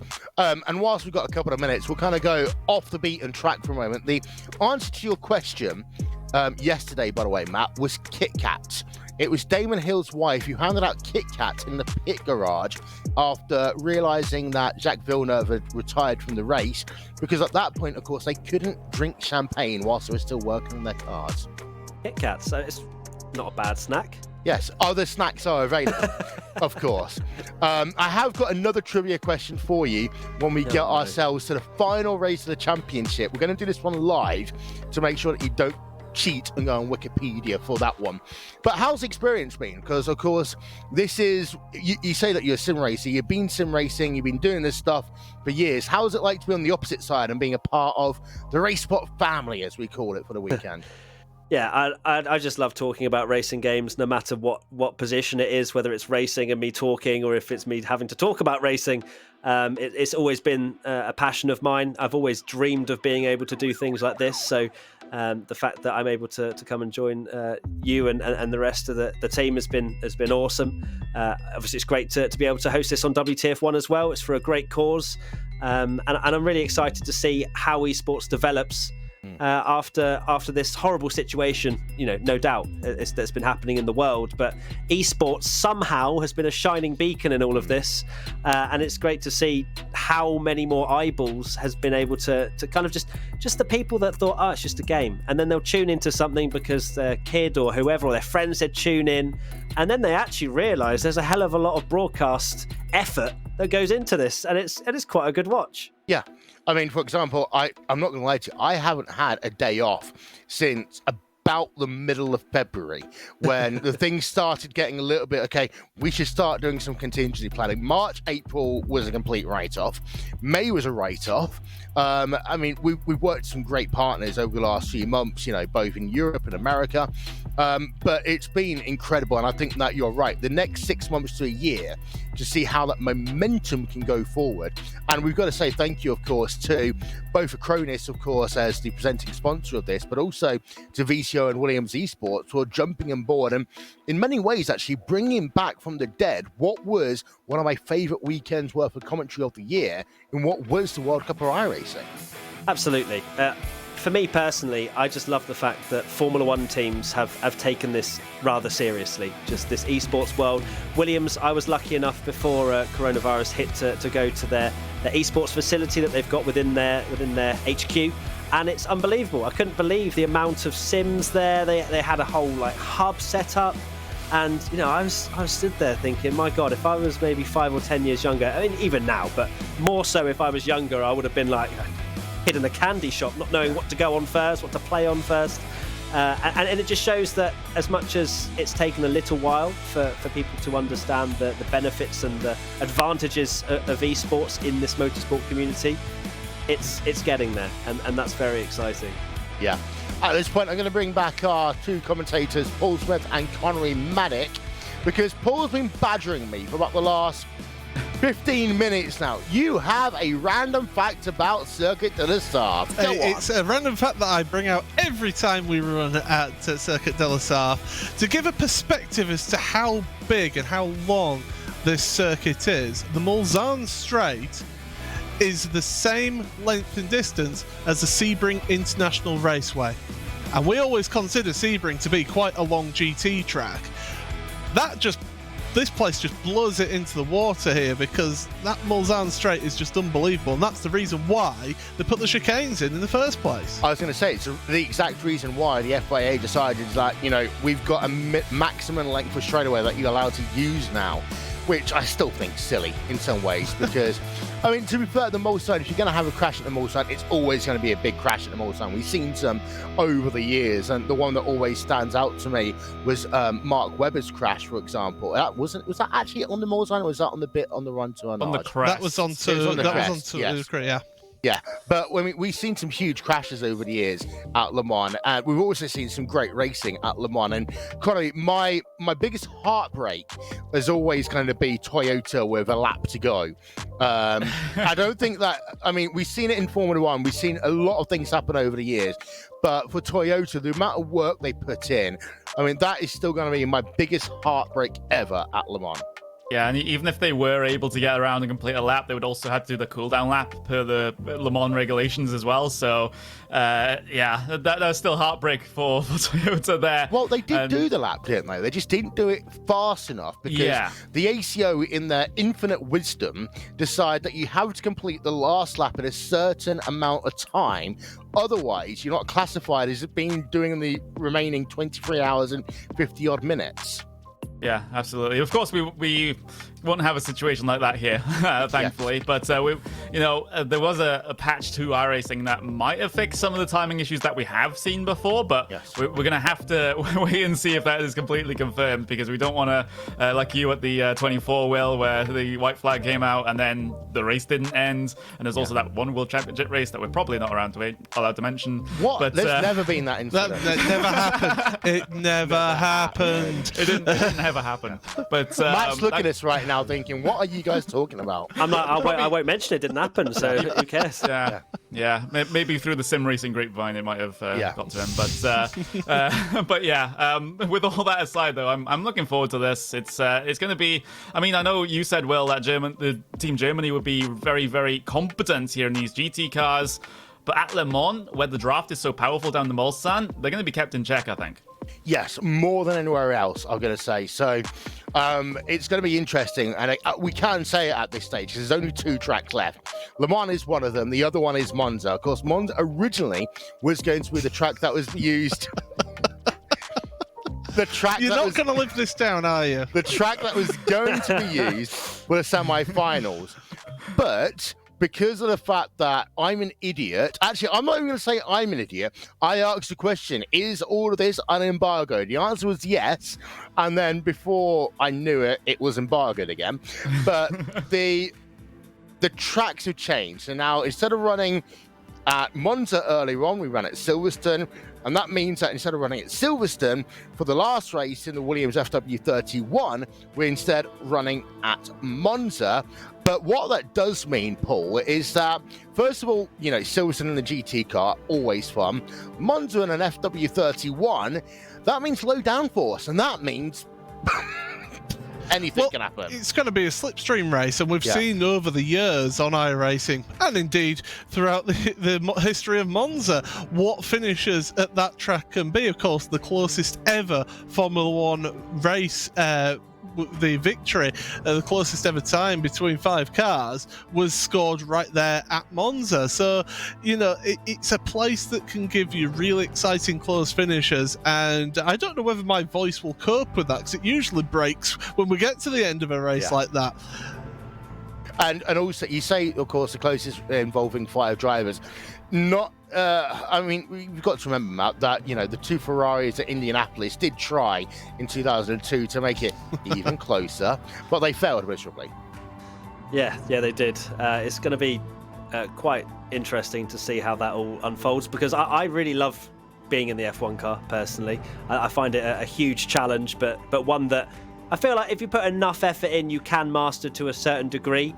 And Monza, what a finale that we have on our hands. I'm just praying, and as I said before, Paul and Connery joined, that Germany don't dominate this. And Connery's now given me hope, but then he also gave me hope that we weren't going to have 15 cautions yesterday. So did anyone actually count up how many cautions there were? I want to know how many laps they were done in that race. That's what I want to know. More than an IndyCar fuel tank. So more than 33 laps, that's for sure. We'll let you know using the hashtag VCO Motorsports. And actually, that's a good point to segue over. Look at these segues. They're even better than Lena's Tech Tips. Live timing and scoring is available /RaceWhatTV/Cup of Nations. Hashtag VCO Motorsports. Twitter @Cup of Nations Sim. They're doing some great work. LTTstore.com. In terms of getting your updates throughout the course of the competition and beyond. I will say, this is not going to be the last Cup of Nations. This is not the last event that is going to be put on in partnership with Williams Esports. There are more big plans underway, but unlike the sponsor of a certain energy drink, I can't say anything further right now. But we are looking forward to having some great action with them. And again, we are raising money in support of UNICEF, which is, of course, a United Nations-based charity. At the last time I refreshed my page, we're up to £2,140 of our £5,000 target. So thank you to everyone who has donated so far. Again, if you live in the United Kingdom, you can gift aid your donation, and that means that basically you get yourselves almost another 25% of that donation free of charge, thanks to Her Majesty's government, who provide that in gift aid. Of course, make sure you read the terms and conditions. But we are raising money here for UNICEF UK, for every child in danger, as a part of our broadcast. And again, Matt, it is great to not only be having fun on these broadcasts, but also raising some valuable funds as well for a really worthwhile partner. Exactly. We've seen over the last few months loads of events that has been going on for all sorts of amazing charitable causes, and it's great to be a part of yet another one. And you know, it's been an incredibly tough time. I don't think any of us here, anyone watching, thought that we'd live through a pandemic that came out of the blue, and it just, when you look at all the suffering that's going on, to do little bits and bobs here and there, you know, it counts, and it makes a huge difference. Some people may think that a £2 donation will not take something very far, but that may be a small step towards something that we can achieve with the charity. So please give as much as you possibly can. I know it's tough times out there, but even watching the stream is supporting. So thank you. Indeed so. And again, thank you to everyone who's donated so far. I say we're at £2,140. So our producer, and we're not allowed to quote him, but I'm going to ad-lib it, thinks that there was 10 cautions and 45 laps, which makes about sense, because it's normally 4 laps for a caution, but then we had the kind of administrative issue, I'm going to call it politely, that we had along the way. So that was a long race. We'll talk more about that in a little bit, because we are now almost ready to go racing at Circuit de la Sarthe Le Mans. It is the home of endurance racing, but not today. Instead, we're going to be running for 20 minutes around this track in the Audi R8 LMS GT3. And at that point, Matt and I are going to say goodbye for a little while, and it's back over to those two guys, Connery Maddock and Paul Smith. Thanks very much, Will. And so 20 minutes of action around Circuit de la Sarthe, and this is a fantastic venue. It's a challenging venue. but it's got its unique challenges of using that slipstream, and really these drivers are going to be pushed to the limit. We'll get the thoughts of Connery in just a moment, because the grid will be starting to set. It is going to be a rolling start here, so we will get time to just get quick words from Connery in just a moment, but we will be able to bring you the starting grid here then, and we have got 2 minutes to get that done here. So it is Chile then who are on pole, with Rodrigo Mies ahead of Pedro Albert from Spain in second place, Matteo Ugolotti from Italy in third, ahead of James Pinsker from the UK in fourth. Fifth place for Jonas Wallmeyer in the Germany car, ahead of Antoine Higelin in Team France car. Then the next Team Chile car, Felipe Ruiz ahead of Marco Nunez for Team Spain. Simone Maria Marcheno, a man who knows his car very well, for Team Italy, ahead of Charlie Collins from the UK. Patrick Holtzman of Germany ahead of Samuel Hubert of France. Nicolas Rubler ahead of Carlos Fenolosa for Chile and Spain, and then Alessandro Bicco and Charlie Summers for the UK.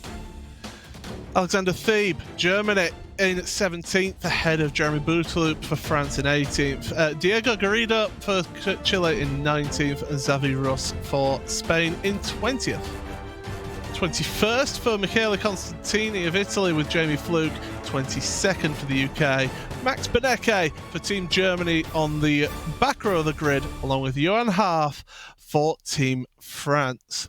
So Connery, we've had the thoughts there of Will and of Matt going into this particular race then. Slipstream, it's going to be key. You mentioned it as well. It's going to be vital around here. Incredibly vital. That's what at least the cars at the back of the field are hoping, that have been hurt by the reverse grid. Because remember, you got Max Benecke starting 23rd. That's on the final row. Johan Haaf 24th. Jamie Fluke, Constantini, Xavi Ross, all fast drivers in these sorts of cars, all having to work their way forward from the very back of the grid. So they're going to have to try and pull off some slipstream passes down the Mulsanne straight to be able to get themselves towards the pointy end of the field. And they can't really risk the field having separated and to not have that draft coming down the Mulsanne. So a lot of things to talk about in this race as they pull off behind the Porsche pace car, with Rodrigo Mies in the seat that will start this race. He's on the right-hand side there, leading the pack around for Team Chile. You've got Pedro Albert from Team Spain also on that front row. Ugolotti and then Pinsker will be the Italian and the Brit on that second row. So, well, they're weaving, they're trying to get temperature into those tyres. You can see all the activity going on with the overhead view. Brilliant views brought to you by both, of course, Tyler Maxon and Ayuna Kankapati as our production team behind the scenes, at least in-game. But, yeah, Paul, this is going to be amazing. It certainly is. The drivers just working their way through the Porsche curves then. And this is a daunting part of the track here. Really tricky. Normally you have the cars quite trimmed out for all the straights, as that makes it very sketchy through these corners. But yeah, definitely these drivers will be working their way through there, getting as much temperature into the tyres, using accelerating and braking as well to try and get heat through the brakes into the tyres that way as well. The iRacing pace car is driving along, waiting for the pace car to pull off to the right. And the tricolor, the flight overhead, giving you the French flag. It says green on the screen, but we have to wait for that pace car to pull in through the Ford chicane. This is going to just spread these drivers out just a little bit. Pace car pulls in, and it's up to Rodrigo Mies to get on to the power. Green flag in the air then, and away we go for 20 minutes of Circuit de la Sarthe in these Audi R8s, down towards turn number 1, and then the Dunlop chicane for the first time. And it is Chile ahead of Spain. Big moment for one of the Chile drivers further back, and your race leader, your pole position sitter off. There's a Chile car in the wall. And there's further Chile cars having issues as well, so 3 of the Chile cars falling down your field at the start here, Connery. That's a disastrous first corner there for Team Chile. Multiple cars involved in different incidents. You saw your race leader go off into turn 1, and then there was issues further back with a couple of the other members of his team as well. So that is not ideal for Team Chile. They were looking to try and hold position, especially with that pole sitter, and try and get some good points at the end of this race if they're able to hold on. But now they're going to have to do the opposite. They're going to have to try and get back through the field after having an absolutely disastrous start. James Pinsker and Antoine Higeland are going side by side down the Mulsanne at the moment. But before we get to that, there's the issue for Team Chile. 1 car off in the mid-pack, 1 car off at the very front, and another car off even further back. It's just, I don't know what's happened there with Chile.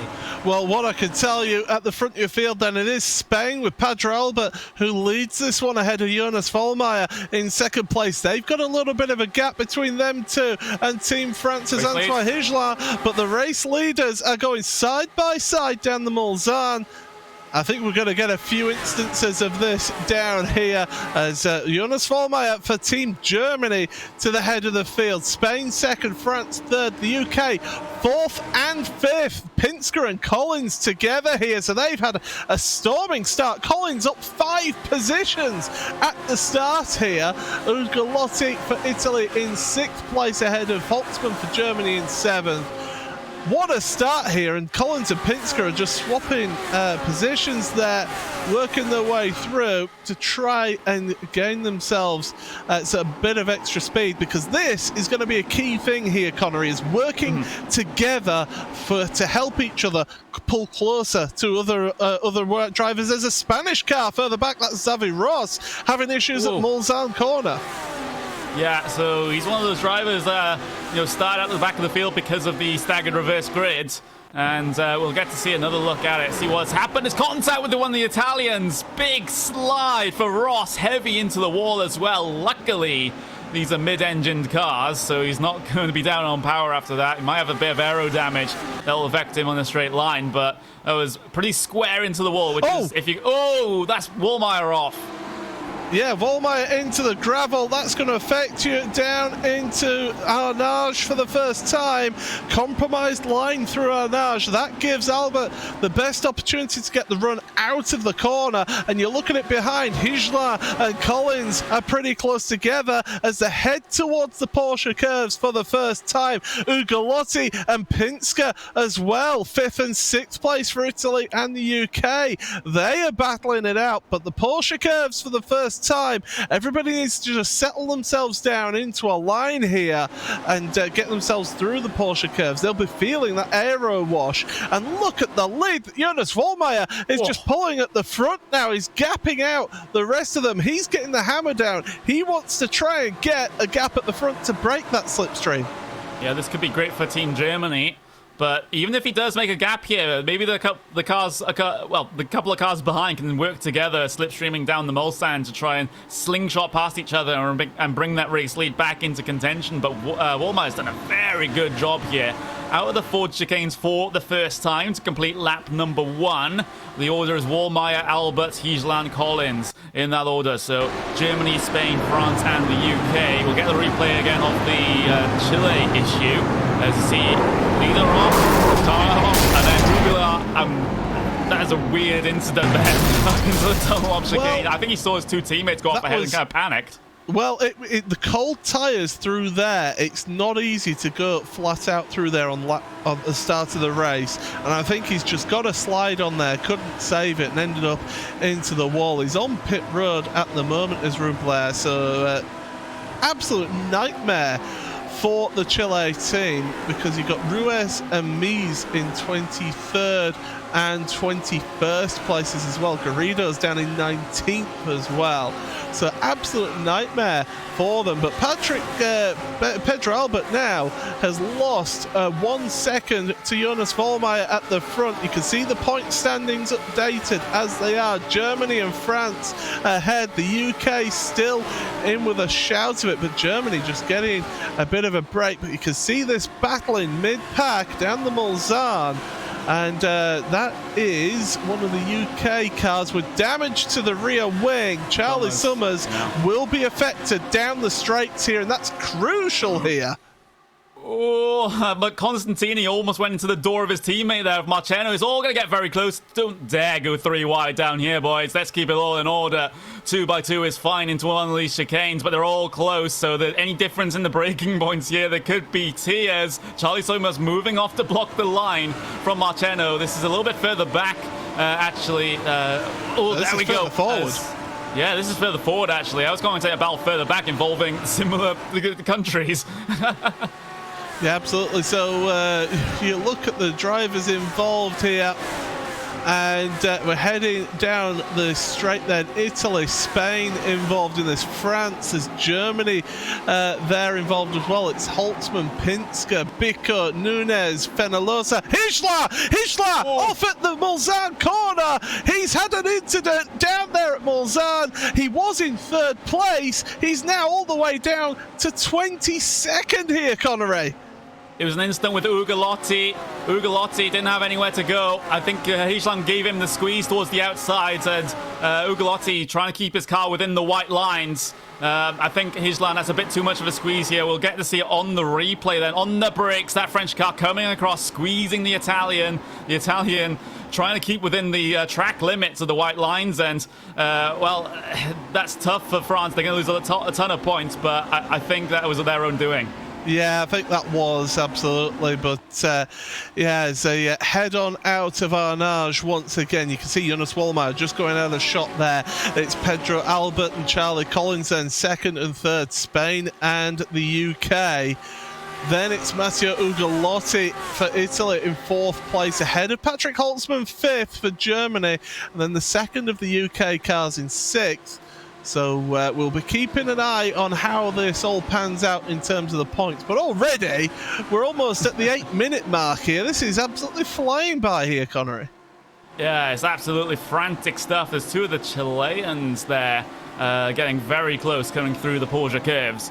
But they all get in order, and it should be clean for them coming through this section. They are being followed very closely by Xavi Ross, though. Meanwhile, we are jumping around a little bit because there's Charlie Collins trying to fight for P2 over Albert now, and heaving over the curve. We've got 3 cars involved in an instant. Mies, Ross, and Garrido.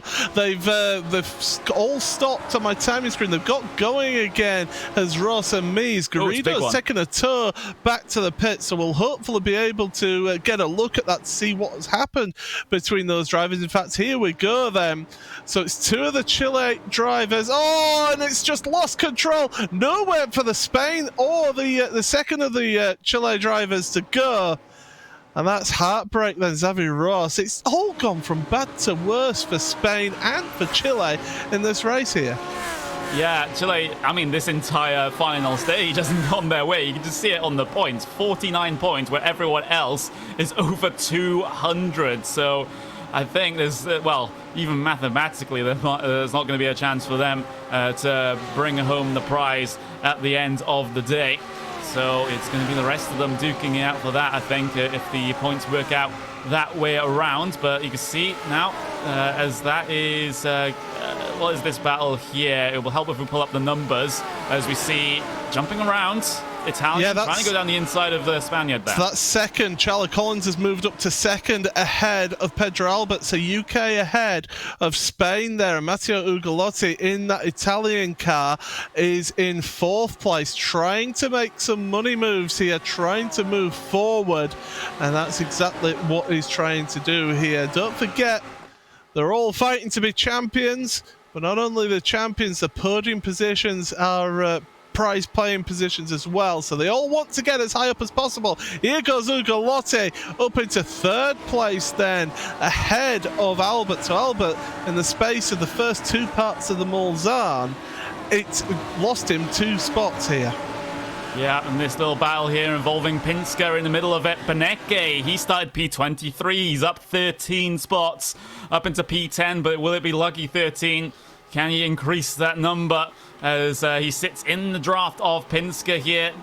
Attempt to score more points for Team Germany here. Down the inside goes Beneke at Mulsanne. Pinsker will give him the space there on the inside, and that allows the Frenchman of Bootloop to try and take the opportunity. They lean on each other coming through Mulsanne, and that's going to be yet more lost points for the UK. Yeah, Nunes and now Half make their way through. So Pinsker has gone and lost 3-4 positions in that one move there, and it's going to be Spain and France alongside Matteo Ugolotti for Italy, up alongside Charlie Collins and up into 2nd place. So Ugolotti's gone from 4th at the start of this lap. You can see the number 4 on his windscreen.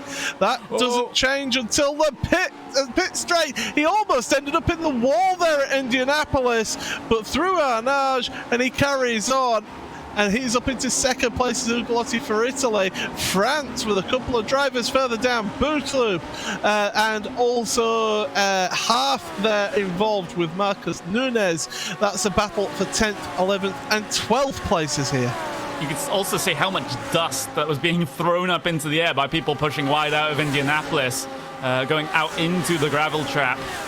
So, that's going to be a bit of a concern there. Really, really pushing the limits at that section of racetrack. You can see the Spaniard being chased by one of the Frenchmen there back in the pack. I'm seeing 2 Germans get close as well. There they are on screen. That's Thebe and Beneke. And Beneke, well, the body language of his car suggests that he really, really wants to get through on his teammate. And I think Thebe might let this one go because, it's better to keep your teammates happy, right?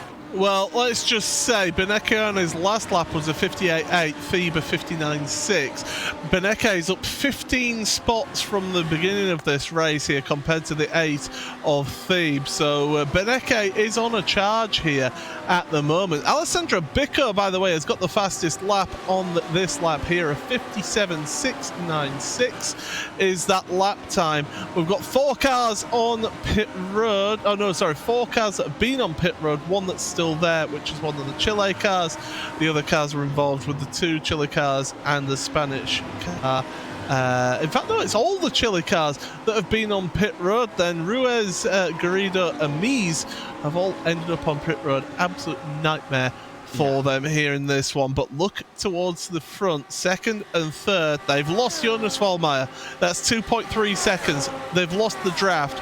These 2 need to be working together here with 7 minutes remaining to be able to try desperately to get some sort of gain up for them. Especially Collins, because it's, well, the UK versus France, they're tight on points for P2, but they can't let Germany gain a huge margin coming into the final rounds of the finals here.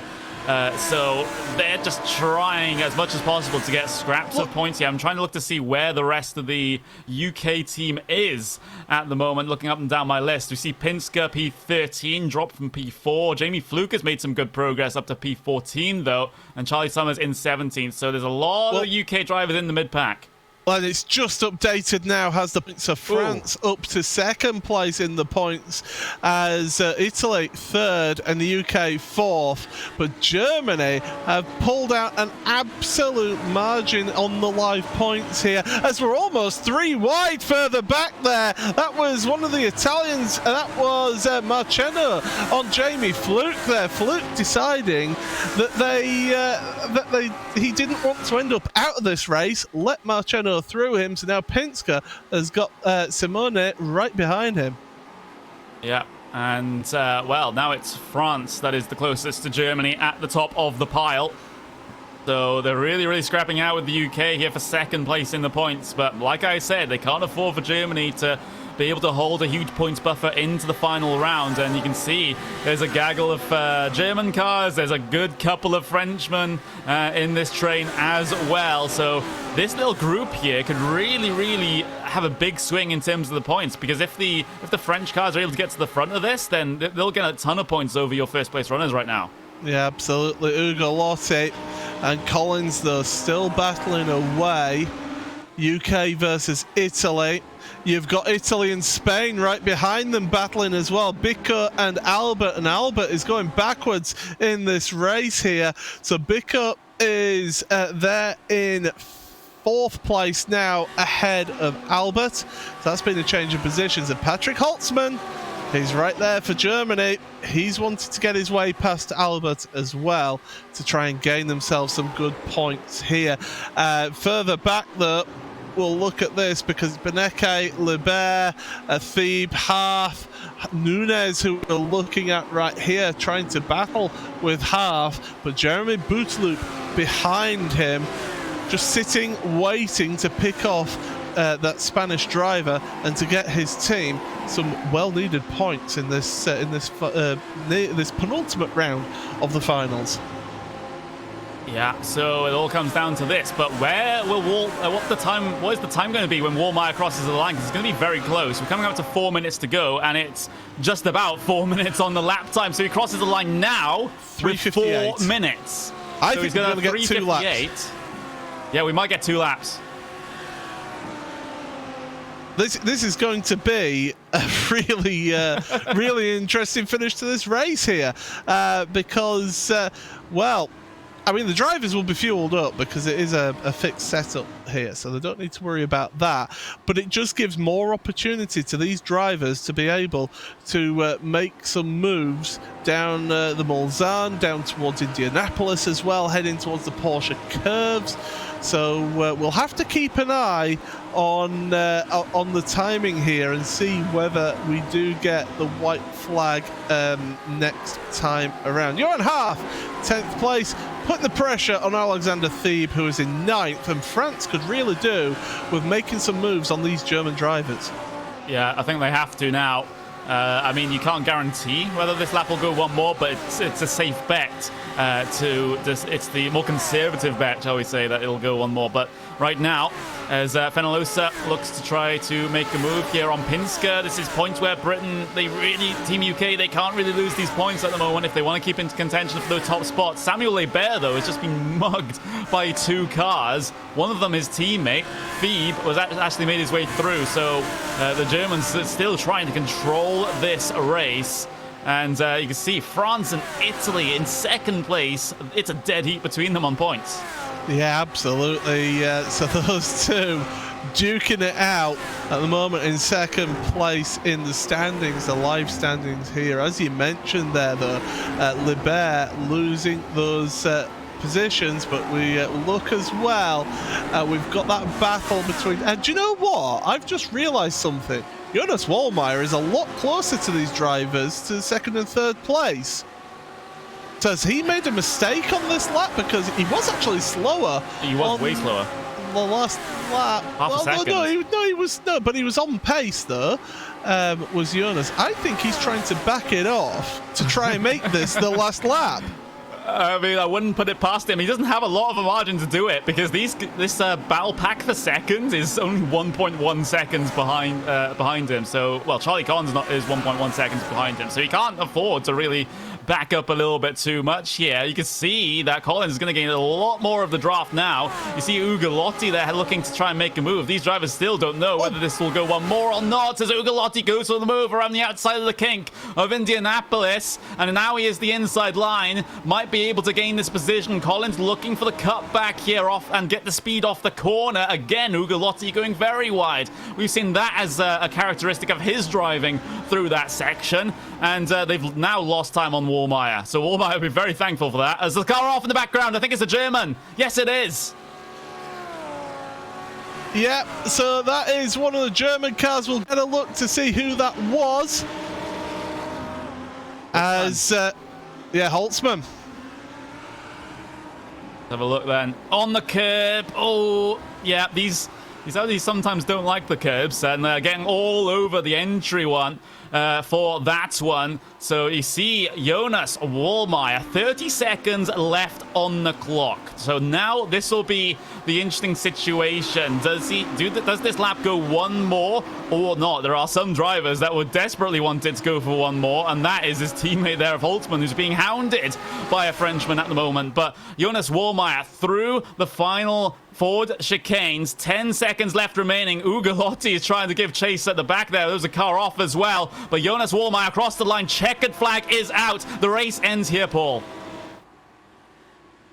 And now it's going to be a confusion behind to see if there's any passes made in the forward chicanes. Yes, they are. Samuel Lebert loses out to his teammate, and Phoebe there coming through. It's a huge gaggle across the line here out of the final corner. And wow, it's going to be quite a while for us to sort this out and get the points updated here. And a couple of other stragglers at the back of the field just now coming across the line, but Lebert lost out a huge amount there. He gets cycled back a good couple of spots, and of course we had that late race drama with Holtzman as well, having an issue. We'll get ourselves the replay up. This was the battle for P2 as Collins had to go across the curb and across and cut the track there. And he'll have a slowdown penalty coming to the flag here. But does he lose position while trying to serve that? He's weaving like he's celebrating, but he does have to be careful about serving the slowdown penalty there. But the penultimate race in this championship is now done. We have our results for Le Mans before we move on to the final round here, Will. Yep, thank you very much, Connery, and to Paul once again. Well, we almost had another lap as well for racing, but it seemed to be that Jonas Wallmeyer wanted to just get out of France and get ready to go to Monza. He wins by 1.7 seconds over Matteo Ugolotti, who claimed that second place over Charlie Collins on the final lap of the race on the run down through Indianapolis. Alessandro Bico coming home P number 4 for Team Italy, and Pedro Sanchez Albert coming home in P number 5 for Team Spain. Then it's Germany, France to round out your top 10. So all 4 of the German cars inside of your top 10. It's not the 1, 2, 3, 4 you kind of predicted coming into this event, but they get a huge margin in the point as a consequence. Moving on to page number 2, and you note the fact that in P number 11, you have Lebert for France, Nunes for Spain in 12th place, Fluke 13th, Marcello 14th, and Pinsker P number 15. Note the fact that in these entire top 20, you do not have a single car from Team Chile. They had 3 cars involved in an incident on lap number 1, and there you are. P21, 22, 23, and 24, all classified as out of the race. And, well, that's a huge shame as we bring back in Matt Gallagher from WTF1. We'll talk to him in a moment, actually, because the points are up. And look at that. Second place, France and Italy. 1 point between them right now. Germany on 338 points. France on 263. Italy on 262. UK 223. Spain on 160. And Chile on 47. But let's start with Chile, Matt. A horrific race for them. I don't think they, in their worst nightmares, they could have foreseen that, especially when I was saying they had no excuses. They're starting on pole due to the staggered grid formation that we're using, and it could not have gone worse for them in the first couple of corners. You see the pole sitter just looked like he just went wide on the curb, then the car unsettled, he goes off. Then you have a teammate flying into the wall behind, then behind them you got... It was... Yeah, I actually felt quite sorry for them because all of their hopes were dashed in the first couple of laps. It's a 20-minute race around Circuit de la Sarthe. There's always things that you can potentially get back there, but most of their cars were either damaged or they were completely out of position. And, well, any hopes of them finishing in the top 3 has been completely squandered. Yes, completely. And it is a huge shame. I always say, by the way, like in Indianapolis, it's always survive lap 1, then go from there.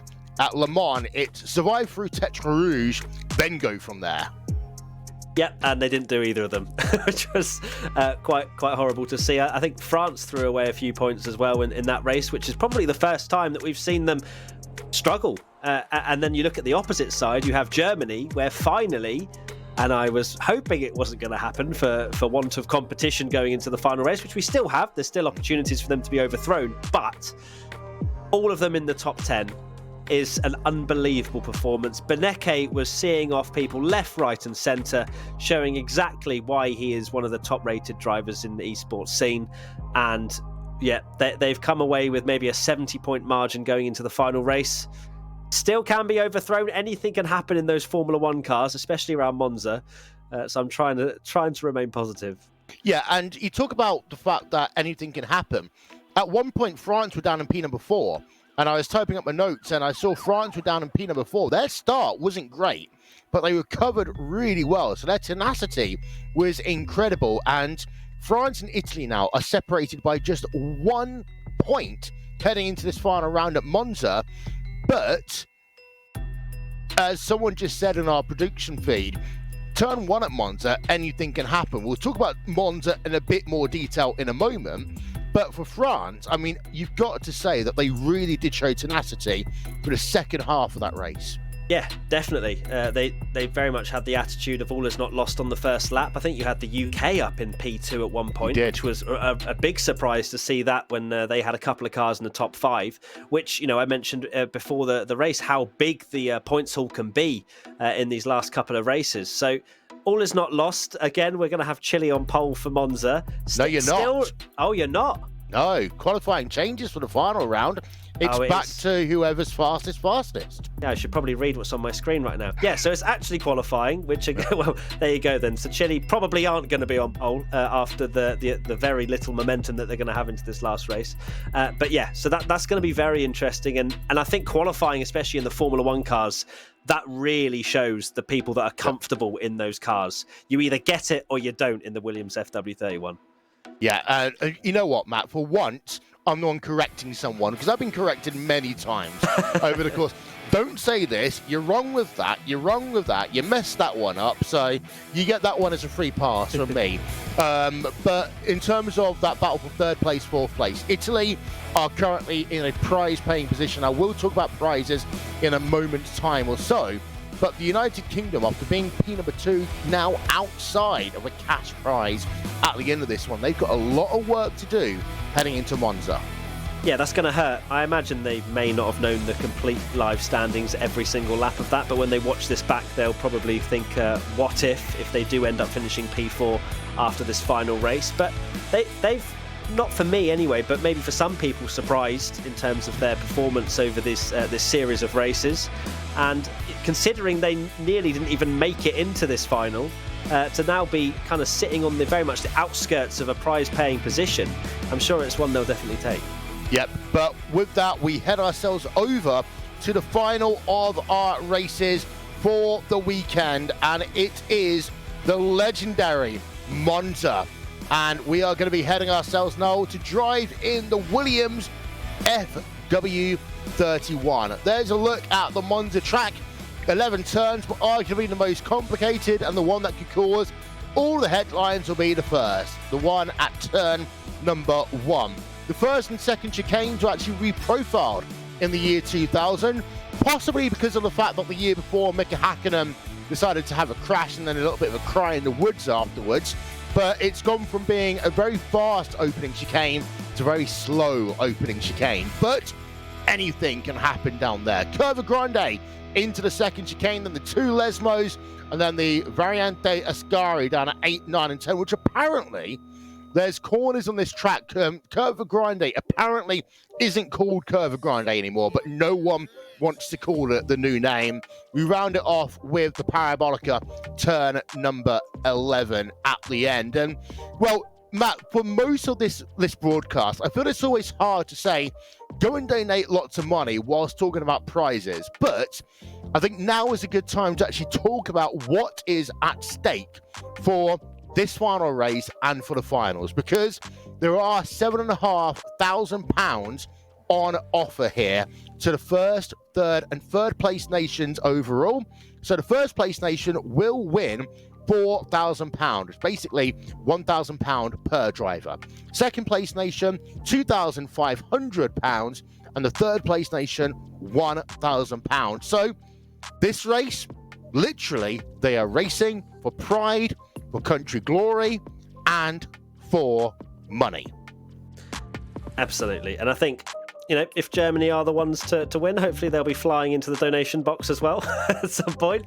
But it always adds to the drama a little bit more when there's money on the line. It also means that they're maybe not as polite when they're fighting on the track, because you see esports drivers going, "Oh, great race, mate. Oh, sorry, you took me out." As soon as something's on the line, it changes everything. And I think this last race, we could see a few emotions flying high on social media afterwards. Yep.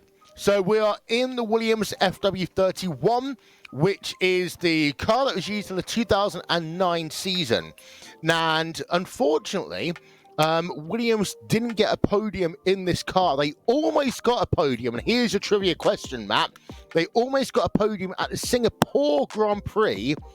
Do you know the reason why they ended up not fighting for a podium at the end of the race? You love to throw a curveball on me, don't you? Jesus. Yep. Why they didn't? I'd rather just say I don't know rather than guess horribly. So I'll leave it to somebody to answer it for me. I'll give those two upstairs a couple of moments to think about. They're Googling it. I can't even remember what the question was, to be honest. That's fine. I'll tell you what, the answer is very simple. Ralf Schumacher basically went wide out of pit road and got himself a drive-through penalty. Otherwise, he could have got himself a podium. It would have been. Why would anyone remember that? Because random facts. The highest place finish the FW31 got was 4th place, by the way, which the Williams got twice in that season. I am talking some partial idiocies here about Ralph because I am stupid, but we are talking about, say, Monza at the same point, and we can talk for hours and hours and hours about what is going to happen at turn number 1. The thing which is going to be important, though, Matt, is that they on a low downforce setup. And to those people who are new to sim racing, the Williams FW31 has 3 different aero options: high downforce, medium downforce, low downforce. And in the history of the iRacing World Championship Grand Prix Series, 95.627% of the time, they all ran the high downforce setup. Going to be a difficult one, that's for sure. And I think the main problem for these guys coming into this race is that the Formula 1 car is extremely fragile. So any sort of nip on the front wing, any kind of wheel banging can cause a puncture, can cause you to fly off into the gravel. And it's not as easy as saving it in a NASCAR or, having a bit of wheel banging in Rallycross. This is a completely different kind of patience that they're going to have to show in that first lap. Survive it, see where you're at, and pray for the likes of France that Germany have had a poor start. Yeah, and hope that you're not out of the race down at turn number 1. Reminder, Germany lead of 338 points. France, 263. Italy, 1 point behind. UK at 223 points. Spain with 160 and Chile with 47. Commentary for the final of our events here today will be after this message from our partners at Acronis.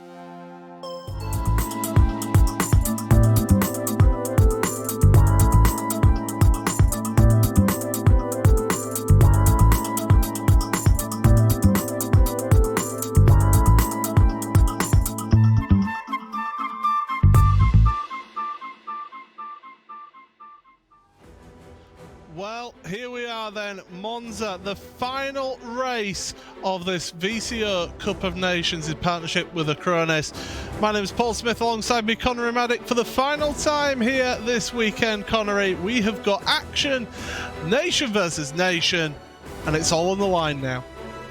Yeah, it absolutely is. Germany holding the advantage into this final round of the championship. They are in the best seats in the house to be able to take this, but it is not done despite the points margin that they have. So something Will said before we handed over to us. turn one, the first chicane at Monza could very well decide this on the first lap, depending if we have an absolutely almighty smash into there, as is what happens sometimes in sim racing at Monza. But before we get to that point, we do have an actual qualifying session, so no reverse staggered grid this time around. And whoa, look at Marciano through the first Lesmo there, getting the back end out of these cars. And these cars can be very, very tricky to keep in one, keep pointing in the right direction. Yeah, these cars bite, certainly with this low downforce setup. Heading towards Variante Ascari now, and this is one of my favourite sections of track around here at Monza. Using the curbs out wide, down the back straight towards the Parabolica, one of the most iconic corners in the world of motorsport. Tight to start with, and then it opens up on the exit. And what you'll see these drivers do is just try and carry the speed as much as possible, then cut across the right-hand side. Marciano then puts a time in. I could tell you that Max Benecke is the fastest in this car so far. Lap times coming in thick and fast for us then. So Benecke, top of the standings at 24.6. 1 minute 24.6, only 900ths of a second faster than Patrick Holtzman and Alessandro Bicco in third place for Italy. So Germany on the front row at the moment, but there's plenty of drivers still yet to put lap times in here, Connery. Islan up into pole position. We'll get to see it up on screen just as our graphics update, and by a 1/10 of a second over Benecke as well. So the French cars now coming to fruition. We've got Johan Harth getting himself up there. Lebert is also their boot loop. So basically, the French have all 4 of their cars inside of the top 10 here. That's going to be brilliant in terms of their qualifying effort. But, you know, we still got a couple of flying laps to go. Certainly do. Benecke we're on board with then. Exit of Ascari, heading down towards the Parabolica, final corner. Scene of so many last lap moves here through the exit of this corner, and the drive through to the start and finish line. Across the timing line he goes, and does not improve. But what does improve? Whoa. Well, it does improve his time, but Patrick Holtzman to the top of the standings, 24.3. Samuel Lebert for France, second place with a 24.3 as well. Alexander Thebe for Germany up to 5th place now. Oh, Jamie Fluke for the UK now up into 4th. The times are coming in thick and fast. Michele Constantini now for Italy. He'll want to get a good result here. Comes across the line, goes 10th as Constantini. I can tell you that Spain with Albert moved up to 15th. There's still 5 drivers who have not set a lap time yet. Fenolosa, Ugolotti, Ruiz, Nunez and Ross as well. So these drivers definitely are pushing the limits of this car, and it'll be great to see whether it's that lap 2 that's going to be the fastest lap, or whether the lap 3 is going to be even quicker here. And Patrick Holtzman, 300ths of a second faster than Samuel Lebert, as is the gap at the very front there, as our graphics sometimes have an issue dealing with it. But Jamie Fluke from Team UK, he's just outside the podium positions right now. On the grids, and out of the Ascari chicane, trying to get that run all the way through, but Samuel Lebert back up to pole position, but Benecke pips him to the post. That is incredible stuff. And now Fluke through the final corner. What can he do from P6 now? Yeah, the lap times have been coming in thick and fast here then on lap 3. Lap 3 is a good one. Fluke across the line. What does he do? He improves his time but does not improve in position. So it's staying as it is right now. Charlie Summers for the UK moving into 19th. He was one of the drivers who was struggling. Antoine Hichler to the top of the standing. A 24.2 ahead of Max Benecke. There's some drivers here on this grid who have previous experience of this car, and I think it's showing here, Connery.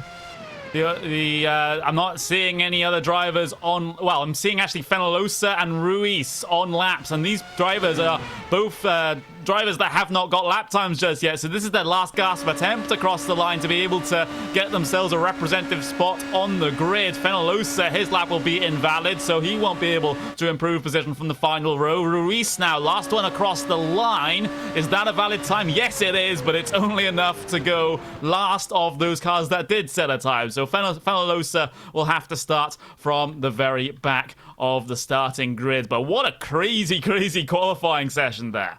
Well, you say that, but oh yeah, Fenolosa is on lap 4, so yes, he is done for his laps then. So crazy lap times. Look at the. I want to just draw attention to the timing screen here. By the way, timing is available. Racespot.tv/Cup of Nations is where you can catch all of that to keep up to date with everything happening in this race. The top 16 cars covered by 1 second. Yeah, that is incredible stuff, especially in a car as difficult as this car can be. You can see that drivers, they've put in a decent amount of practice into these cars. I know, for example, Team UK, because we have access to all the driver chats on the Discord, they were betting on this track being with the Williams, and they guessed right, and it seems like that practice has paid off.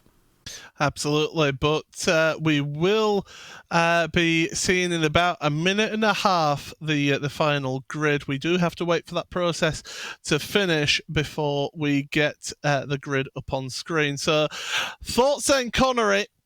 Turn 1, the Rettifilio, the chicane at the start of the lap.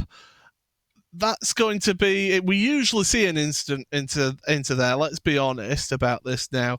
Hopefully, everyone can make their way through that on lap 1 and give us a good show. But the Della Roggia, the second chicane, also is a place on lap 1 where we do get instants happen as well.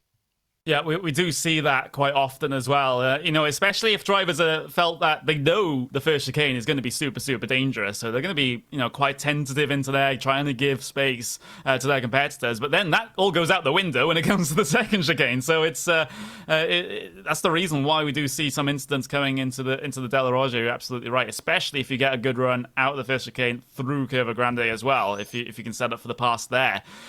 So if we don't see a lot of crashing in the first chicane, we might see a lot of crashing in the second. And of course, we saw plenty of slipstreaming going on at Le Mans this last race. Well, this one you're going to see plenty of slipstreaming again, because that is what this circuit is all about. Yeah, it is. Of course, it's a massive topic when it comes to the real life Formula One series. The cars with the strongest engines, typically doing pretty good here. But thing is, in this, all is equal. They're all in the Williams FW31, and they all have the same setup as well. It's the same. It's the fixed setup, so you can't change any of the wing angles. You can't reduce them even further to try and go fast in a straight line. You can't change the gearing either. So, as Kimi Räikkönen says, it's the same for everyone.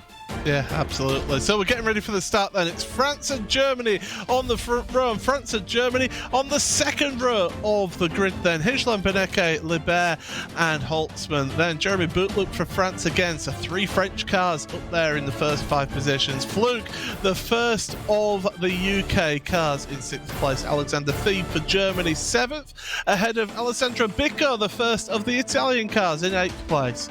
Johan Haaf for France in 9th, ahead of Michele Constantini in 10th place for Italy. Charlie Collins for the UK, ahead of Jonas Wallmeyer for Team Germany. Xavi Ross and Pedro Albert, the all-Spanish row there. The first of those cars, disappointing for them. Simone Maria Marcheno down in 15th for Italy, with Nicolas Riblert, the first of the Chilean cars, ahead of his compatriot in 17th place, Garrido in Chile as well. Matteo Ugolotti, 18th for Italy, ahead of 2 British drivers, Summers and Pinska.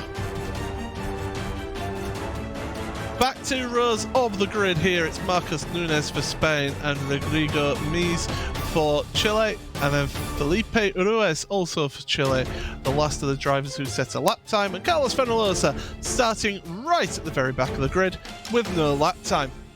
But we've got 44 seconds remaining here in the gridding process. You can see all the drivers waiting patiently for the start of this one. Cold tyres, cold brakes, V8 engines, naturally aspirated, no DRS, no KERS available to these drivers. It is just simply how they do behind the wheel and get that best result for them here in this final of the VCO Cup of Nations in association with Acronis and in aid of UNICEF, also our partners there at Williams Esports as well. It's certainly been a brilliant event. I've certainly enjoyed bringing it to you all. One more race to go then.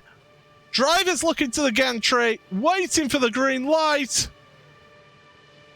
Away we go then, and it's a great start from Max Benecke. The initial launch is superb. Along comes his German compatriot Patrick Holtzmann to the inside, into the Rettifilio for the first time. Hard onto the brakes. Will everyone make it through here on lap 1? Everyone seeming to work their way through, and it's good to go so far as they exit now through Curva Grande for the first lap. It's a 20-minute race here in this race. And Benecke is already pulling away. France into Antoine Hijla looking to the inside. We've also got France and Italy fighting further down at the second chicane at the Della Roggia. Everyone behaving apart. Oh, Nicolas Rubler for Chile has gone off at the the Della Roggia, should I say.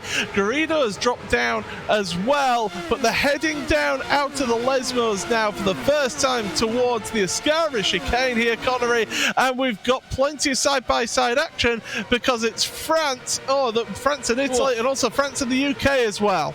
Yeah, France trying to gain positions on the start, but what a start for Max Benecke on that front row, but in second place. He just made complete mincemeat out of Antoine Hijlan coming down into the first chicane, and now there's a bit of scrapping as Alessandro Bico trying to get by Samuel Lebec here. The Italians still really think that they have a chance here all the way to the pit wall. Michele Constantini, they almost make contact again as Lebec tries to defend position. Now he's going to try and overtake Bico here on the way into the braking zone. Bico is slow, side by side between the two Italians, but Constantini will give him space.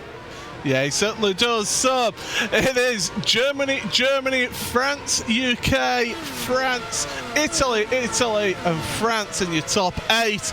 But we've got battling further down as well. This is Spain and Germany that we're looking at through Curva Grande. And a bit of weaving, bit of a wiggle there in towards the Della Roggia. Second time through here. A tricky one. We got action further forward as well as UK with Patrick Holtzmann losing the place to Jamie Fluke. So Fluke has moved ahead of the German, and that'll be helping the UK's efforts here. But look at this pack racing here. Germany, 2 Italians, a UK and a Spaniard. That's not the start of a joke, I can tell you. But overall standing so far, Germany waltzing away with this at the front, but it's that battle between France and Italy that's really intriguing here. Charlie Collins! Charlie Collins is dropping down the order on my timing screen. I don't know what's happening. He's gone wide at the Ascari. Yeah, this is meaning that UK will probably drop out of contention here as for the top 3 spots. As it's a solo car mistake. Car just broke loose through Ascari, heavy into the wall. Into that tyre barrier as he goes, and I think he'll have to bring that car down on towards pit lane to get some repairs done. But look at that, 3 wide into the chicane. That is incredible. How have they been able to make that one work? The Italian through on that little group of cars there. That was Bico. Yeah, it was. So Bico up into 4th place, an absolutely sensational move down the middle of Leber and Patrick Holtzmann. Holtzmann is dropping down. He must have got some floor damage or something that's slowing him down on the straights here, because he is dropping back in the order at a rather rapid rate. I'm trying to have a look at his car. I've got some angles to be able to work with. I'm not seeing any damage, at least on my side. There can sometimes be a disparity. It might be the underside though, which we can't see. Yeah, right under the car where we can't see it. But at least externally right now, I can see that the car is flying. It's just maybe just not performing as you expected. Jonan Half, though. Half down the inside of Constantini, just as we go back to the replay, as we see the view of that 3 wide, because, wow, Bico is losing out on the pace into that chicane, but he was so deep on the brakes that he was able to get back right in contention, splitting them down the middle. We've lost Marciano. Marciano, you see him in the background of the shot there. He's around at the Ascari. That's the second driver in 2 laps that has had issues at the Ascari chicane. We'll get a look at this one then. So Marciano, he's wide through the first part of it, clips the curb, and that just spins the car around into the wall. That'll have done some form of damage to the diffuser in the rear wing and to the suspension. But we're back up with live pictures then. And it is then Beneke for Germany at the front. Hijlar for France is second. Jamie Fluke for UK in third place. We've got battle further down here between Spain and the UK. And it's really, unfortunately, we're in the era of F1 where they didn't give us nice big numbers on the side of the car so we can see who it is that we're talking about. Yeah, but the 2 Spaniards up on screen for you now. Albert with his teammate there. Just trying to gain some consolation points right now for Spain. Maybe even try if it's a miracle, to get into one of those prize-paying positions, P1, 2, 3.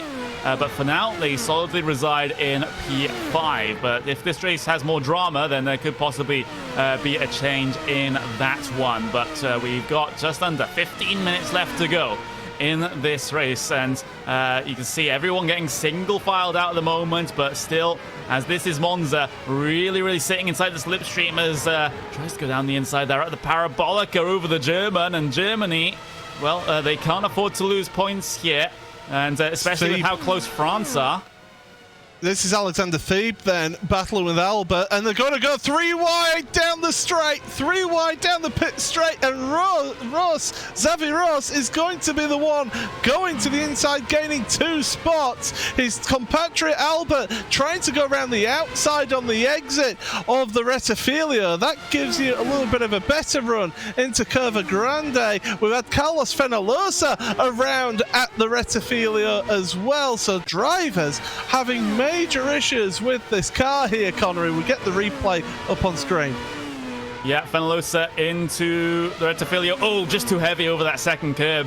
You can see there's the sleeping policeman there as well, and it's, you know, the curb before you even hit them is also pretty vicious as well, so there's no wonder why that car looked so upset. Look, this defending though on the way in down the hill, back up it towards the Ascari. You got to avoid the bump in the middle of the circuit as well, which is why you see some drivers swerve to try to avoid that, you know, especially in these cars where you ride so low to the ground. But it's great battling here. Yeah, Johan Haaf, this is battling with Patrick Holtzman, and I said he might be a little bit slow on the straights, might be suffering a little bit of floor damage, but he's brave into the corners, is Holtzman, and that's allowed the Italian of Constantini now to put the pressure on Johan, and we could be going 3 wide once again down the start and finish straight. Johan Haaf goes to the outside, Constantini to the inside of Holtzman. Haaf cuts across, he chopped the nose off, forget about slamming the door shut.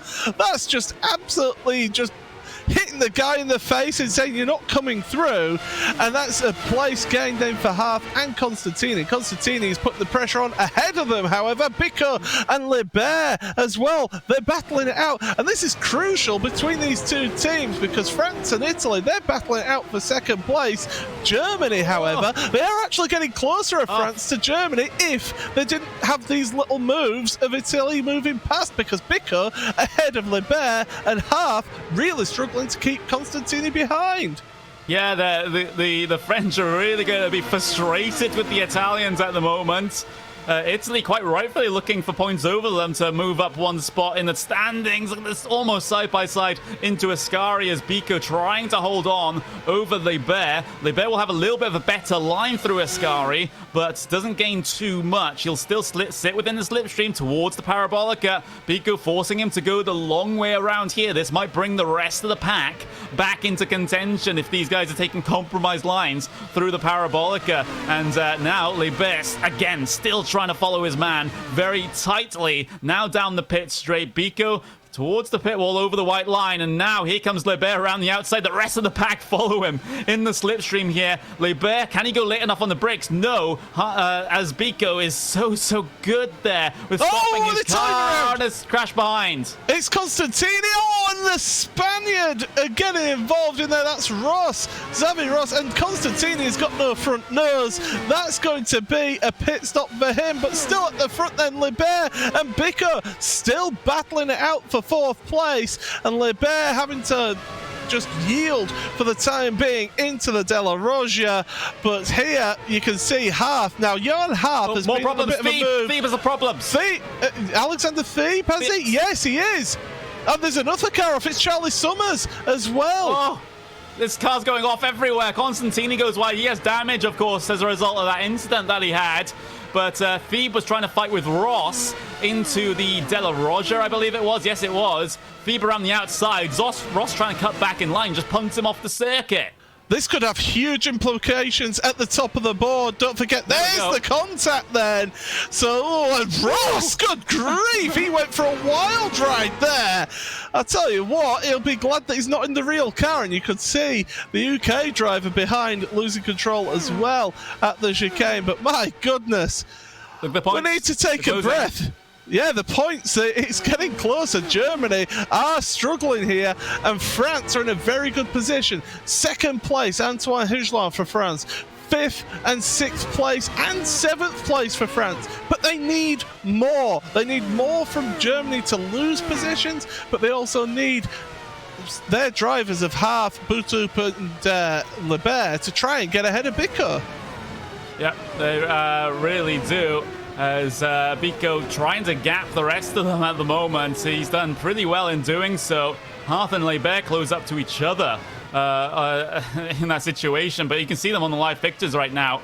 That Italian really trying to extend the gap, and right now doing a good job of it, like I said. But with the final 9 minutes of this race still left to run, there's still so much that can change, especially if Thieb, for example, has damage and dropped more spots. I could tell you that Holtzman and Albert are pretty close together. Holtzman can't afford to lose any more positions. Also, Jonas Vollmeyer and James Pinsker are pretty close together as well. So Spaniards and the British could actually help out Pinsker. The French here. And here comes Pinsker to the inside of Vollmeyer into the parabolica.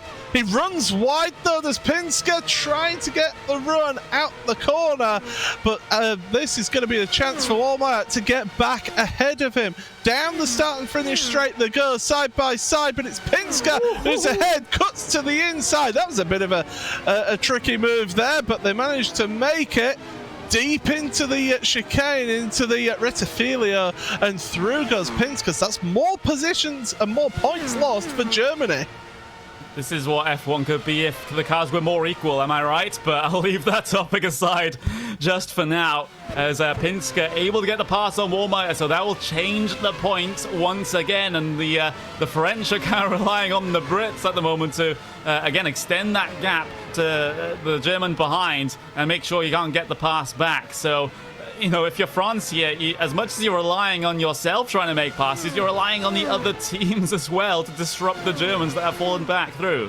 I can tell you that Max Benecke at the front has set the fastest lap of this race, a 1:24.375 for him. He's 2.2 seconds ahead of Antoine Hugelin in 2nd place for France. So Germany and France with the UK with Jamie Fluke in 3rd place right now. In fact, Hugelin has just set the fastest lap, the new fastest lap of the race. Biko in 4th place seems to be pulling away slightly from Lebert, although Lebert in the last lap did set a lap time faster. Johan Half and Jeremy Bootloop are together with them as well. But Holtzman and Pedro Albert, they're separated. They're not really close enough to make any moves yet, but you never know here.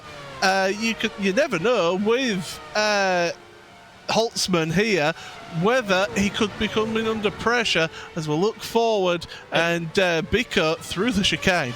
Important point though, Hugelin about 0.6 of a second faster than Benecke on that last lap. He's trying to close in your race leader, and this might give a decent point swing if he's able to do it. We'll get updated points in just a couple of moments' time. In fact, I'm earlier than the point standings on the side of the screen at the moment because we're getting word that it's 5:16 to 4:92 for the Germany versus France. So still going, there we go, it gets updated. Germany still ahead, but their lead is dwindling and it might go back more because Holtzman's lost position.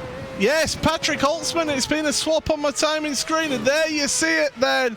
It is Holtzman down to 9th place now. Pedro Albert up to the 8th place ahead of him.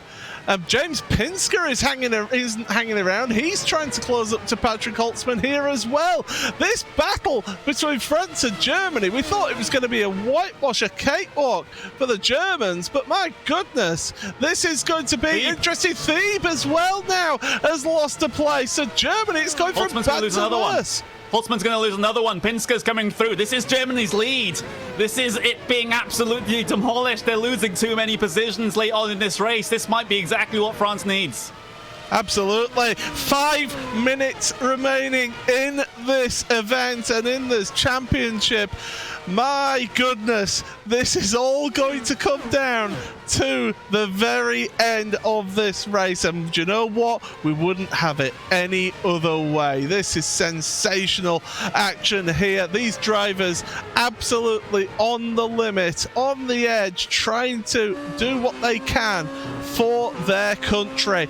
But we'll look forward in Hijlan. Look at those laps then. He's just slowly inching closer towards Max Benecke. It's not big enough leaps in the gaps though to be able to get himself that position at the moment, but Hijlan is doing his best. Look at the lap times. What are they? The last lap, a 24.6 for Benecke, a 24.1 for Hijlan. Hijlan is on a mission right now here, and he is just 1.5 seconds behind your race leader. Points as of a couple of moments ago are as they are on the left. 5:12 versus 4:92. The gap is definitely closing. Germany, though, hanging on by a thread. Now we get even more updated points as the gap has been made closer once again. 5:05 now to 4:92. So this is France and just not gaining points and allowing the Germans to shoot themselves in their own foot here with all the passes that have been happening to their drivers that have been stricken. As Pinsker's made a pass on Albert there into the chicane. I'm having a look though because Wallmeyer might be imminently under threat from Ugolotti. Yeah, I was about to mention that Ugolotti is closing up to both Holtzman and Wallmeyer here for Italy. So Italy, don't write that. They want to keep that third place because the UK have been pushing them here in this race, and so Matteo Ugolotti wants to try and get past one, if not both of these drivers, to get some extra points for Italy. This is what this concept was all about, and this is what we're getting right here. Brilliant action, and everything is just all coming to a crescendo. 3 minutes remaining in this race. That won't work out the point swing between P1 and P2 because if Hijlan gets this pass on Benecke, that might be enough to just do it, but we'll have to get the confirmation on that. But right now, he still has 1.3 seconds to try and catch up to Benecke, and of course, it might also depend on if Wallmeyer can hold position further back in the pack. Same with Holtzman, so the Germans are actually closing up on each other, and we know how slow Holtzman has been. He might inadvertently back up his teammate into Ugolotti. So here we go then. Holtzman, yeah, he has been slow. And Fenolosa, something's happened to Fenolosa because he's had an incident. Oh, don't say it's at the Rettifilio again for Carlos. He's already had one incident down there at the Rettifilio on the brakes. Is he going to clatter that curb again? He is! Doesn't he learn that that is not the best way around that corner? Well, he's done it again. Yeah, we've got 2 minutes left to go in this race. There's the race lead. It's come down again. It's almost to 1 second, and Hijlan must be hoping that if we were in the modern cars with DRS, he'd be within the DRS activation distance, but it's in these FW31s. It wasn't even a thought in the minds of an FIA engineer somewhere. and now he's going to have to do it all by himself, and it looks like it's, well, will we get one more lap here? I'm not entirely sure. It's going to be close again. We will, because they're doing 1 minute 24s, and there was more than a minute and a half left, so we're going to get 2 laps here of this one. My goodness, Simone Marcheno is losing positions to Nunes, or is he? Nunes around the outside at the Parabolica. Great move, but Marcheno moving into the slipstream, trying to make the... In fact, Marcheno's pulling over. He must have issues because he's out of this race. Yeah, he absolutely does, but it's only gains for UK, it's only gains for Spain. It doesn't really affect this battle between Germany and France, so this is out on an absolute knife edge at the moment. Still a second between your race leaders, but this might be where it's won and lost. What can Ugolotti do here with these 2 Germans? Can he pass both of them, or just one, or none of them? Matteo Ugolotti then around the first Lesmo. He is in that slipstream. He will feel the effect of that around Lesmo 2. There you go. You can see the push, the aero wash on that car then. Down this back straight, plunge down underneath the old banking, back uphill into the Variante Ascari, through the left and the right. Look at how much time he gains through the middle of the Ascari chicane.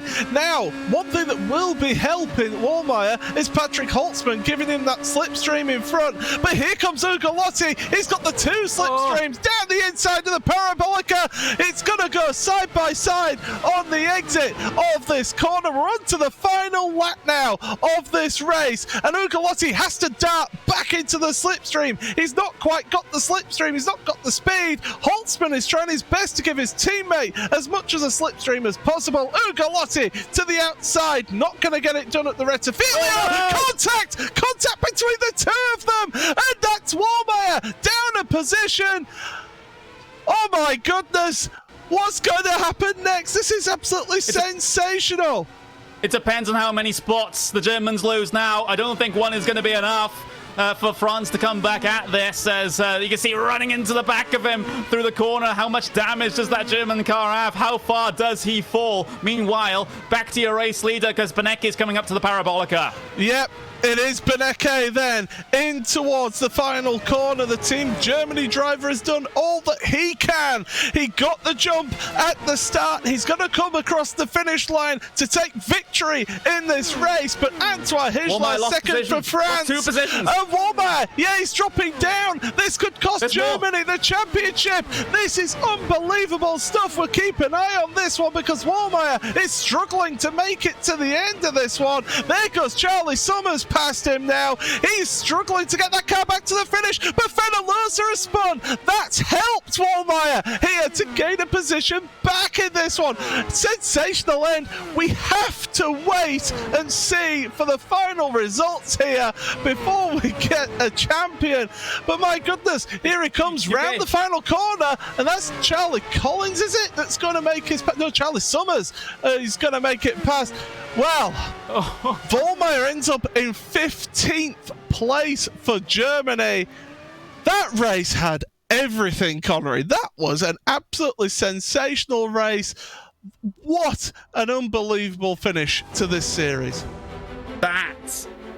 Oh my word. I know we've had some brilliant races over the past 2 days, but to have it end like that, I think that's possibly one of the best finishes that we could have asked for, with the points drama for Germany. Benecke did everything he needed to do. He comes away with the race win, but we have to wait, of course, for the points to be totaled up. We have to wait for any potential penalties and some such as well at the end of that one. But oh my word, this really hangs in the balance now. Well, this has got plenty of talking points, that final race, and good luck to Will and Matt wrapping that one up, because that was just an unbelievable event. About 3 minutes ago, I said that the one thing that Germany could not afford to do was be in a crash. 60 seconds later, Germany was in a crash. We are waiting for the final point to be totaled. But you know what, Matt? I commentated the iRacing World Championship Grand Prix Series for, I think, 7 years in the end. And I don't remember an event as crazy as that. That was absolutely nail-biting. It looked like it was done. Germany was in the clear. Everything was very much sorted for them. But then, as you say, and I saw you type it, was they can't be involved in a crash.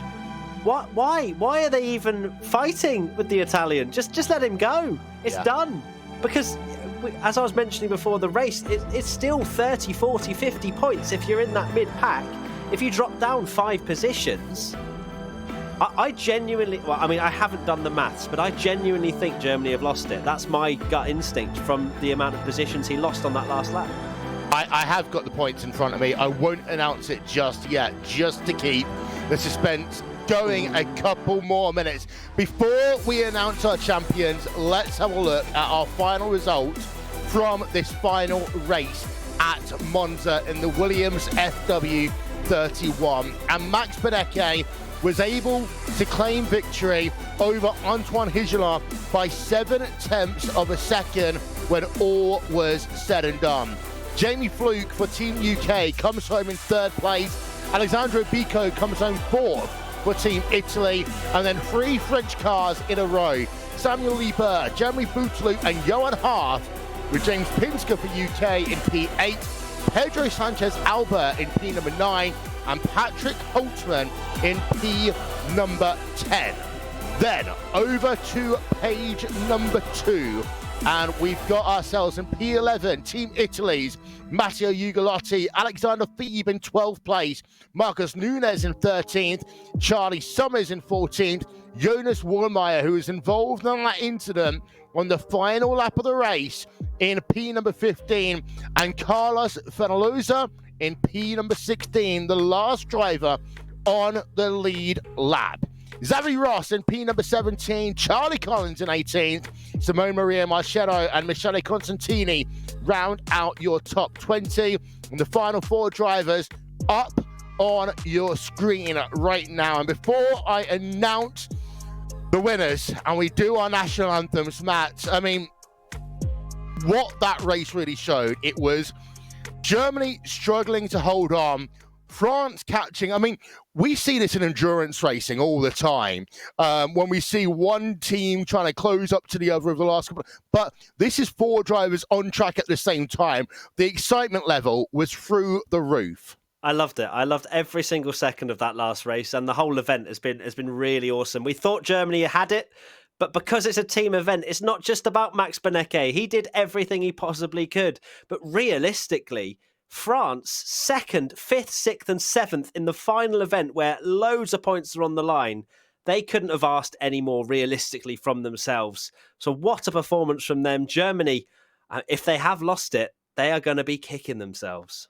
Well, it's at this point then where it's a game of Know Your National Anthem as we announce the winners in a musical style.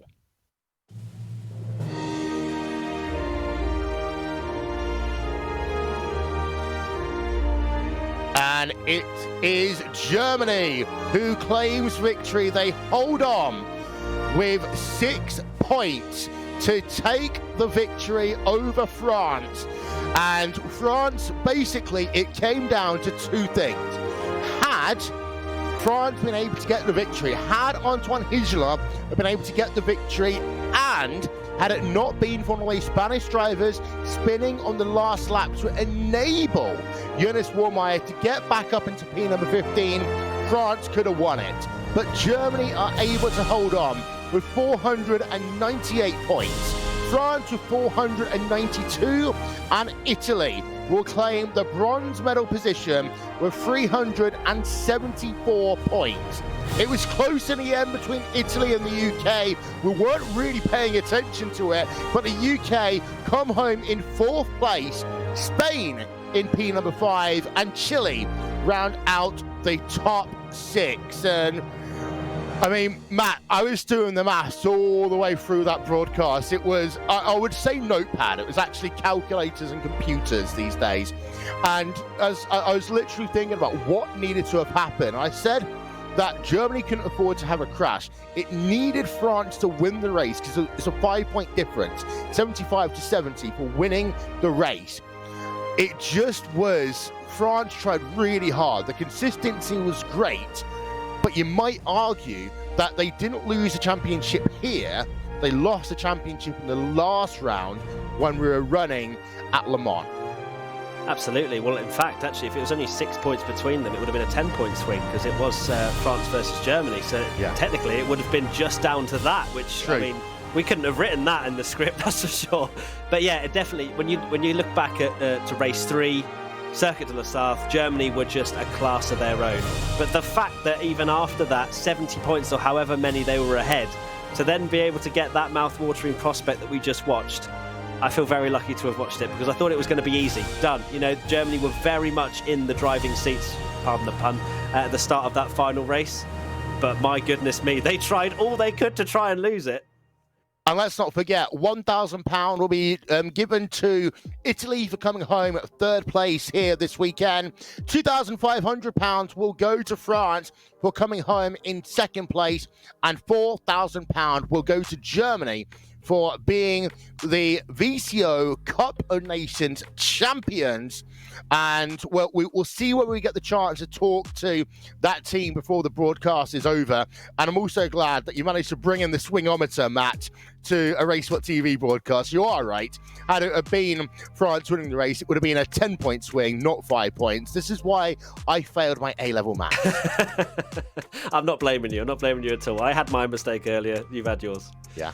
But overall, I mean, the Italy-UK battle, it kind of went under our radar until the last 5 minutes when the intensity and the crazy kicked up. Italy, I think, well-deserved 3rd place. But again, for the United Kingdom, they've been in this position with the World Cup of iRacing before. They're in this position again. They come so close to a prize-winning position, but they're that far away. All they needed now to go wrong was to have penalties. Absolutely. And when you look through most of that race, the UK were 50, 60 points behind Italy. It was only till right at the end where everything was happening that they were gaining positions. And you know, it's going to be a matter of ifs and buts, and I'm sure they'll look back at the replay and go, oh, if I hadn't lost that position there, then I'd be sat here with £250 each or whatever. But I'm sure in terms of the actual event, they're really happy because, as I mentioned before, they were very close to not even making it into the finals. So they can keep their heads held high, especially Fluke. What a performance he had in the ovals.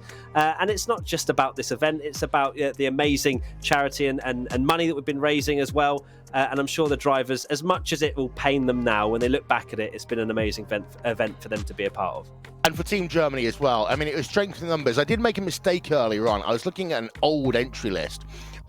They weren't all members of the Pure Racing team now, Team Redline Sable. Patrick Holtzman, of course, drives for Red Bull Racing Esports. But I think the way they approached this race, they have had some bad rounds in some people's standards in the competition. I go back to Saturday, of course, they had one bad round.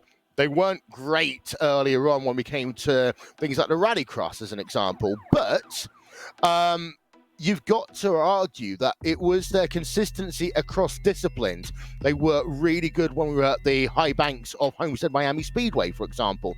They were good when it came to the GT racing. And when we thought that France, were going to be at an advantage in the Williams FW31, Beneke shows how he could have been a former world champion in that series had he ever participated in it.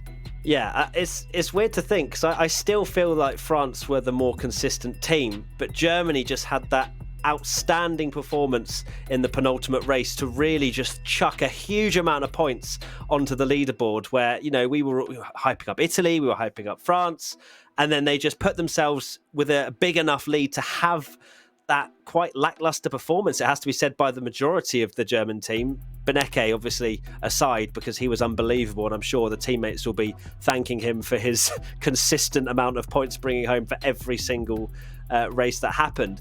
But very quickly to Italy, I just want to say about Bico's ridiculous move. I wrote it down in my notes. Yeah. Where it was 3 wide going into turn 1.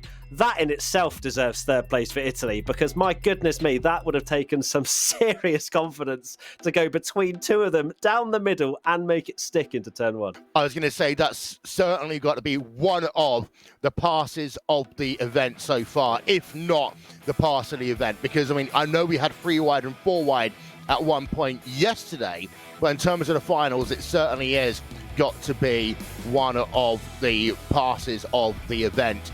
In terms of, performance of the day, though, I still think Johan Harper France certainly has to have that for his performance in the Rallycross. That was dominant, ridiculous. If we'd have had more rounds like that, I think he would have been the outstanding character of the whole tournament. But that's the beauty of it. It's completely different disciplines, different tracks, and I, for one, was completely hooked. I love the whole layout of it. It's not just about one driver, as much as we've spoken about Beneke a lot, but he deserves the credit for the results that he's done.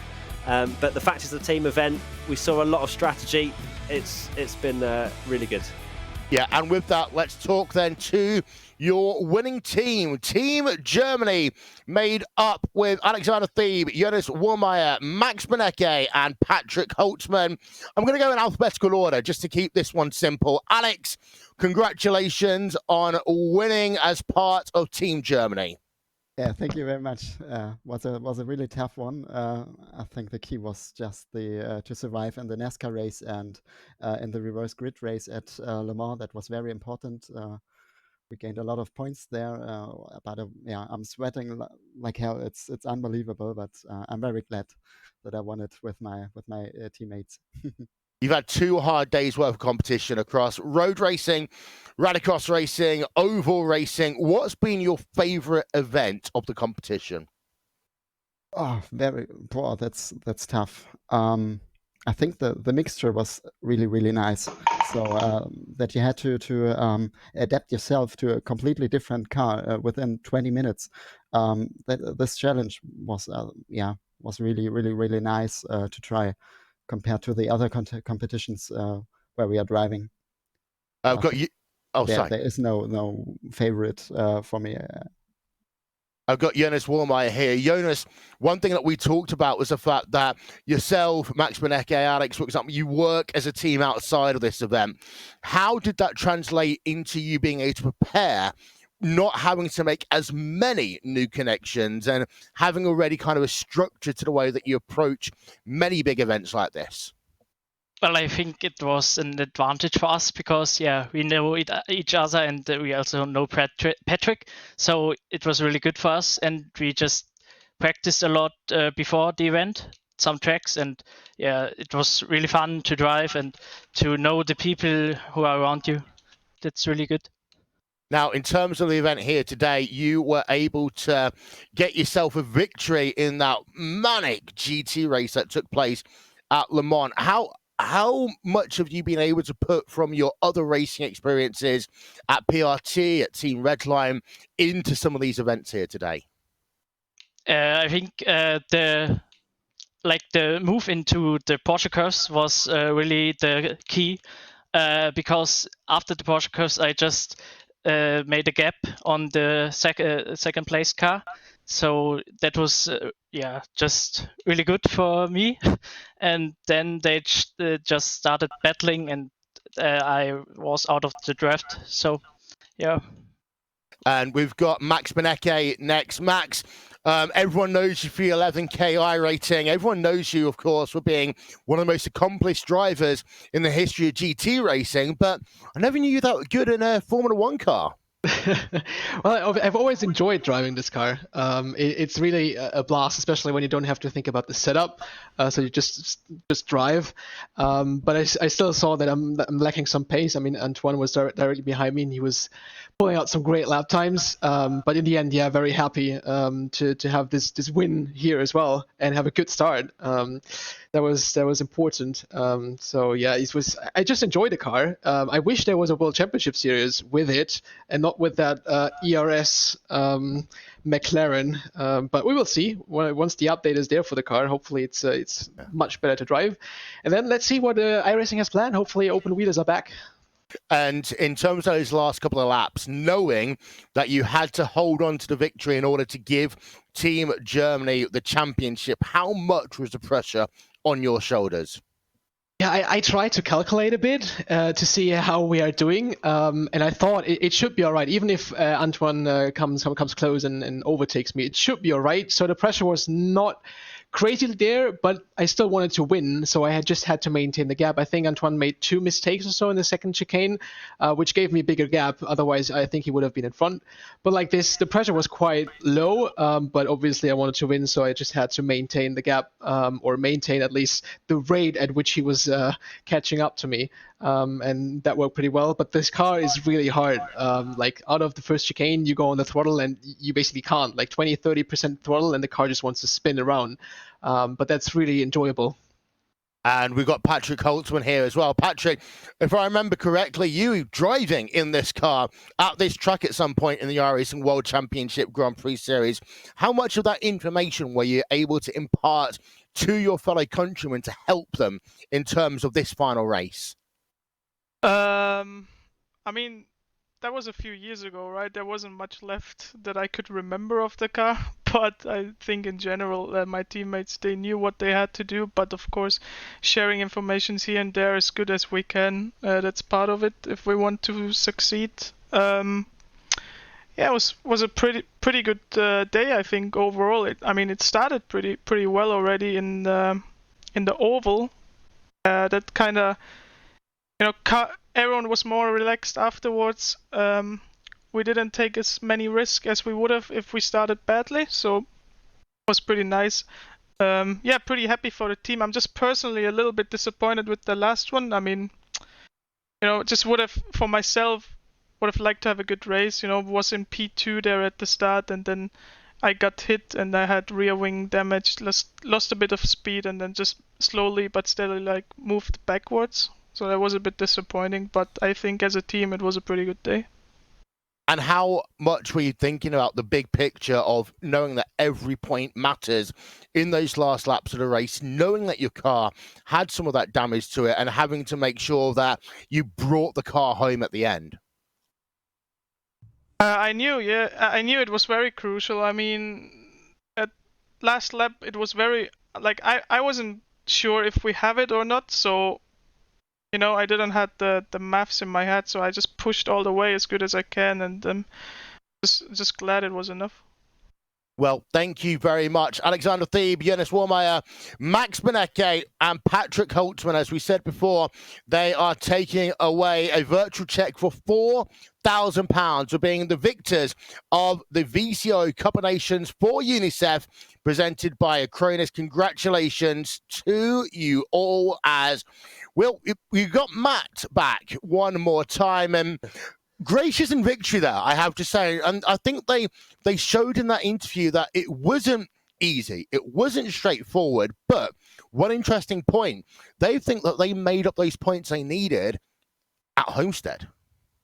Yeah, they were very humble in victory, weren't they? It's quite nice to hear. And it's quite weird, isn't it, that they were all quite composed and calm, even in the last race. And Benecke didn't feel like whether he lost the lead or not would have really mattered. So maybe that actually helped them in some weird way, that, obviously they were falling back, but they thought they had enough in the tank. So yeah, it's great to hear from our winners.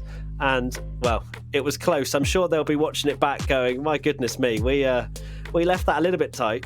Yeah, but you know what? It doesn't matter if it is 1 point or 100 points. It's a victory that matters at the end.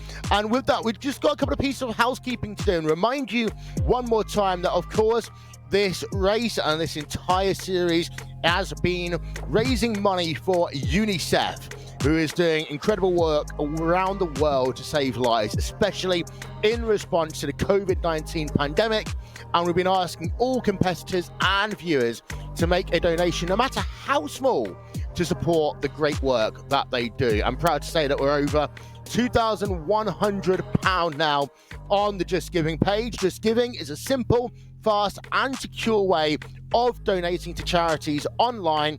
And if you're based in the United Kingdom, you can also claim gift tax back on that as well, which means basically an extra 25p for every pound at no cost to you, provided by the government. So all you need to do is go to racebot.wtf/donate for that one, or click the link in the YouTube description for that. And again, thank you to everyone who has donated over the course of the weekend as well. And please keep the money coming in if you've enjoyed what you've seen. I tell you what, Matt, I'd have paid good money to watch that final race in particular. But over the 10 races that we've had this weekend, it's been absolutely incredible racing from start to finish. We've had heartbreak, we've had chaos, we've had the odd bit of controversy. You had yourself a nice time to make your pizza at Indianapolis. We've had everything. We absolutely have, and I've thoroughly enjoyed being a part of this, and it's been amazing to watch how it's, as I said before, it's not about one driver, it's about teamwork, it's about strategy, and I love the different disciplines. I love the fact that they aren't able to do hours upon weeks of practice into a certain racetrack, and it just throws up a few surprises. As you say, we've had a bit of controversy, which, you know, I'm sure there'll be a few rumbles going forward on social media this evening and into the next week. But yeah, it's been amazing to watch, and I hope everybody watching has had as much fun as I have. Yeah, I'm going to talk to these two one more time, Paul and Connery, after we first of all had a chat with Bertil Brendeke, who is our partner from Acronis. And Acronis present the VCO combinations in aid of UNICEF, and they are a global leader in cyber protection, known for its support of global sports teams, and again, even more so during the COVID-19 lockdown period. Their clients include Formula One, Formula E, NASCAR, IndyCar, the English Premier League, Major League Baseball, and esports teams, who all benefit from Acronis' cyber protection when setting up remote work environments and securing their data during lockdown. So, Bertil, thank you for talking to us for the second day in a row. First question, what do you think about the racing that we've just seen? Well, first of all, let me congratulate the German team to the victory, and all by all, it was a phenomenal event, and I sincerely hope we can pull these kind of things together again sometime, someday, somehow. And let's wheel in that money for UNICEF, because also at Acronis we do a lot of fundraising for our Acronis Cyber Foundation to help those who are in need, where we build schools in rural areas. So please do donate, and we as Acronis are more than happy to support these kind of events. I want to ask you a couple of questions about the way that you work, both of in terms of the way you support sports teams. But first of all, how do you actually help esports drivers and esports teams? Well, as this is cutting edge technology they use, we help them by protecting their data and making sure that the technology works as it should be. And in the event there is a data loss, they can retrieve the data as good as they need it. So data loss is something which is currently happening, either by human mistake or by hacks, and we help to prevent them. And if we can't prevent them, we help to recover. And I've already mentioned that you work with so many sports teams and leagues around the world: Formula One, Formula E, NASCAR, IndyCar, baseball. You work with the English Premier League. In what way do you actually work with these major organizations and sports teams to support them?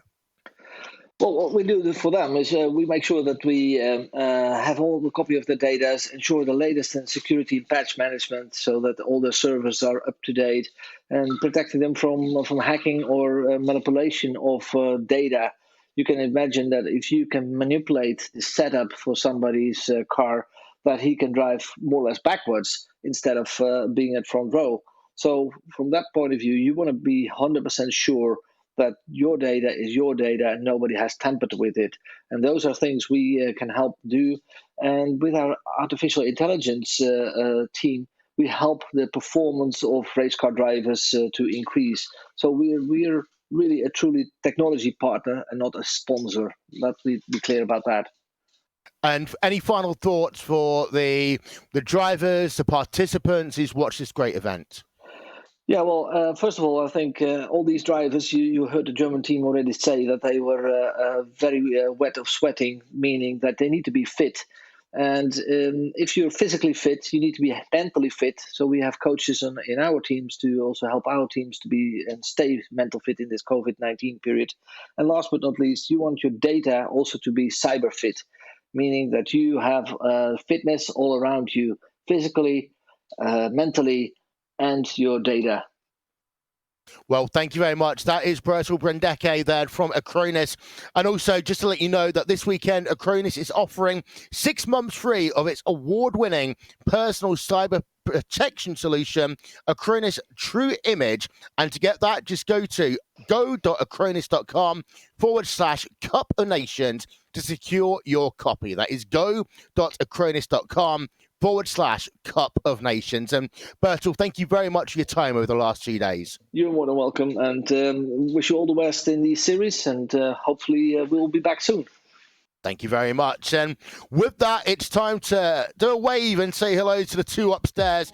Hopefully by now they've recovered, had themselves a cup of tea and a biscuit. I mean, Paul, we've commentated some crazy races over the years, but that Grand Prix race has got to be one of the craziest we've had on record. I mean, yeah, I've covered things from touring cars to GT cars to Rallycross, and that Formula One race right there was sensational. It was unbelievable. Wherever you looked, there was action taking place on track, and it had serious consequences towards the final outcome of this championship. And, you know, if I wasn't wearing a headset, I'd be taking my hat off to these drivers out there, because all of them, right across the board, even the drivers who competed yesterday, and even those who tried to qualify for this event, all of them, you got massive respect from us, because what you've done has made this a brilliant event, and I certainly hope that we get more in the future. And Connery, in the end, it came down to basically Mac Beneke versus Antoine Higelin in the battle for the race lead on the last lap of the race. And I'm sure Higelin would have loved to have just one more lap. But you know what, in motorsport, you don't get one more lap. Yeah, it's another one of those situations, isn't it? It's just, if I just had 1-2 more laps. And you could see he was closing in each and every lap. He was lopping a couple of tenths of a second off. And, you know, if we did have an extended time limit, then maybe, just maybe, Higelin would have been able to push France over the top, shall we say, and get to that top spot. But unfortunately, it wasn't to be. Germany, they held on, for all intents and purposes. They held on to the lead, and they hold on to the win. And I'm going to do a quick roundtable right now. Moments of the day. I'm going to start with you first, Paul. Oh my goodness, you put me on the spot there. I'm going to say the absolutely dominant display of Johan Haaf to come through from the basically from the back of the grid through in the Rallycross at Sonoma. That was sensational to watch. Connery? Ooh, there are a good couple to choose from, aren't there? It's absolutely incredible. But do we mean from today or from yesterday? Give us anything. I mean, I know you want to talk about the 10 cautions, the 45 laps. I know that was your moment of the day. No, but it is from that race, the 4 wide into turn 3 at Indianapolis. Pataska through the middle, 3 passes. Okay. What about you, Matt? Bicco, what an unbelievable move into turn 1. Did we literally just lose Matt? What timing? I think we've got him back. He's back. Literally, I just froze. I was like, oh no, that's me. It's me. It's gone. Bicco, yeah, what a move into turn 1. I genuinely took a deep breath and winced when I saw that happen. So great move. Weeks and months. I know it's been a long, hard slog for him. And also want to give a shout out to our partner at Williams, Stephen English, for being such a kind and supportive person as well, and keeping us going along the way. And I can't talk about Williams without also talking about VCO and Florian Hasper for not only coming on board and putting the VCO kick onto this one, but also in terms of making sure that they've amplified up this broadcast as well. In terms of our announcing crew, of course, Paul Smith, Connery Maddock for the coverage. Somehow their voice has been carrying on throughout the course of this weekend. And also from WTF1, Matt Gallagher as well. Thank you for joining us for the course of this broadcast. And finally, to our partners, Track Cameras, Istvan Barau, TrackCam22.com, our friends over at ATVO, Aptioneering, and also finally to Andy Werner and Antoine Design. And with that, we started this journey at Circuit Spa-Francorchamps. We went to Circuit de Barcelona, Catalonia, Then we headed ourselves over to the 8 Ball of Suzuka. Then we had ourselves a playoff race at the Indianapolis Motor Speedway, and that gave us the teams that started today's action. Today we have had so much racing. We started off at Silverstone earlier on this afternoon, and that was our semi-final race. Then we ended up with that last chance saloon at Atlanta, and all of the chaos, the drama, the excitement, and the controversy that went with that. Belgium got disqualified. Spain went through to the finals. We went to Homestead Miami Speedway, to Sonoma Raceway, to Circuit de la South, and we finished our journey at the one and only Monza. And what a race it was. And you know what? I'm not going to lie to you. I'm kind of glad I accidentally said the wrong thing on the broadcast yesterday, because what we just saw in that Grand Prix race will be one we will remember for a very, very long time.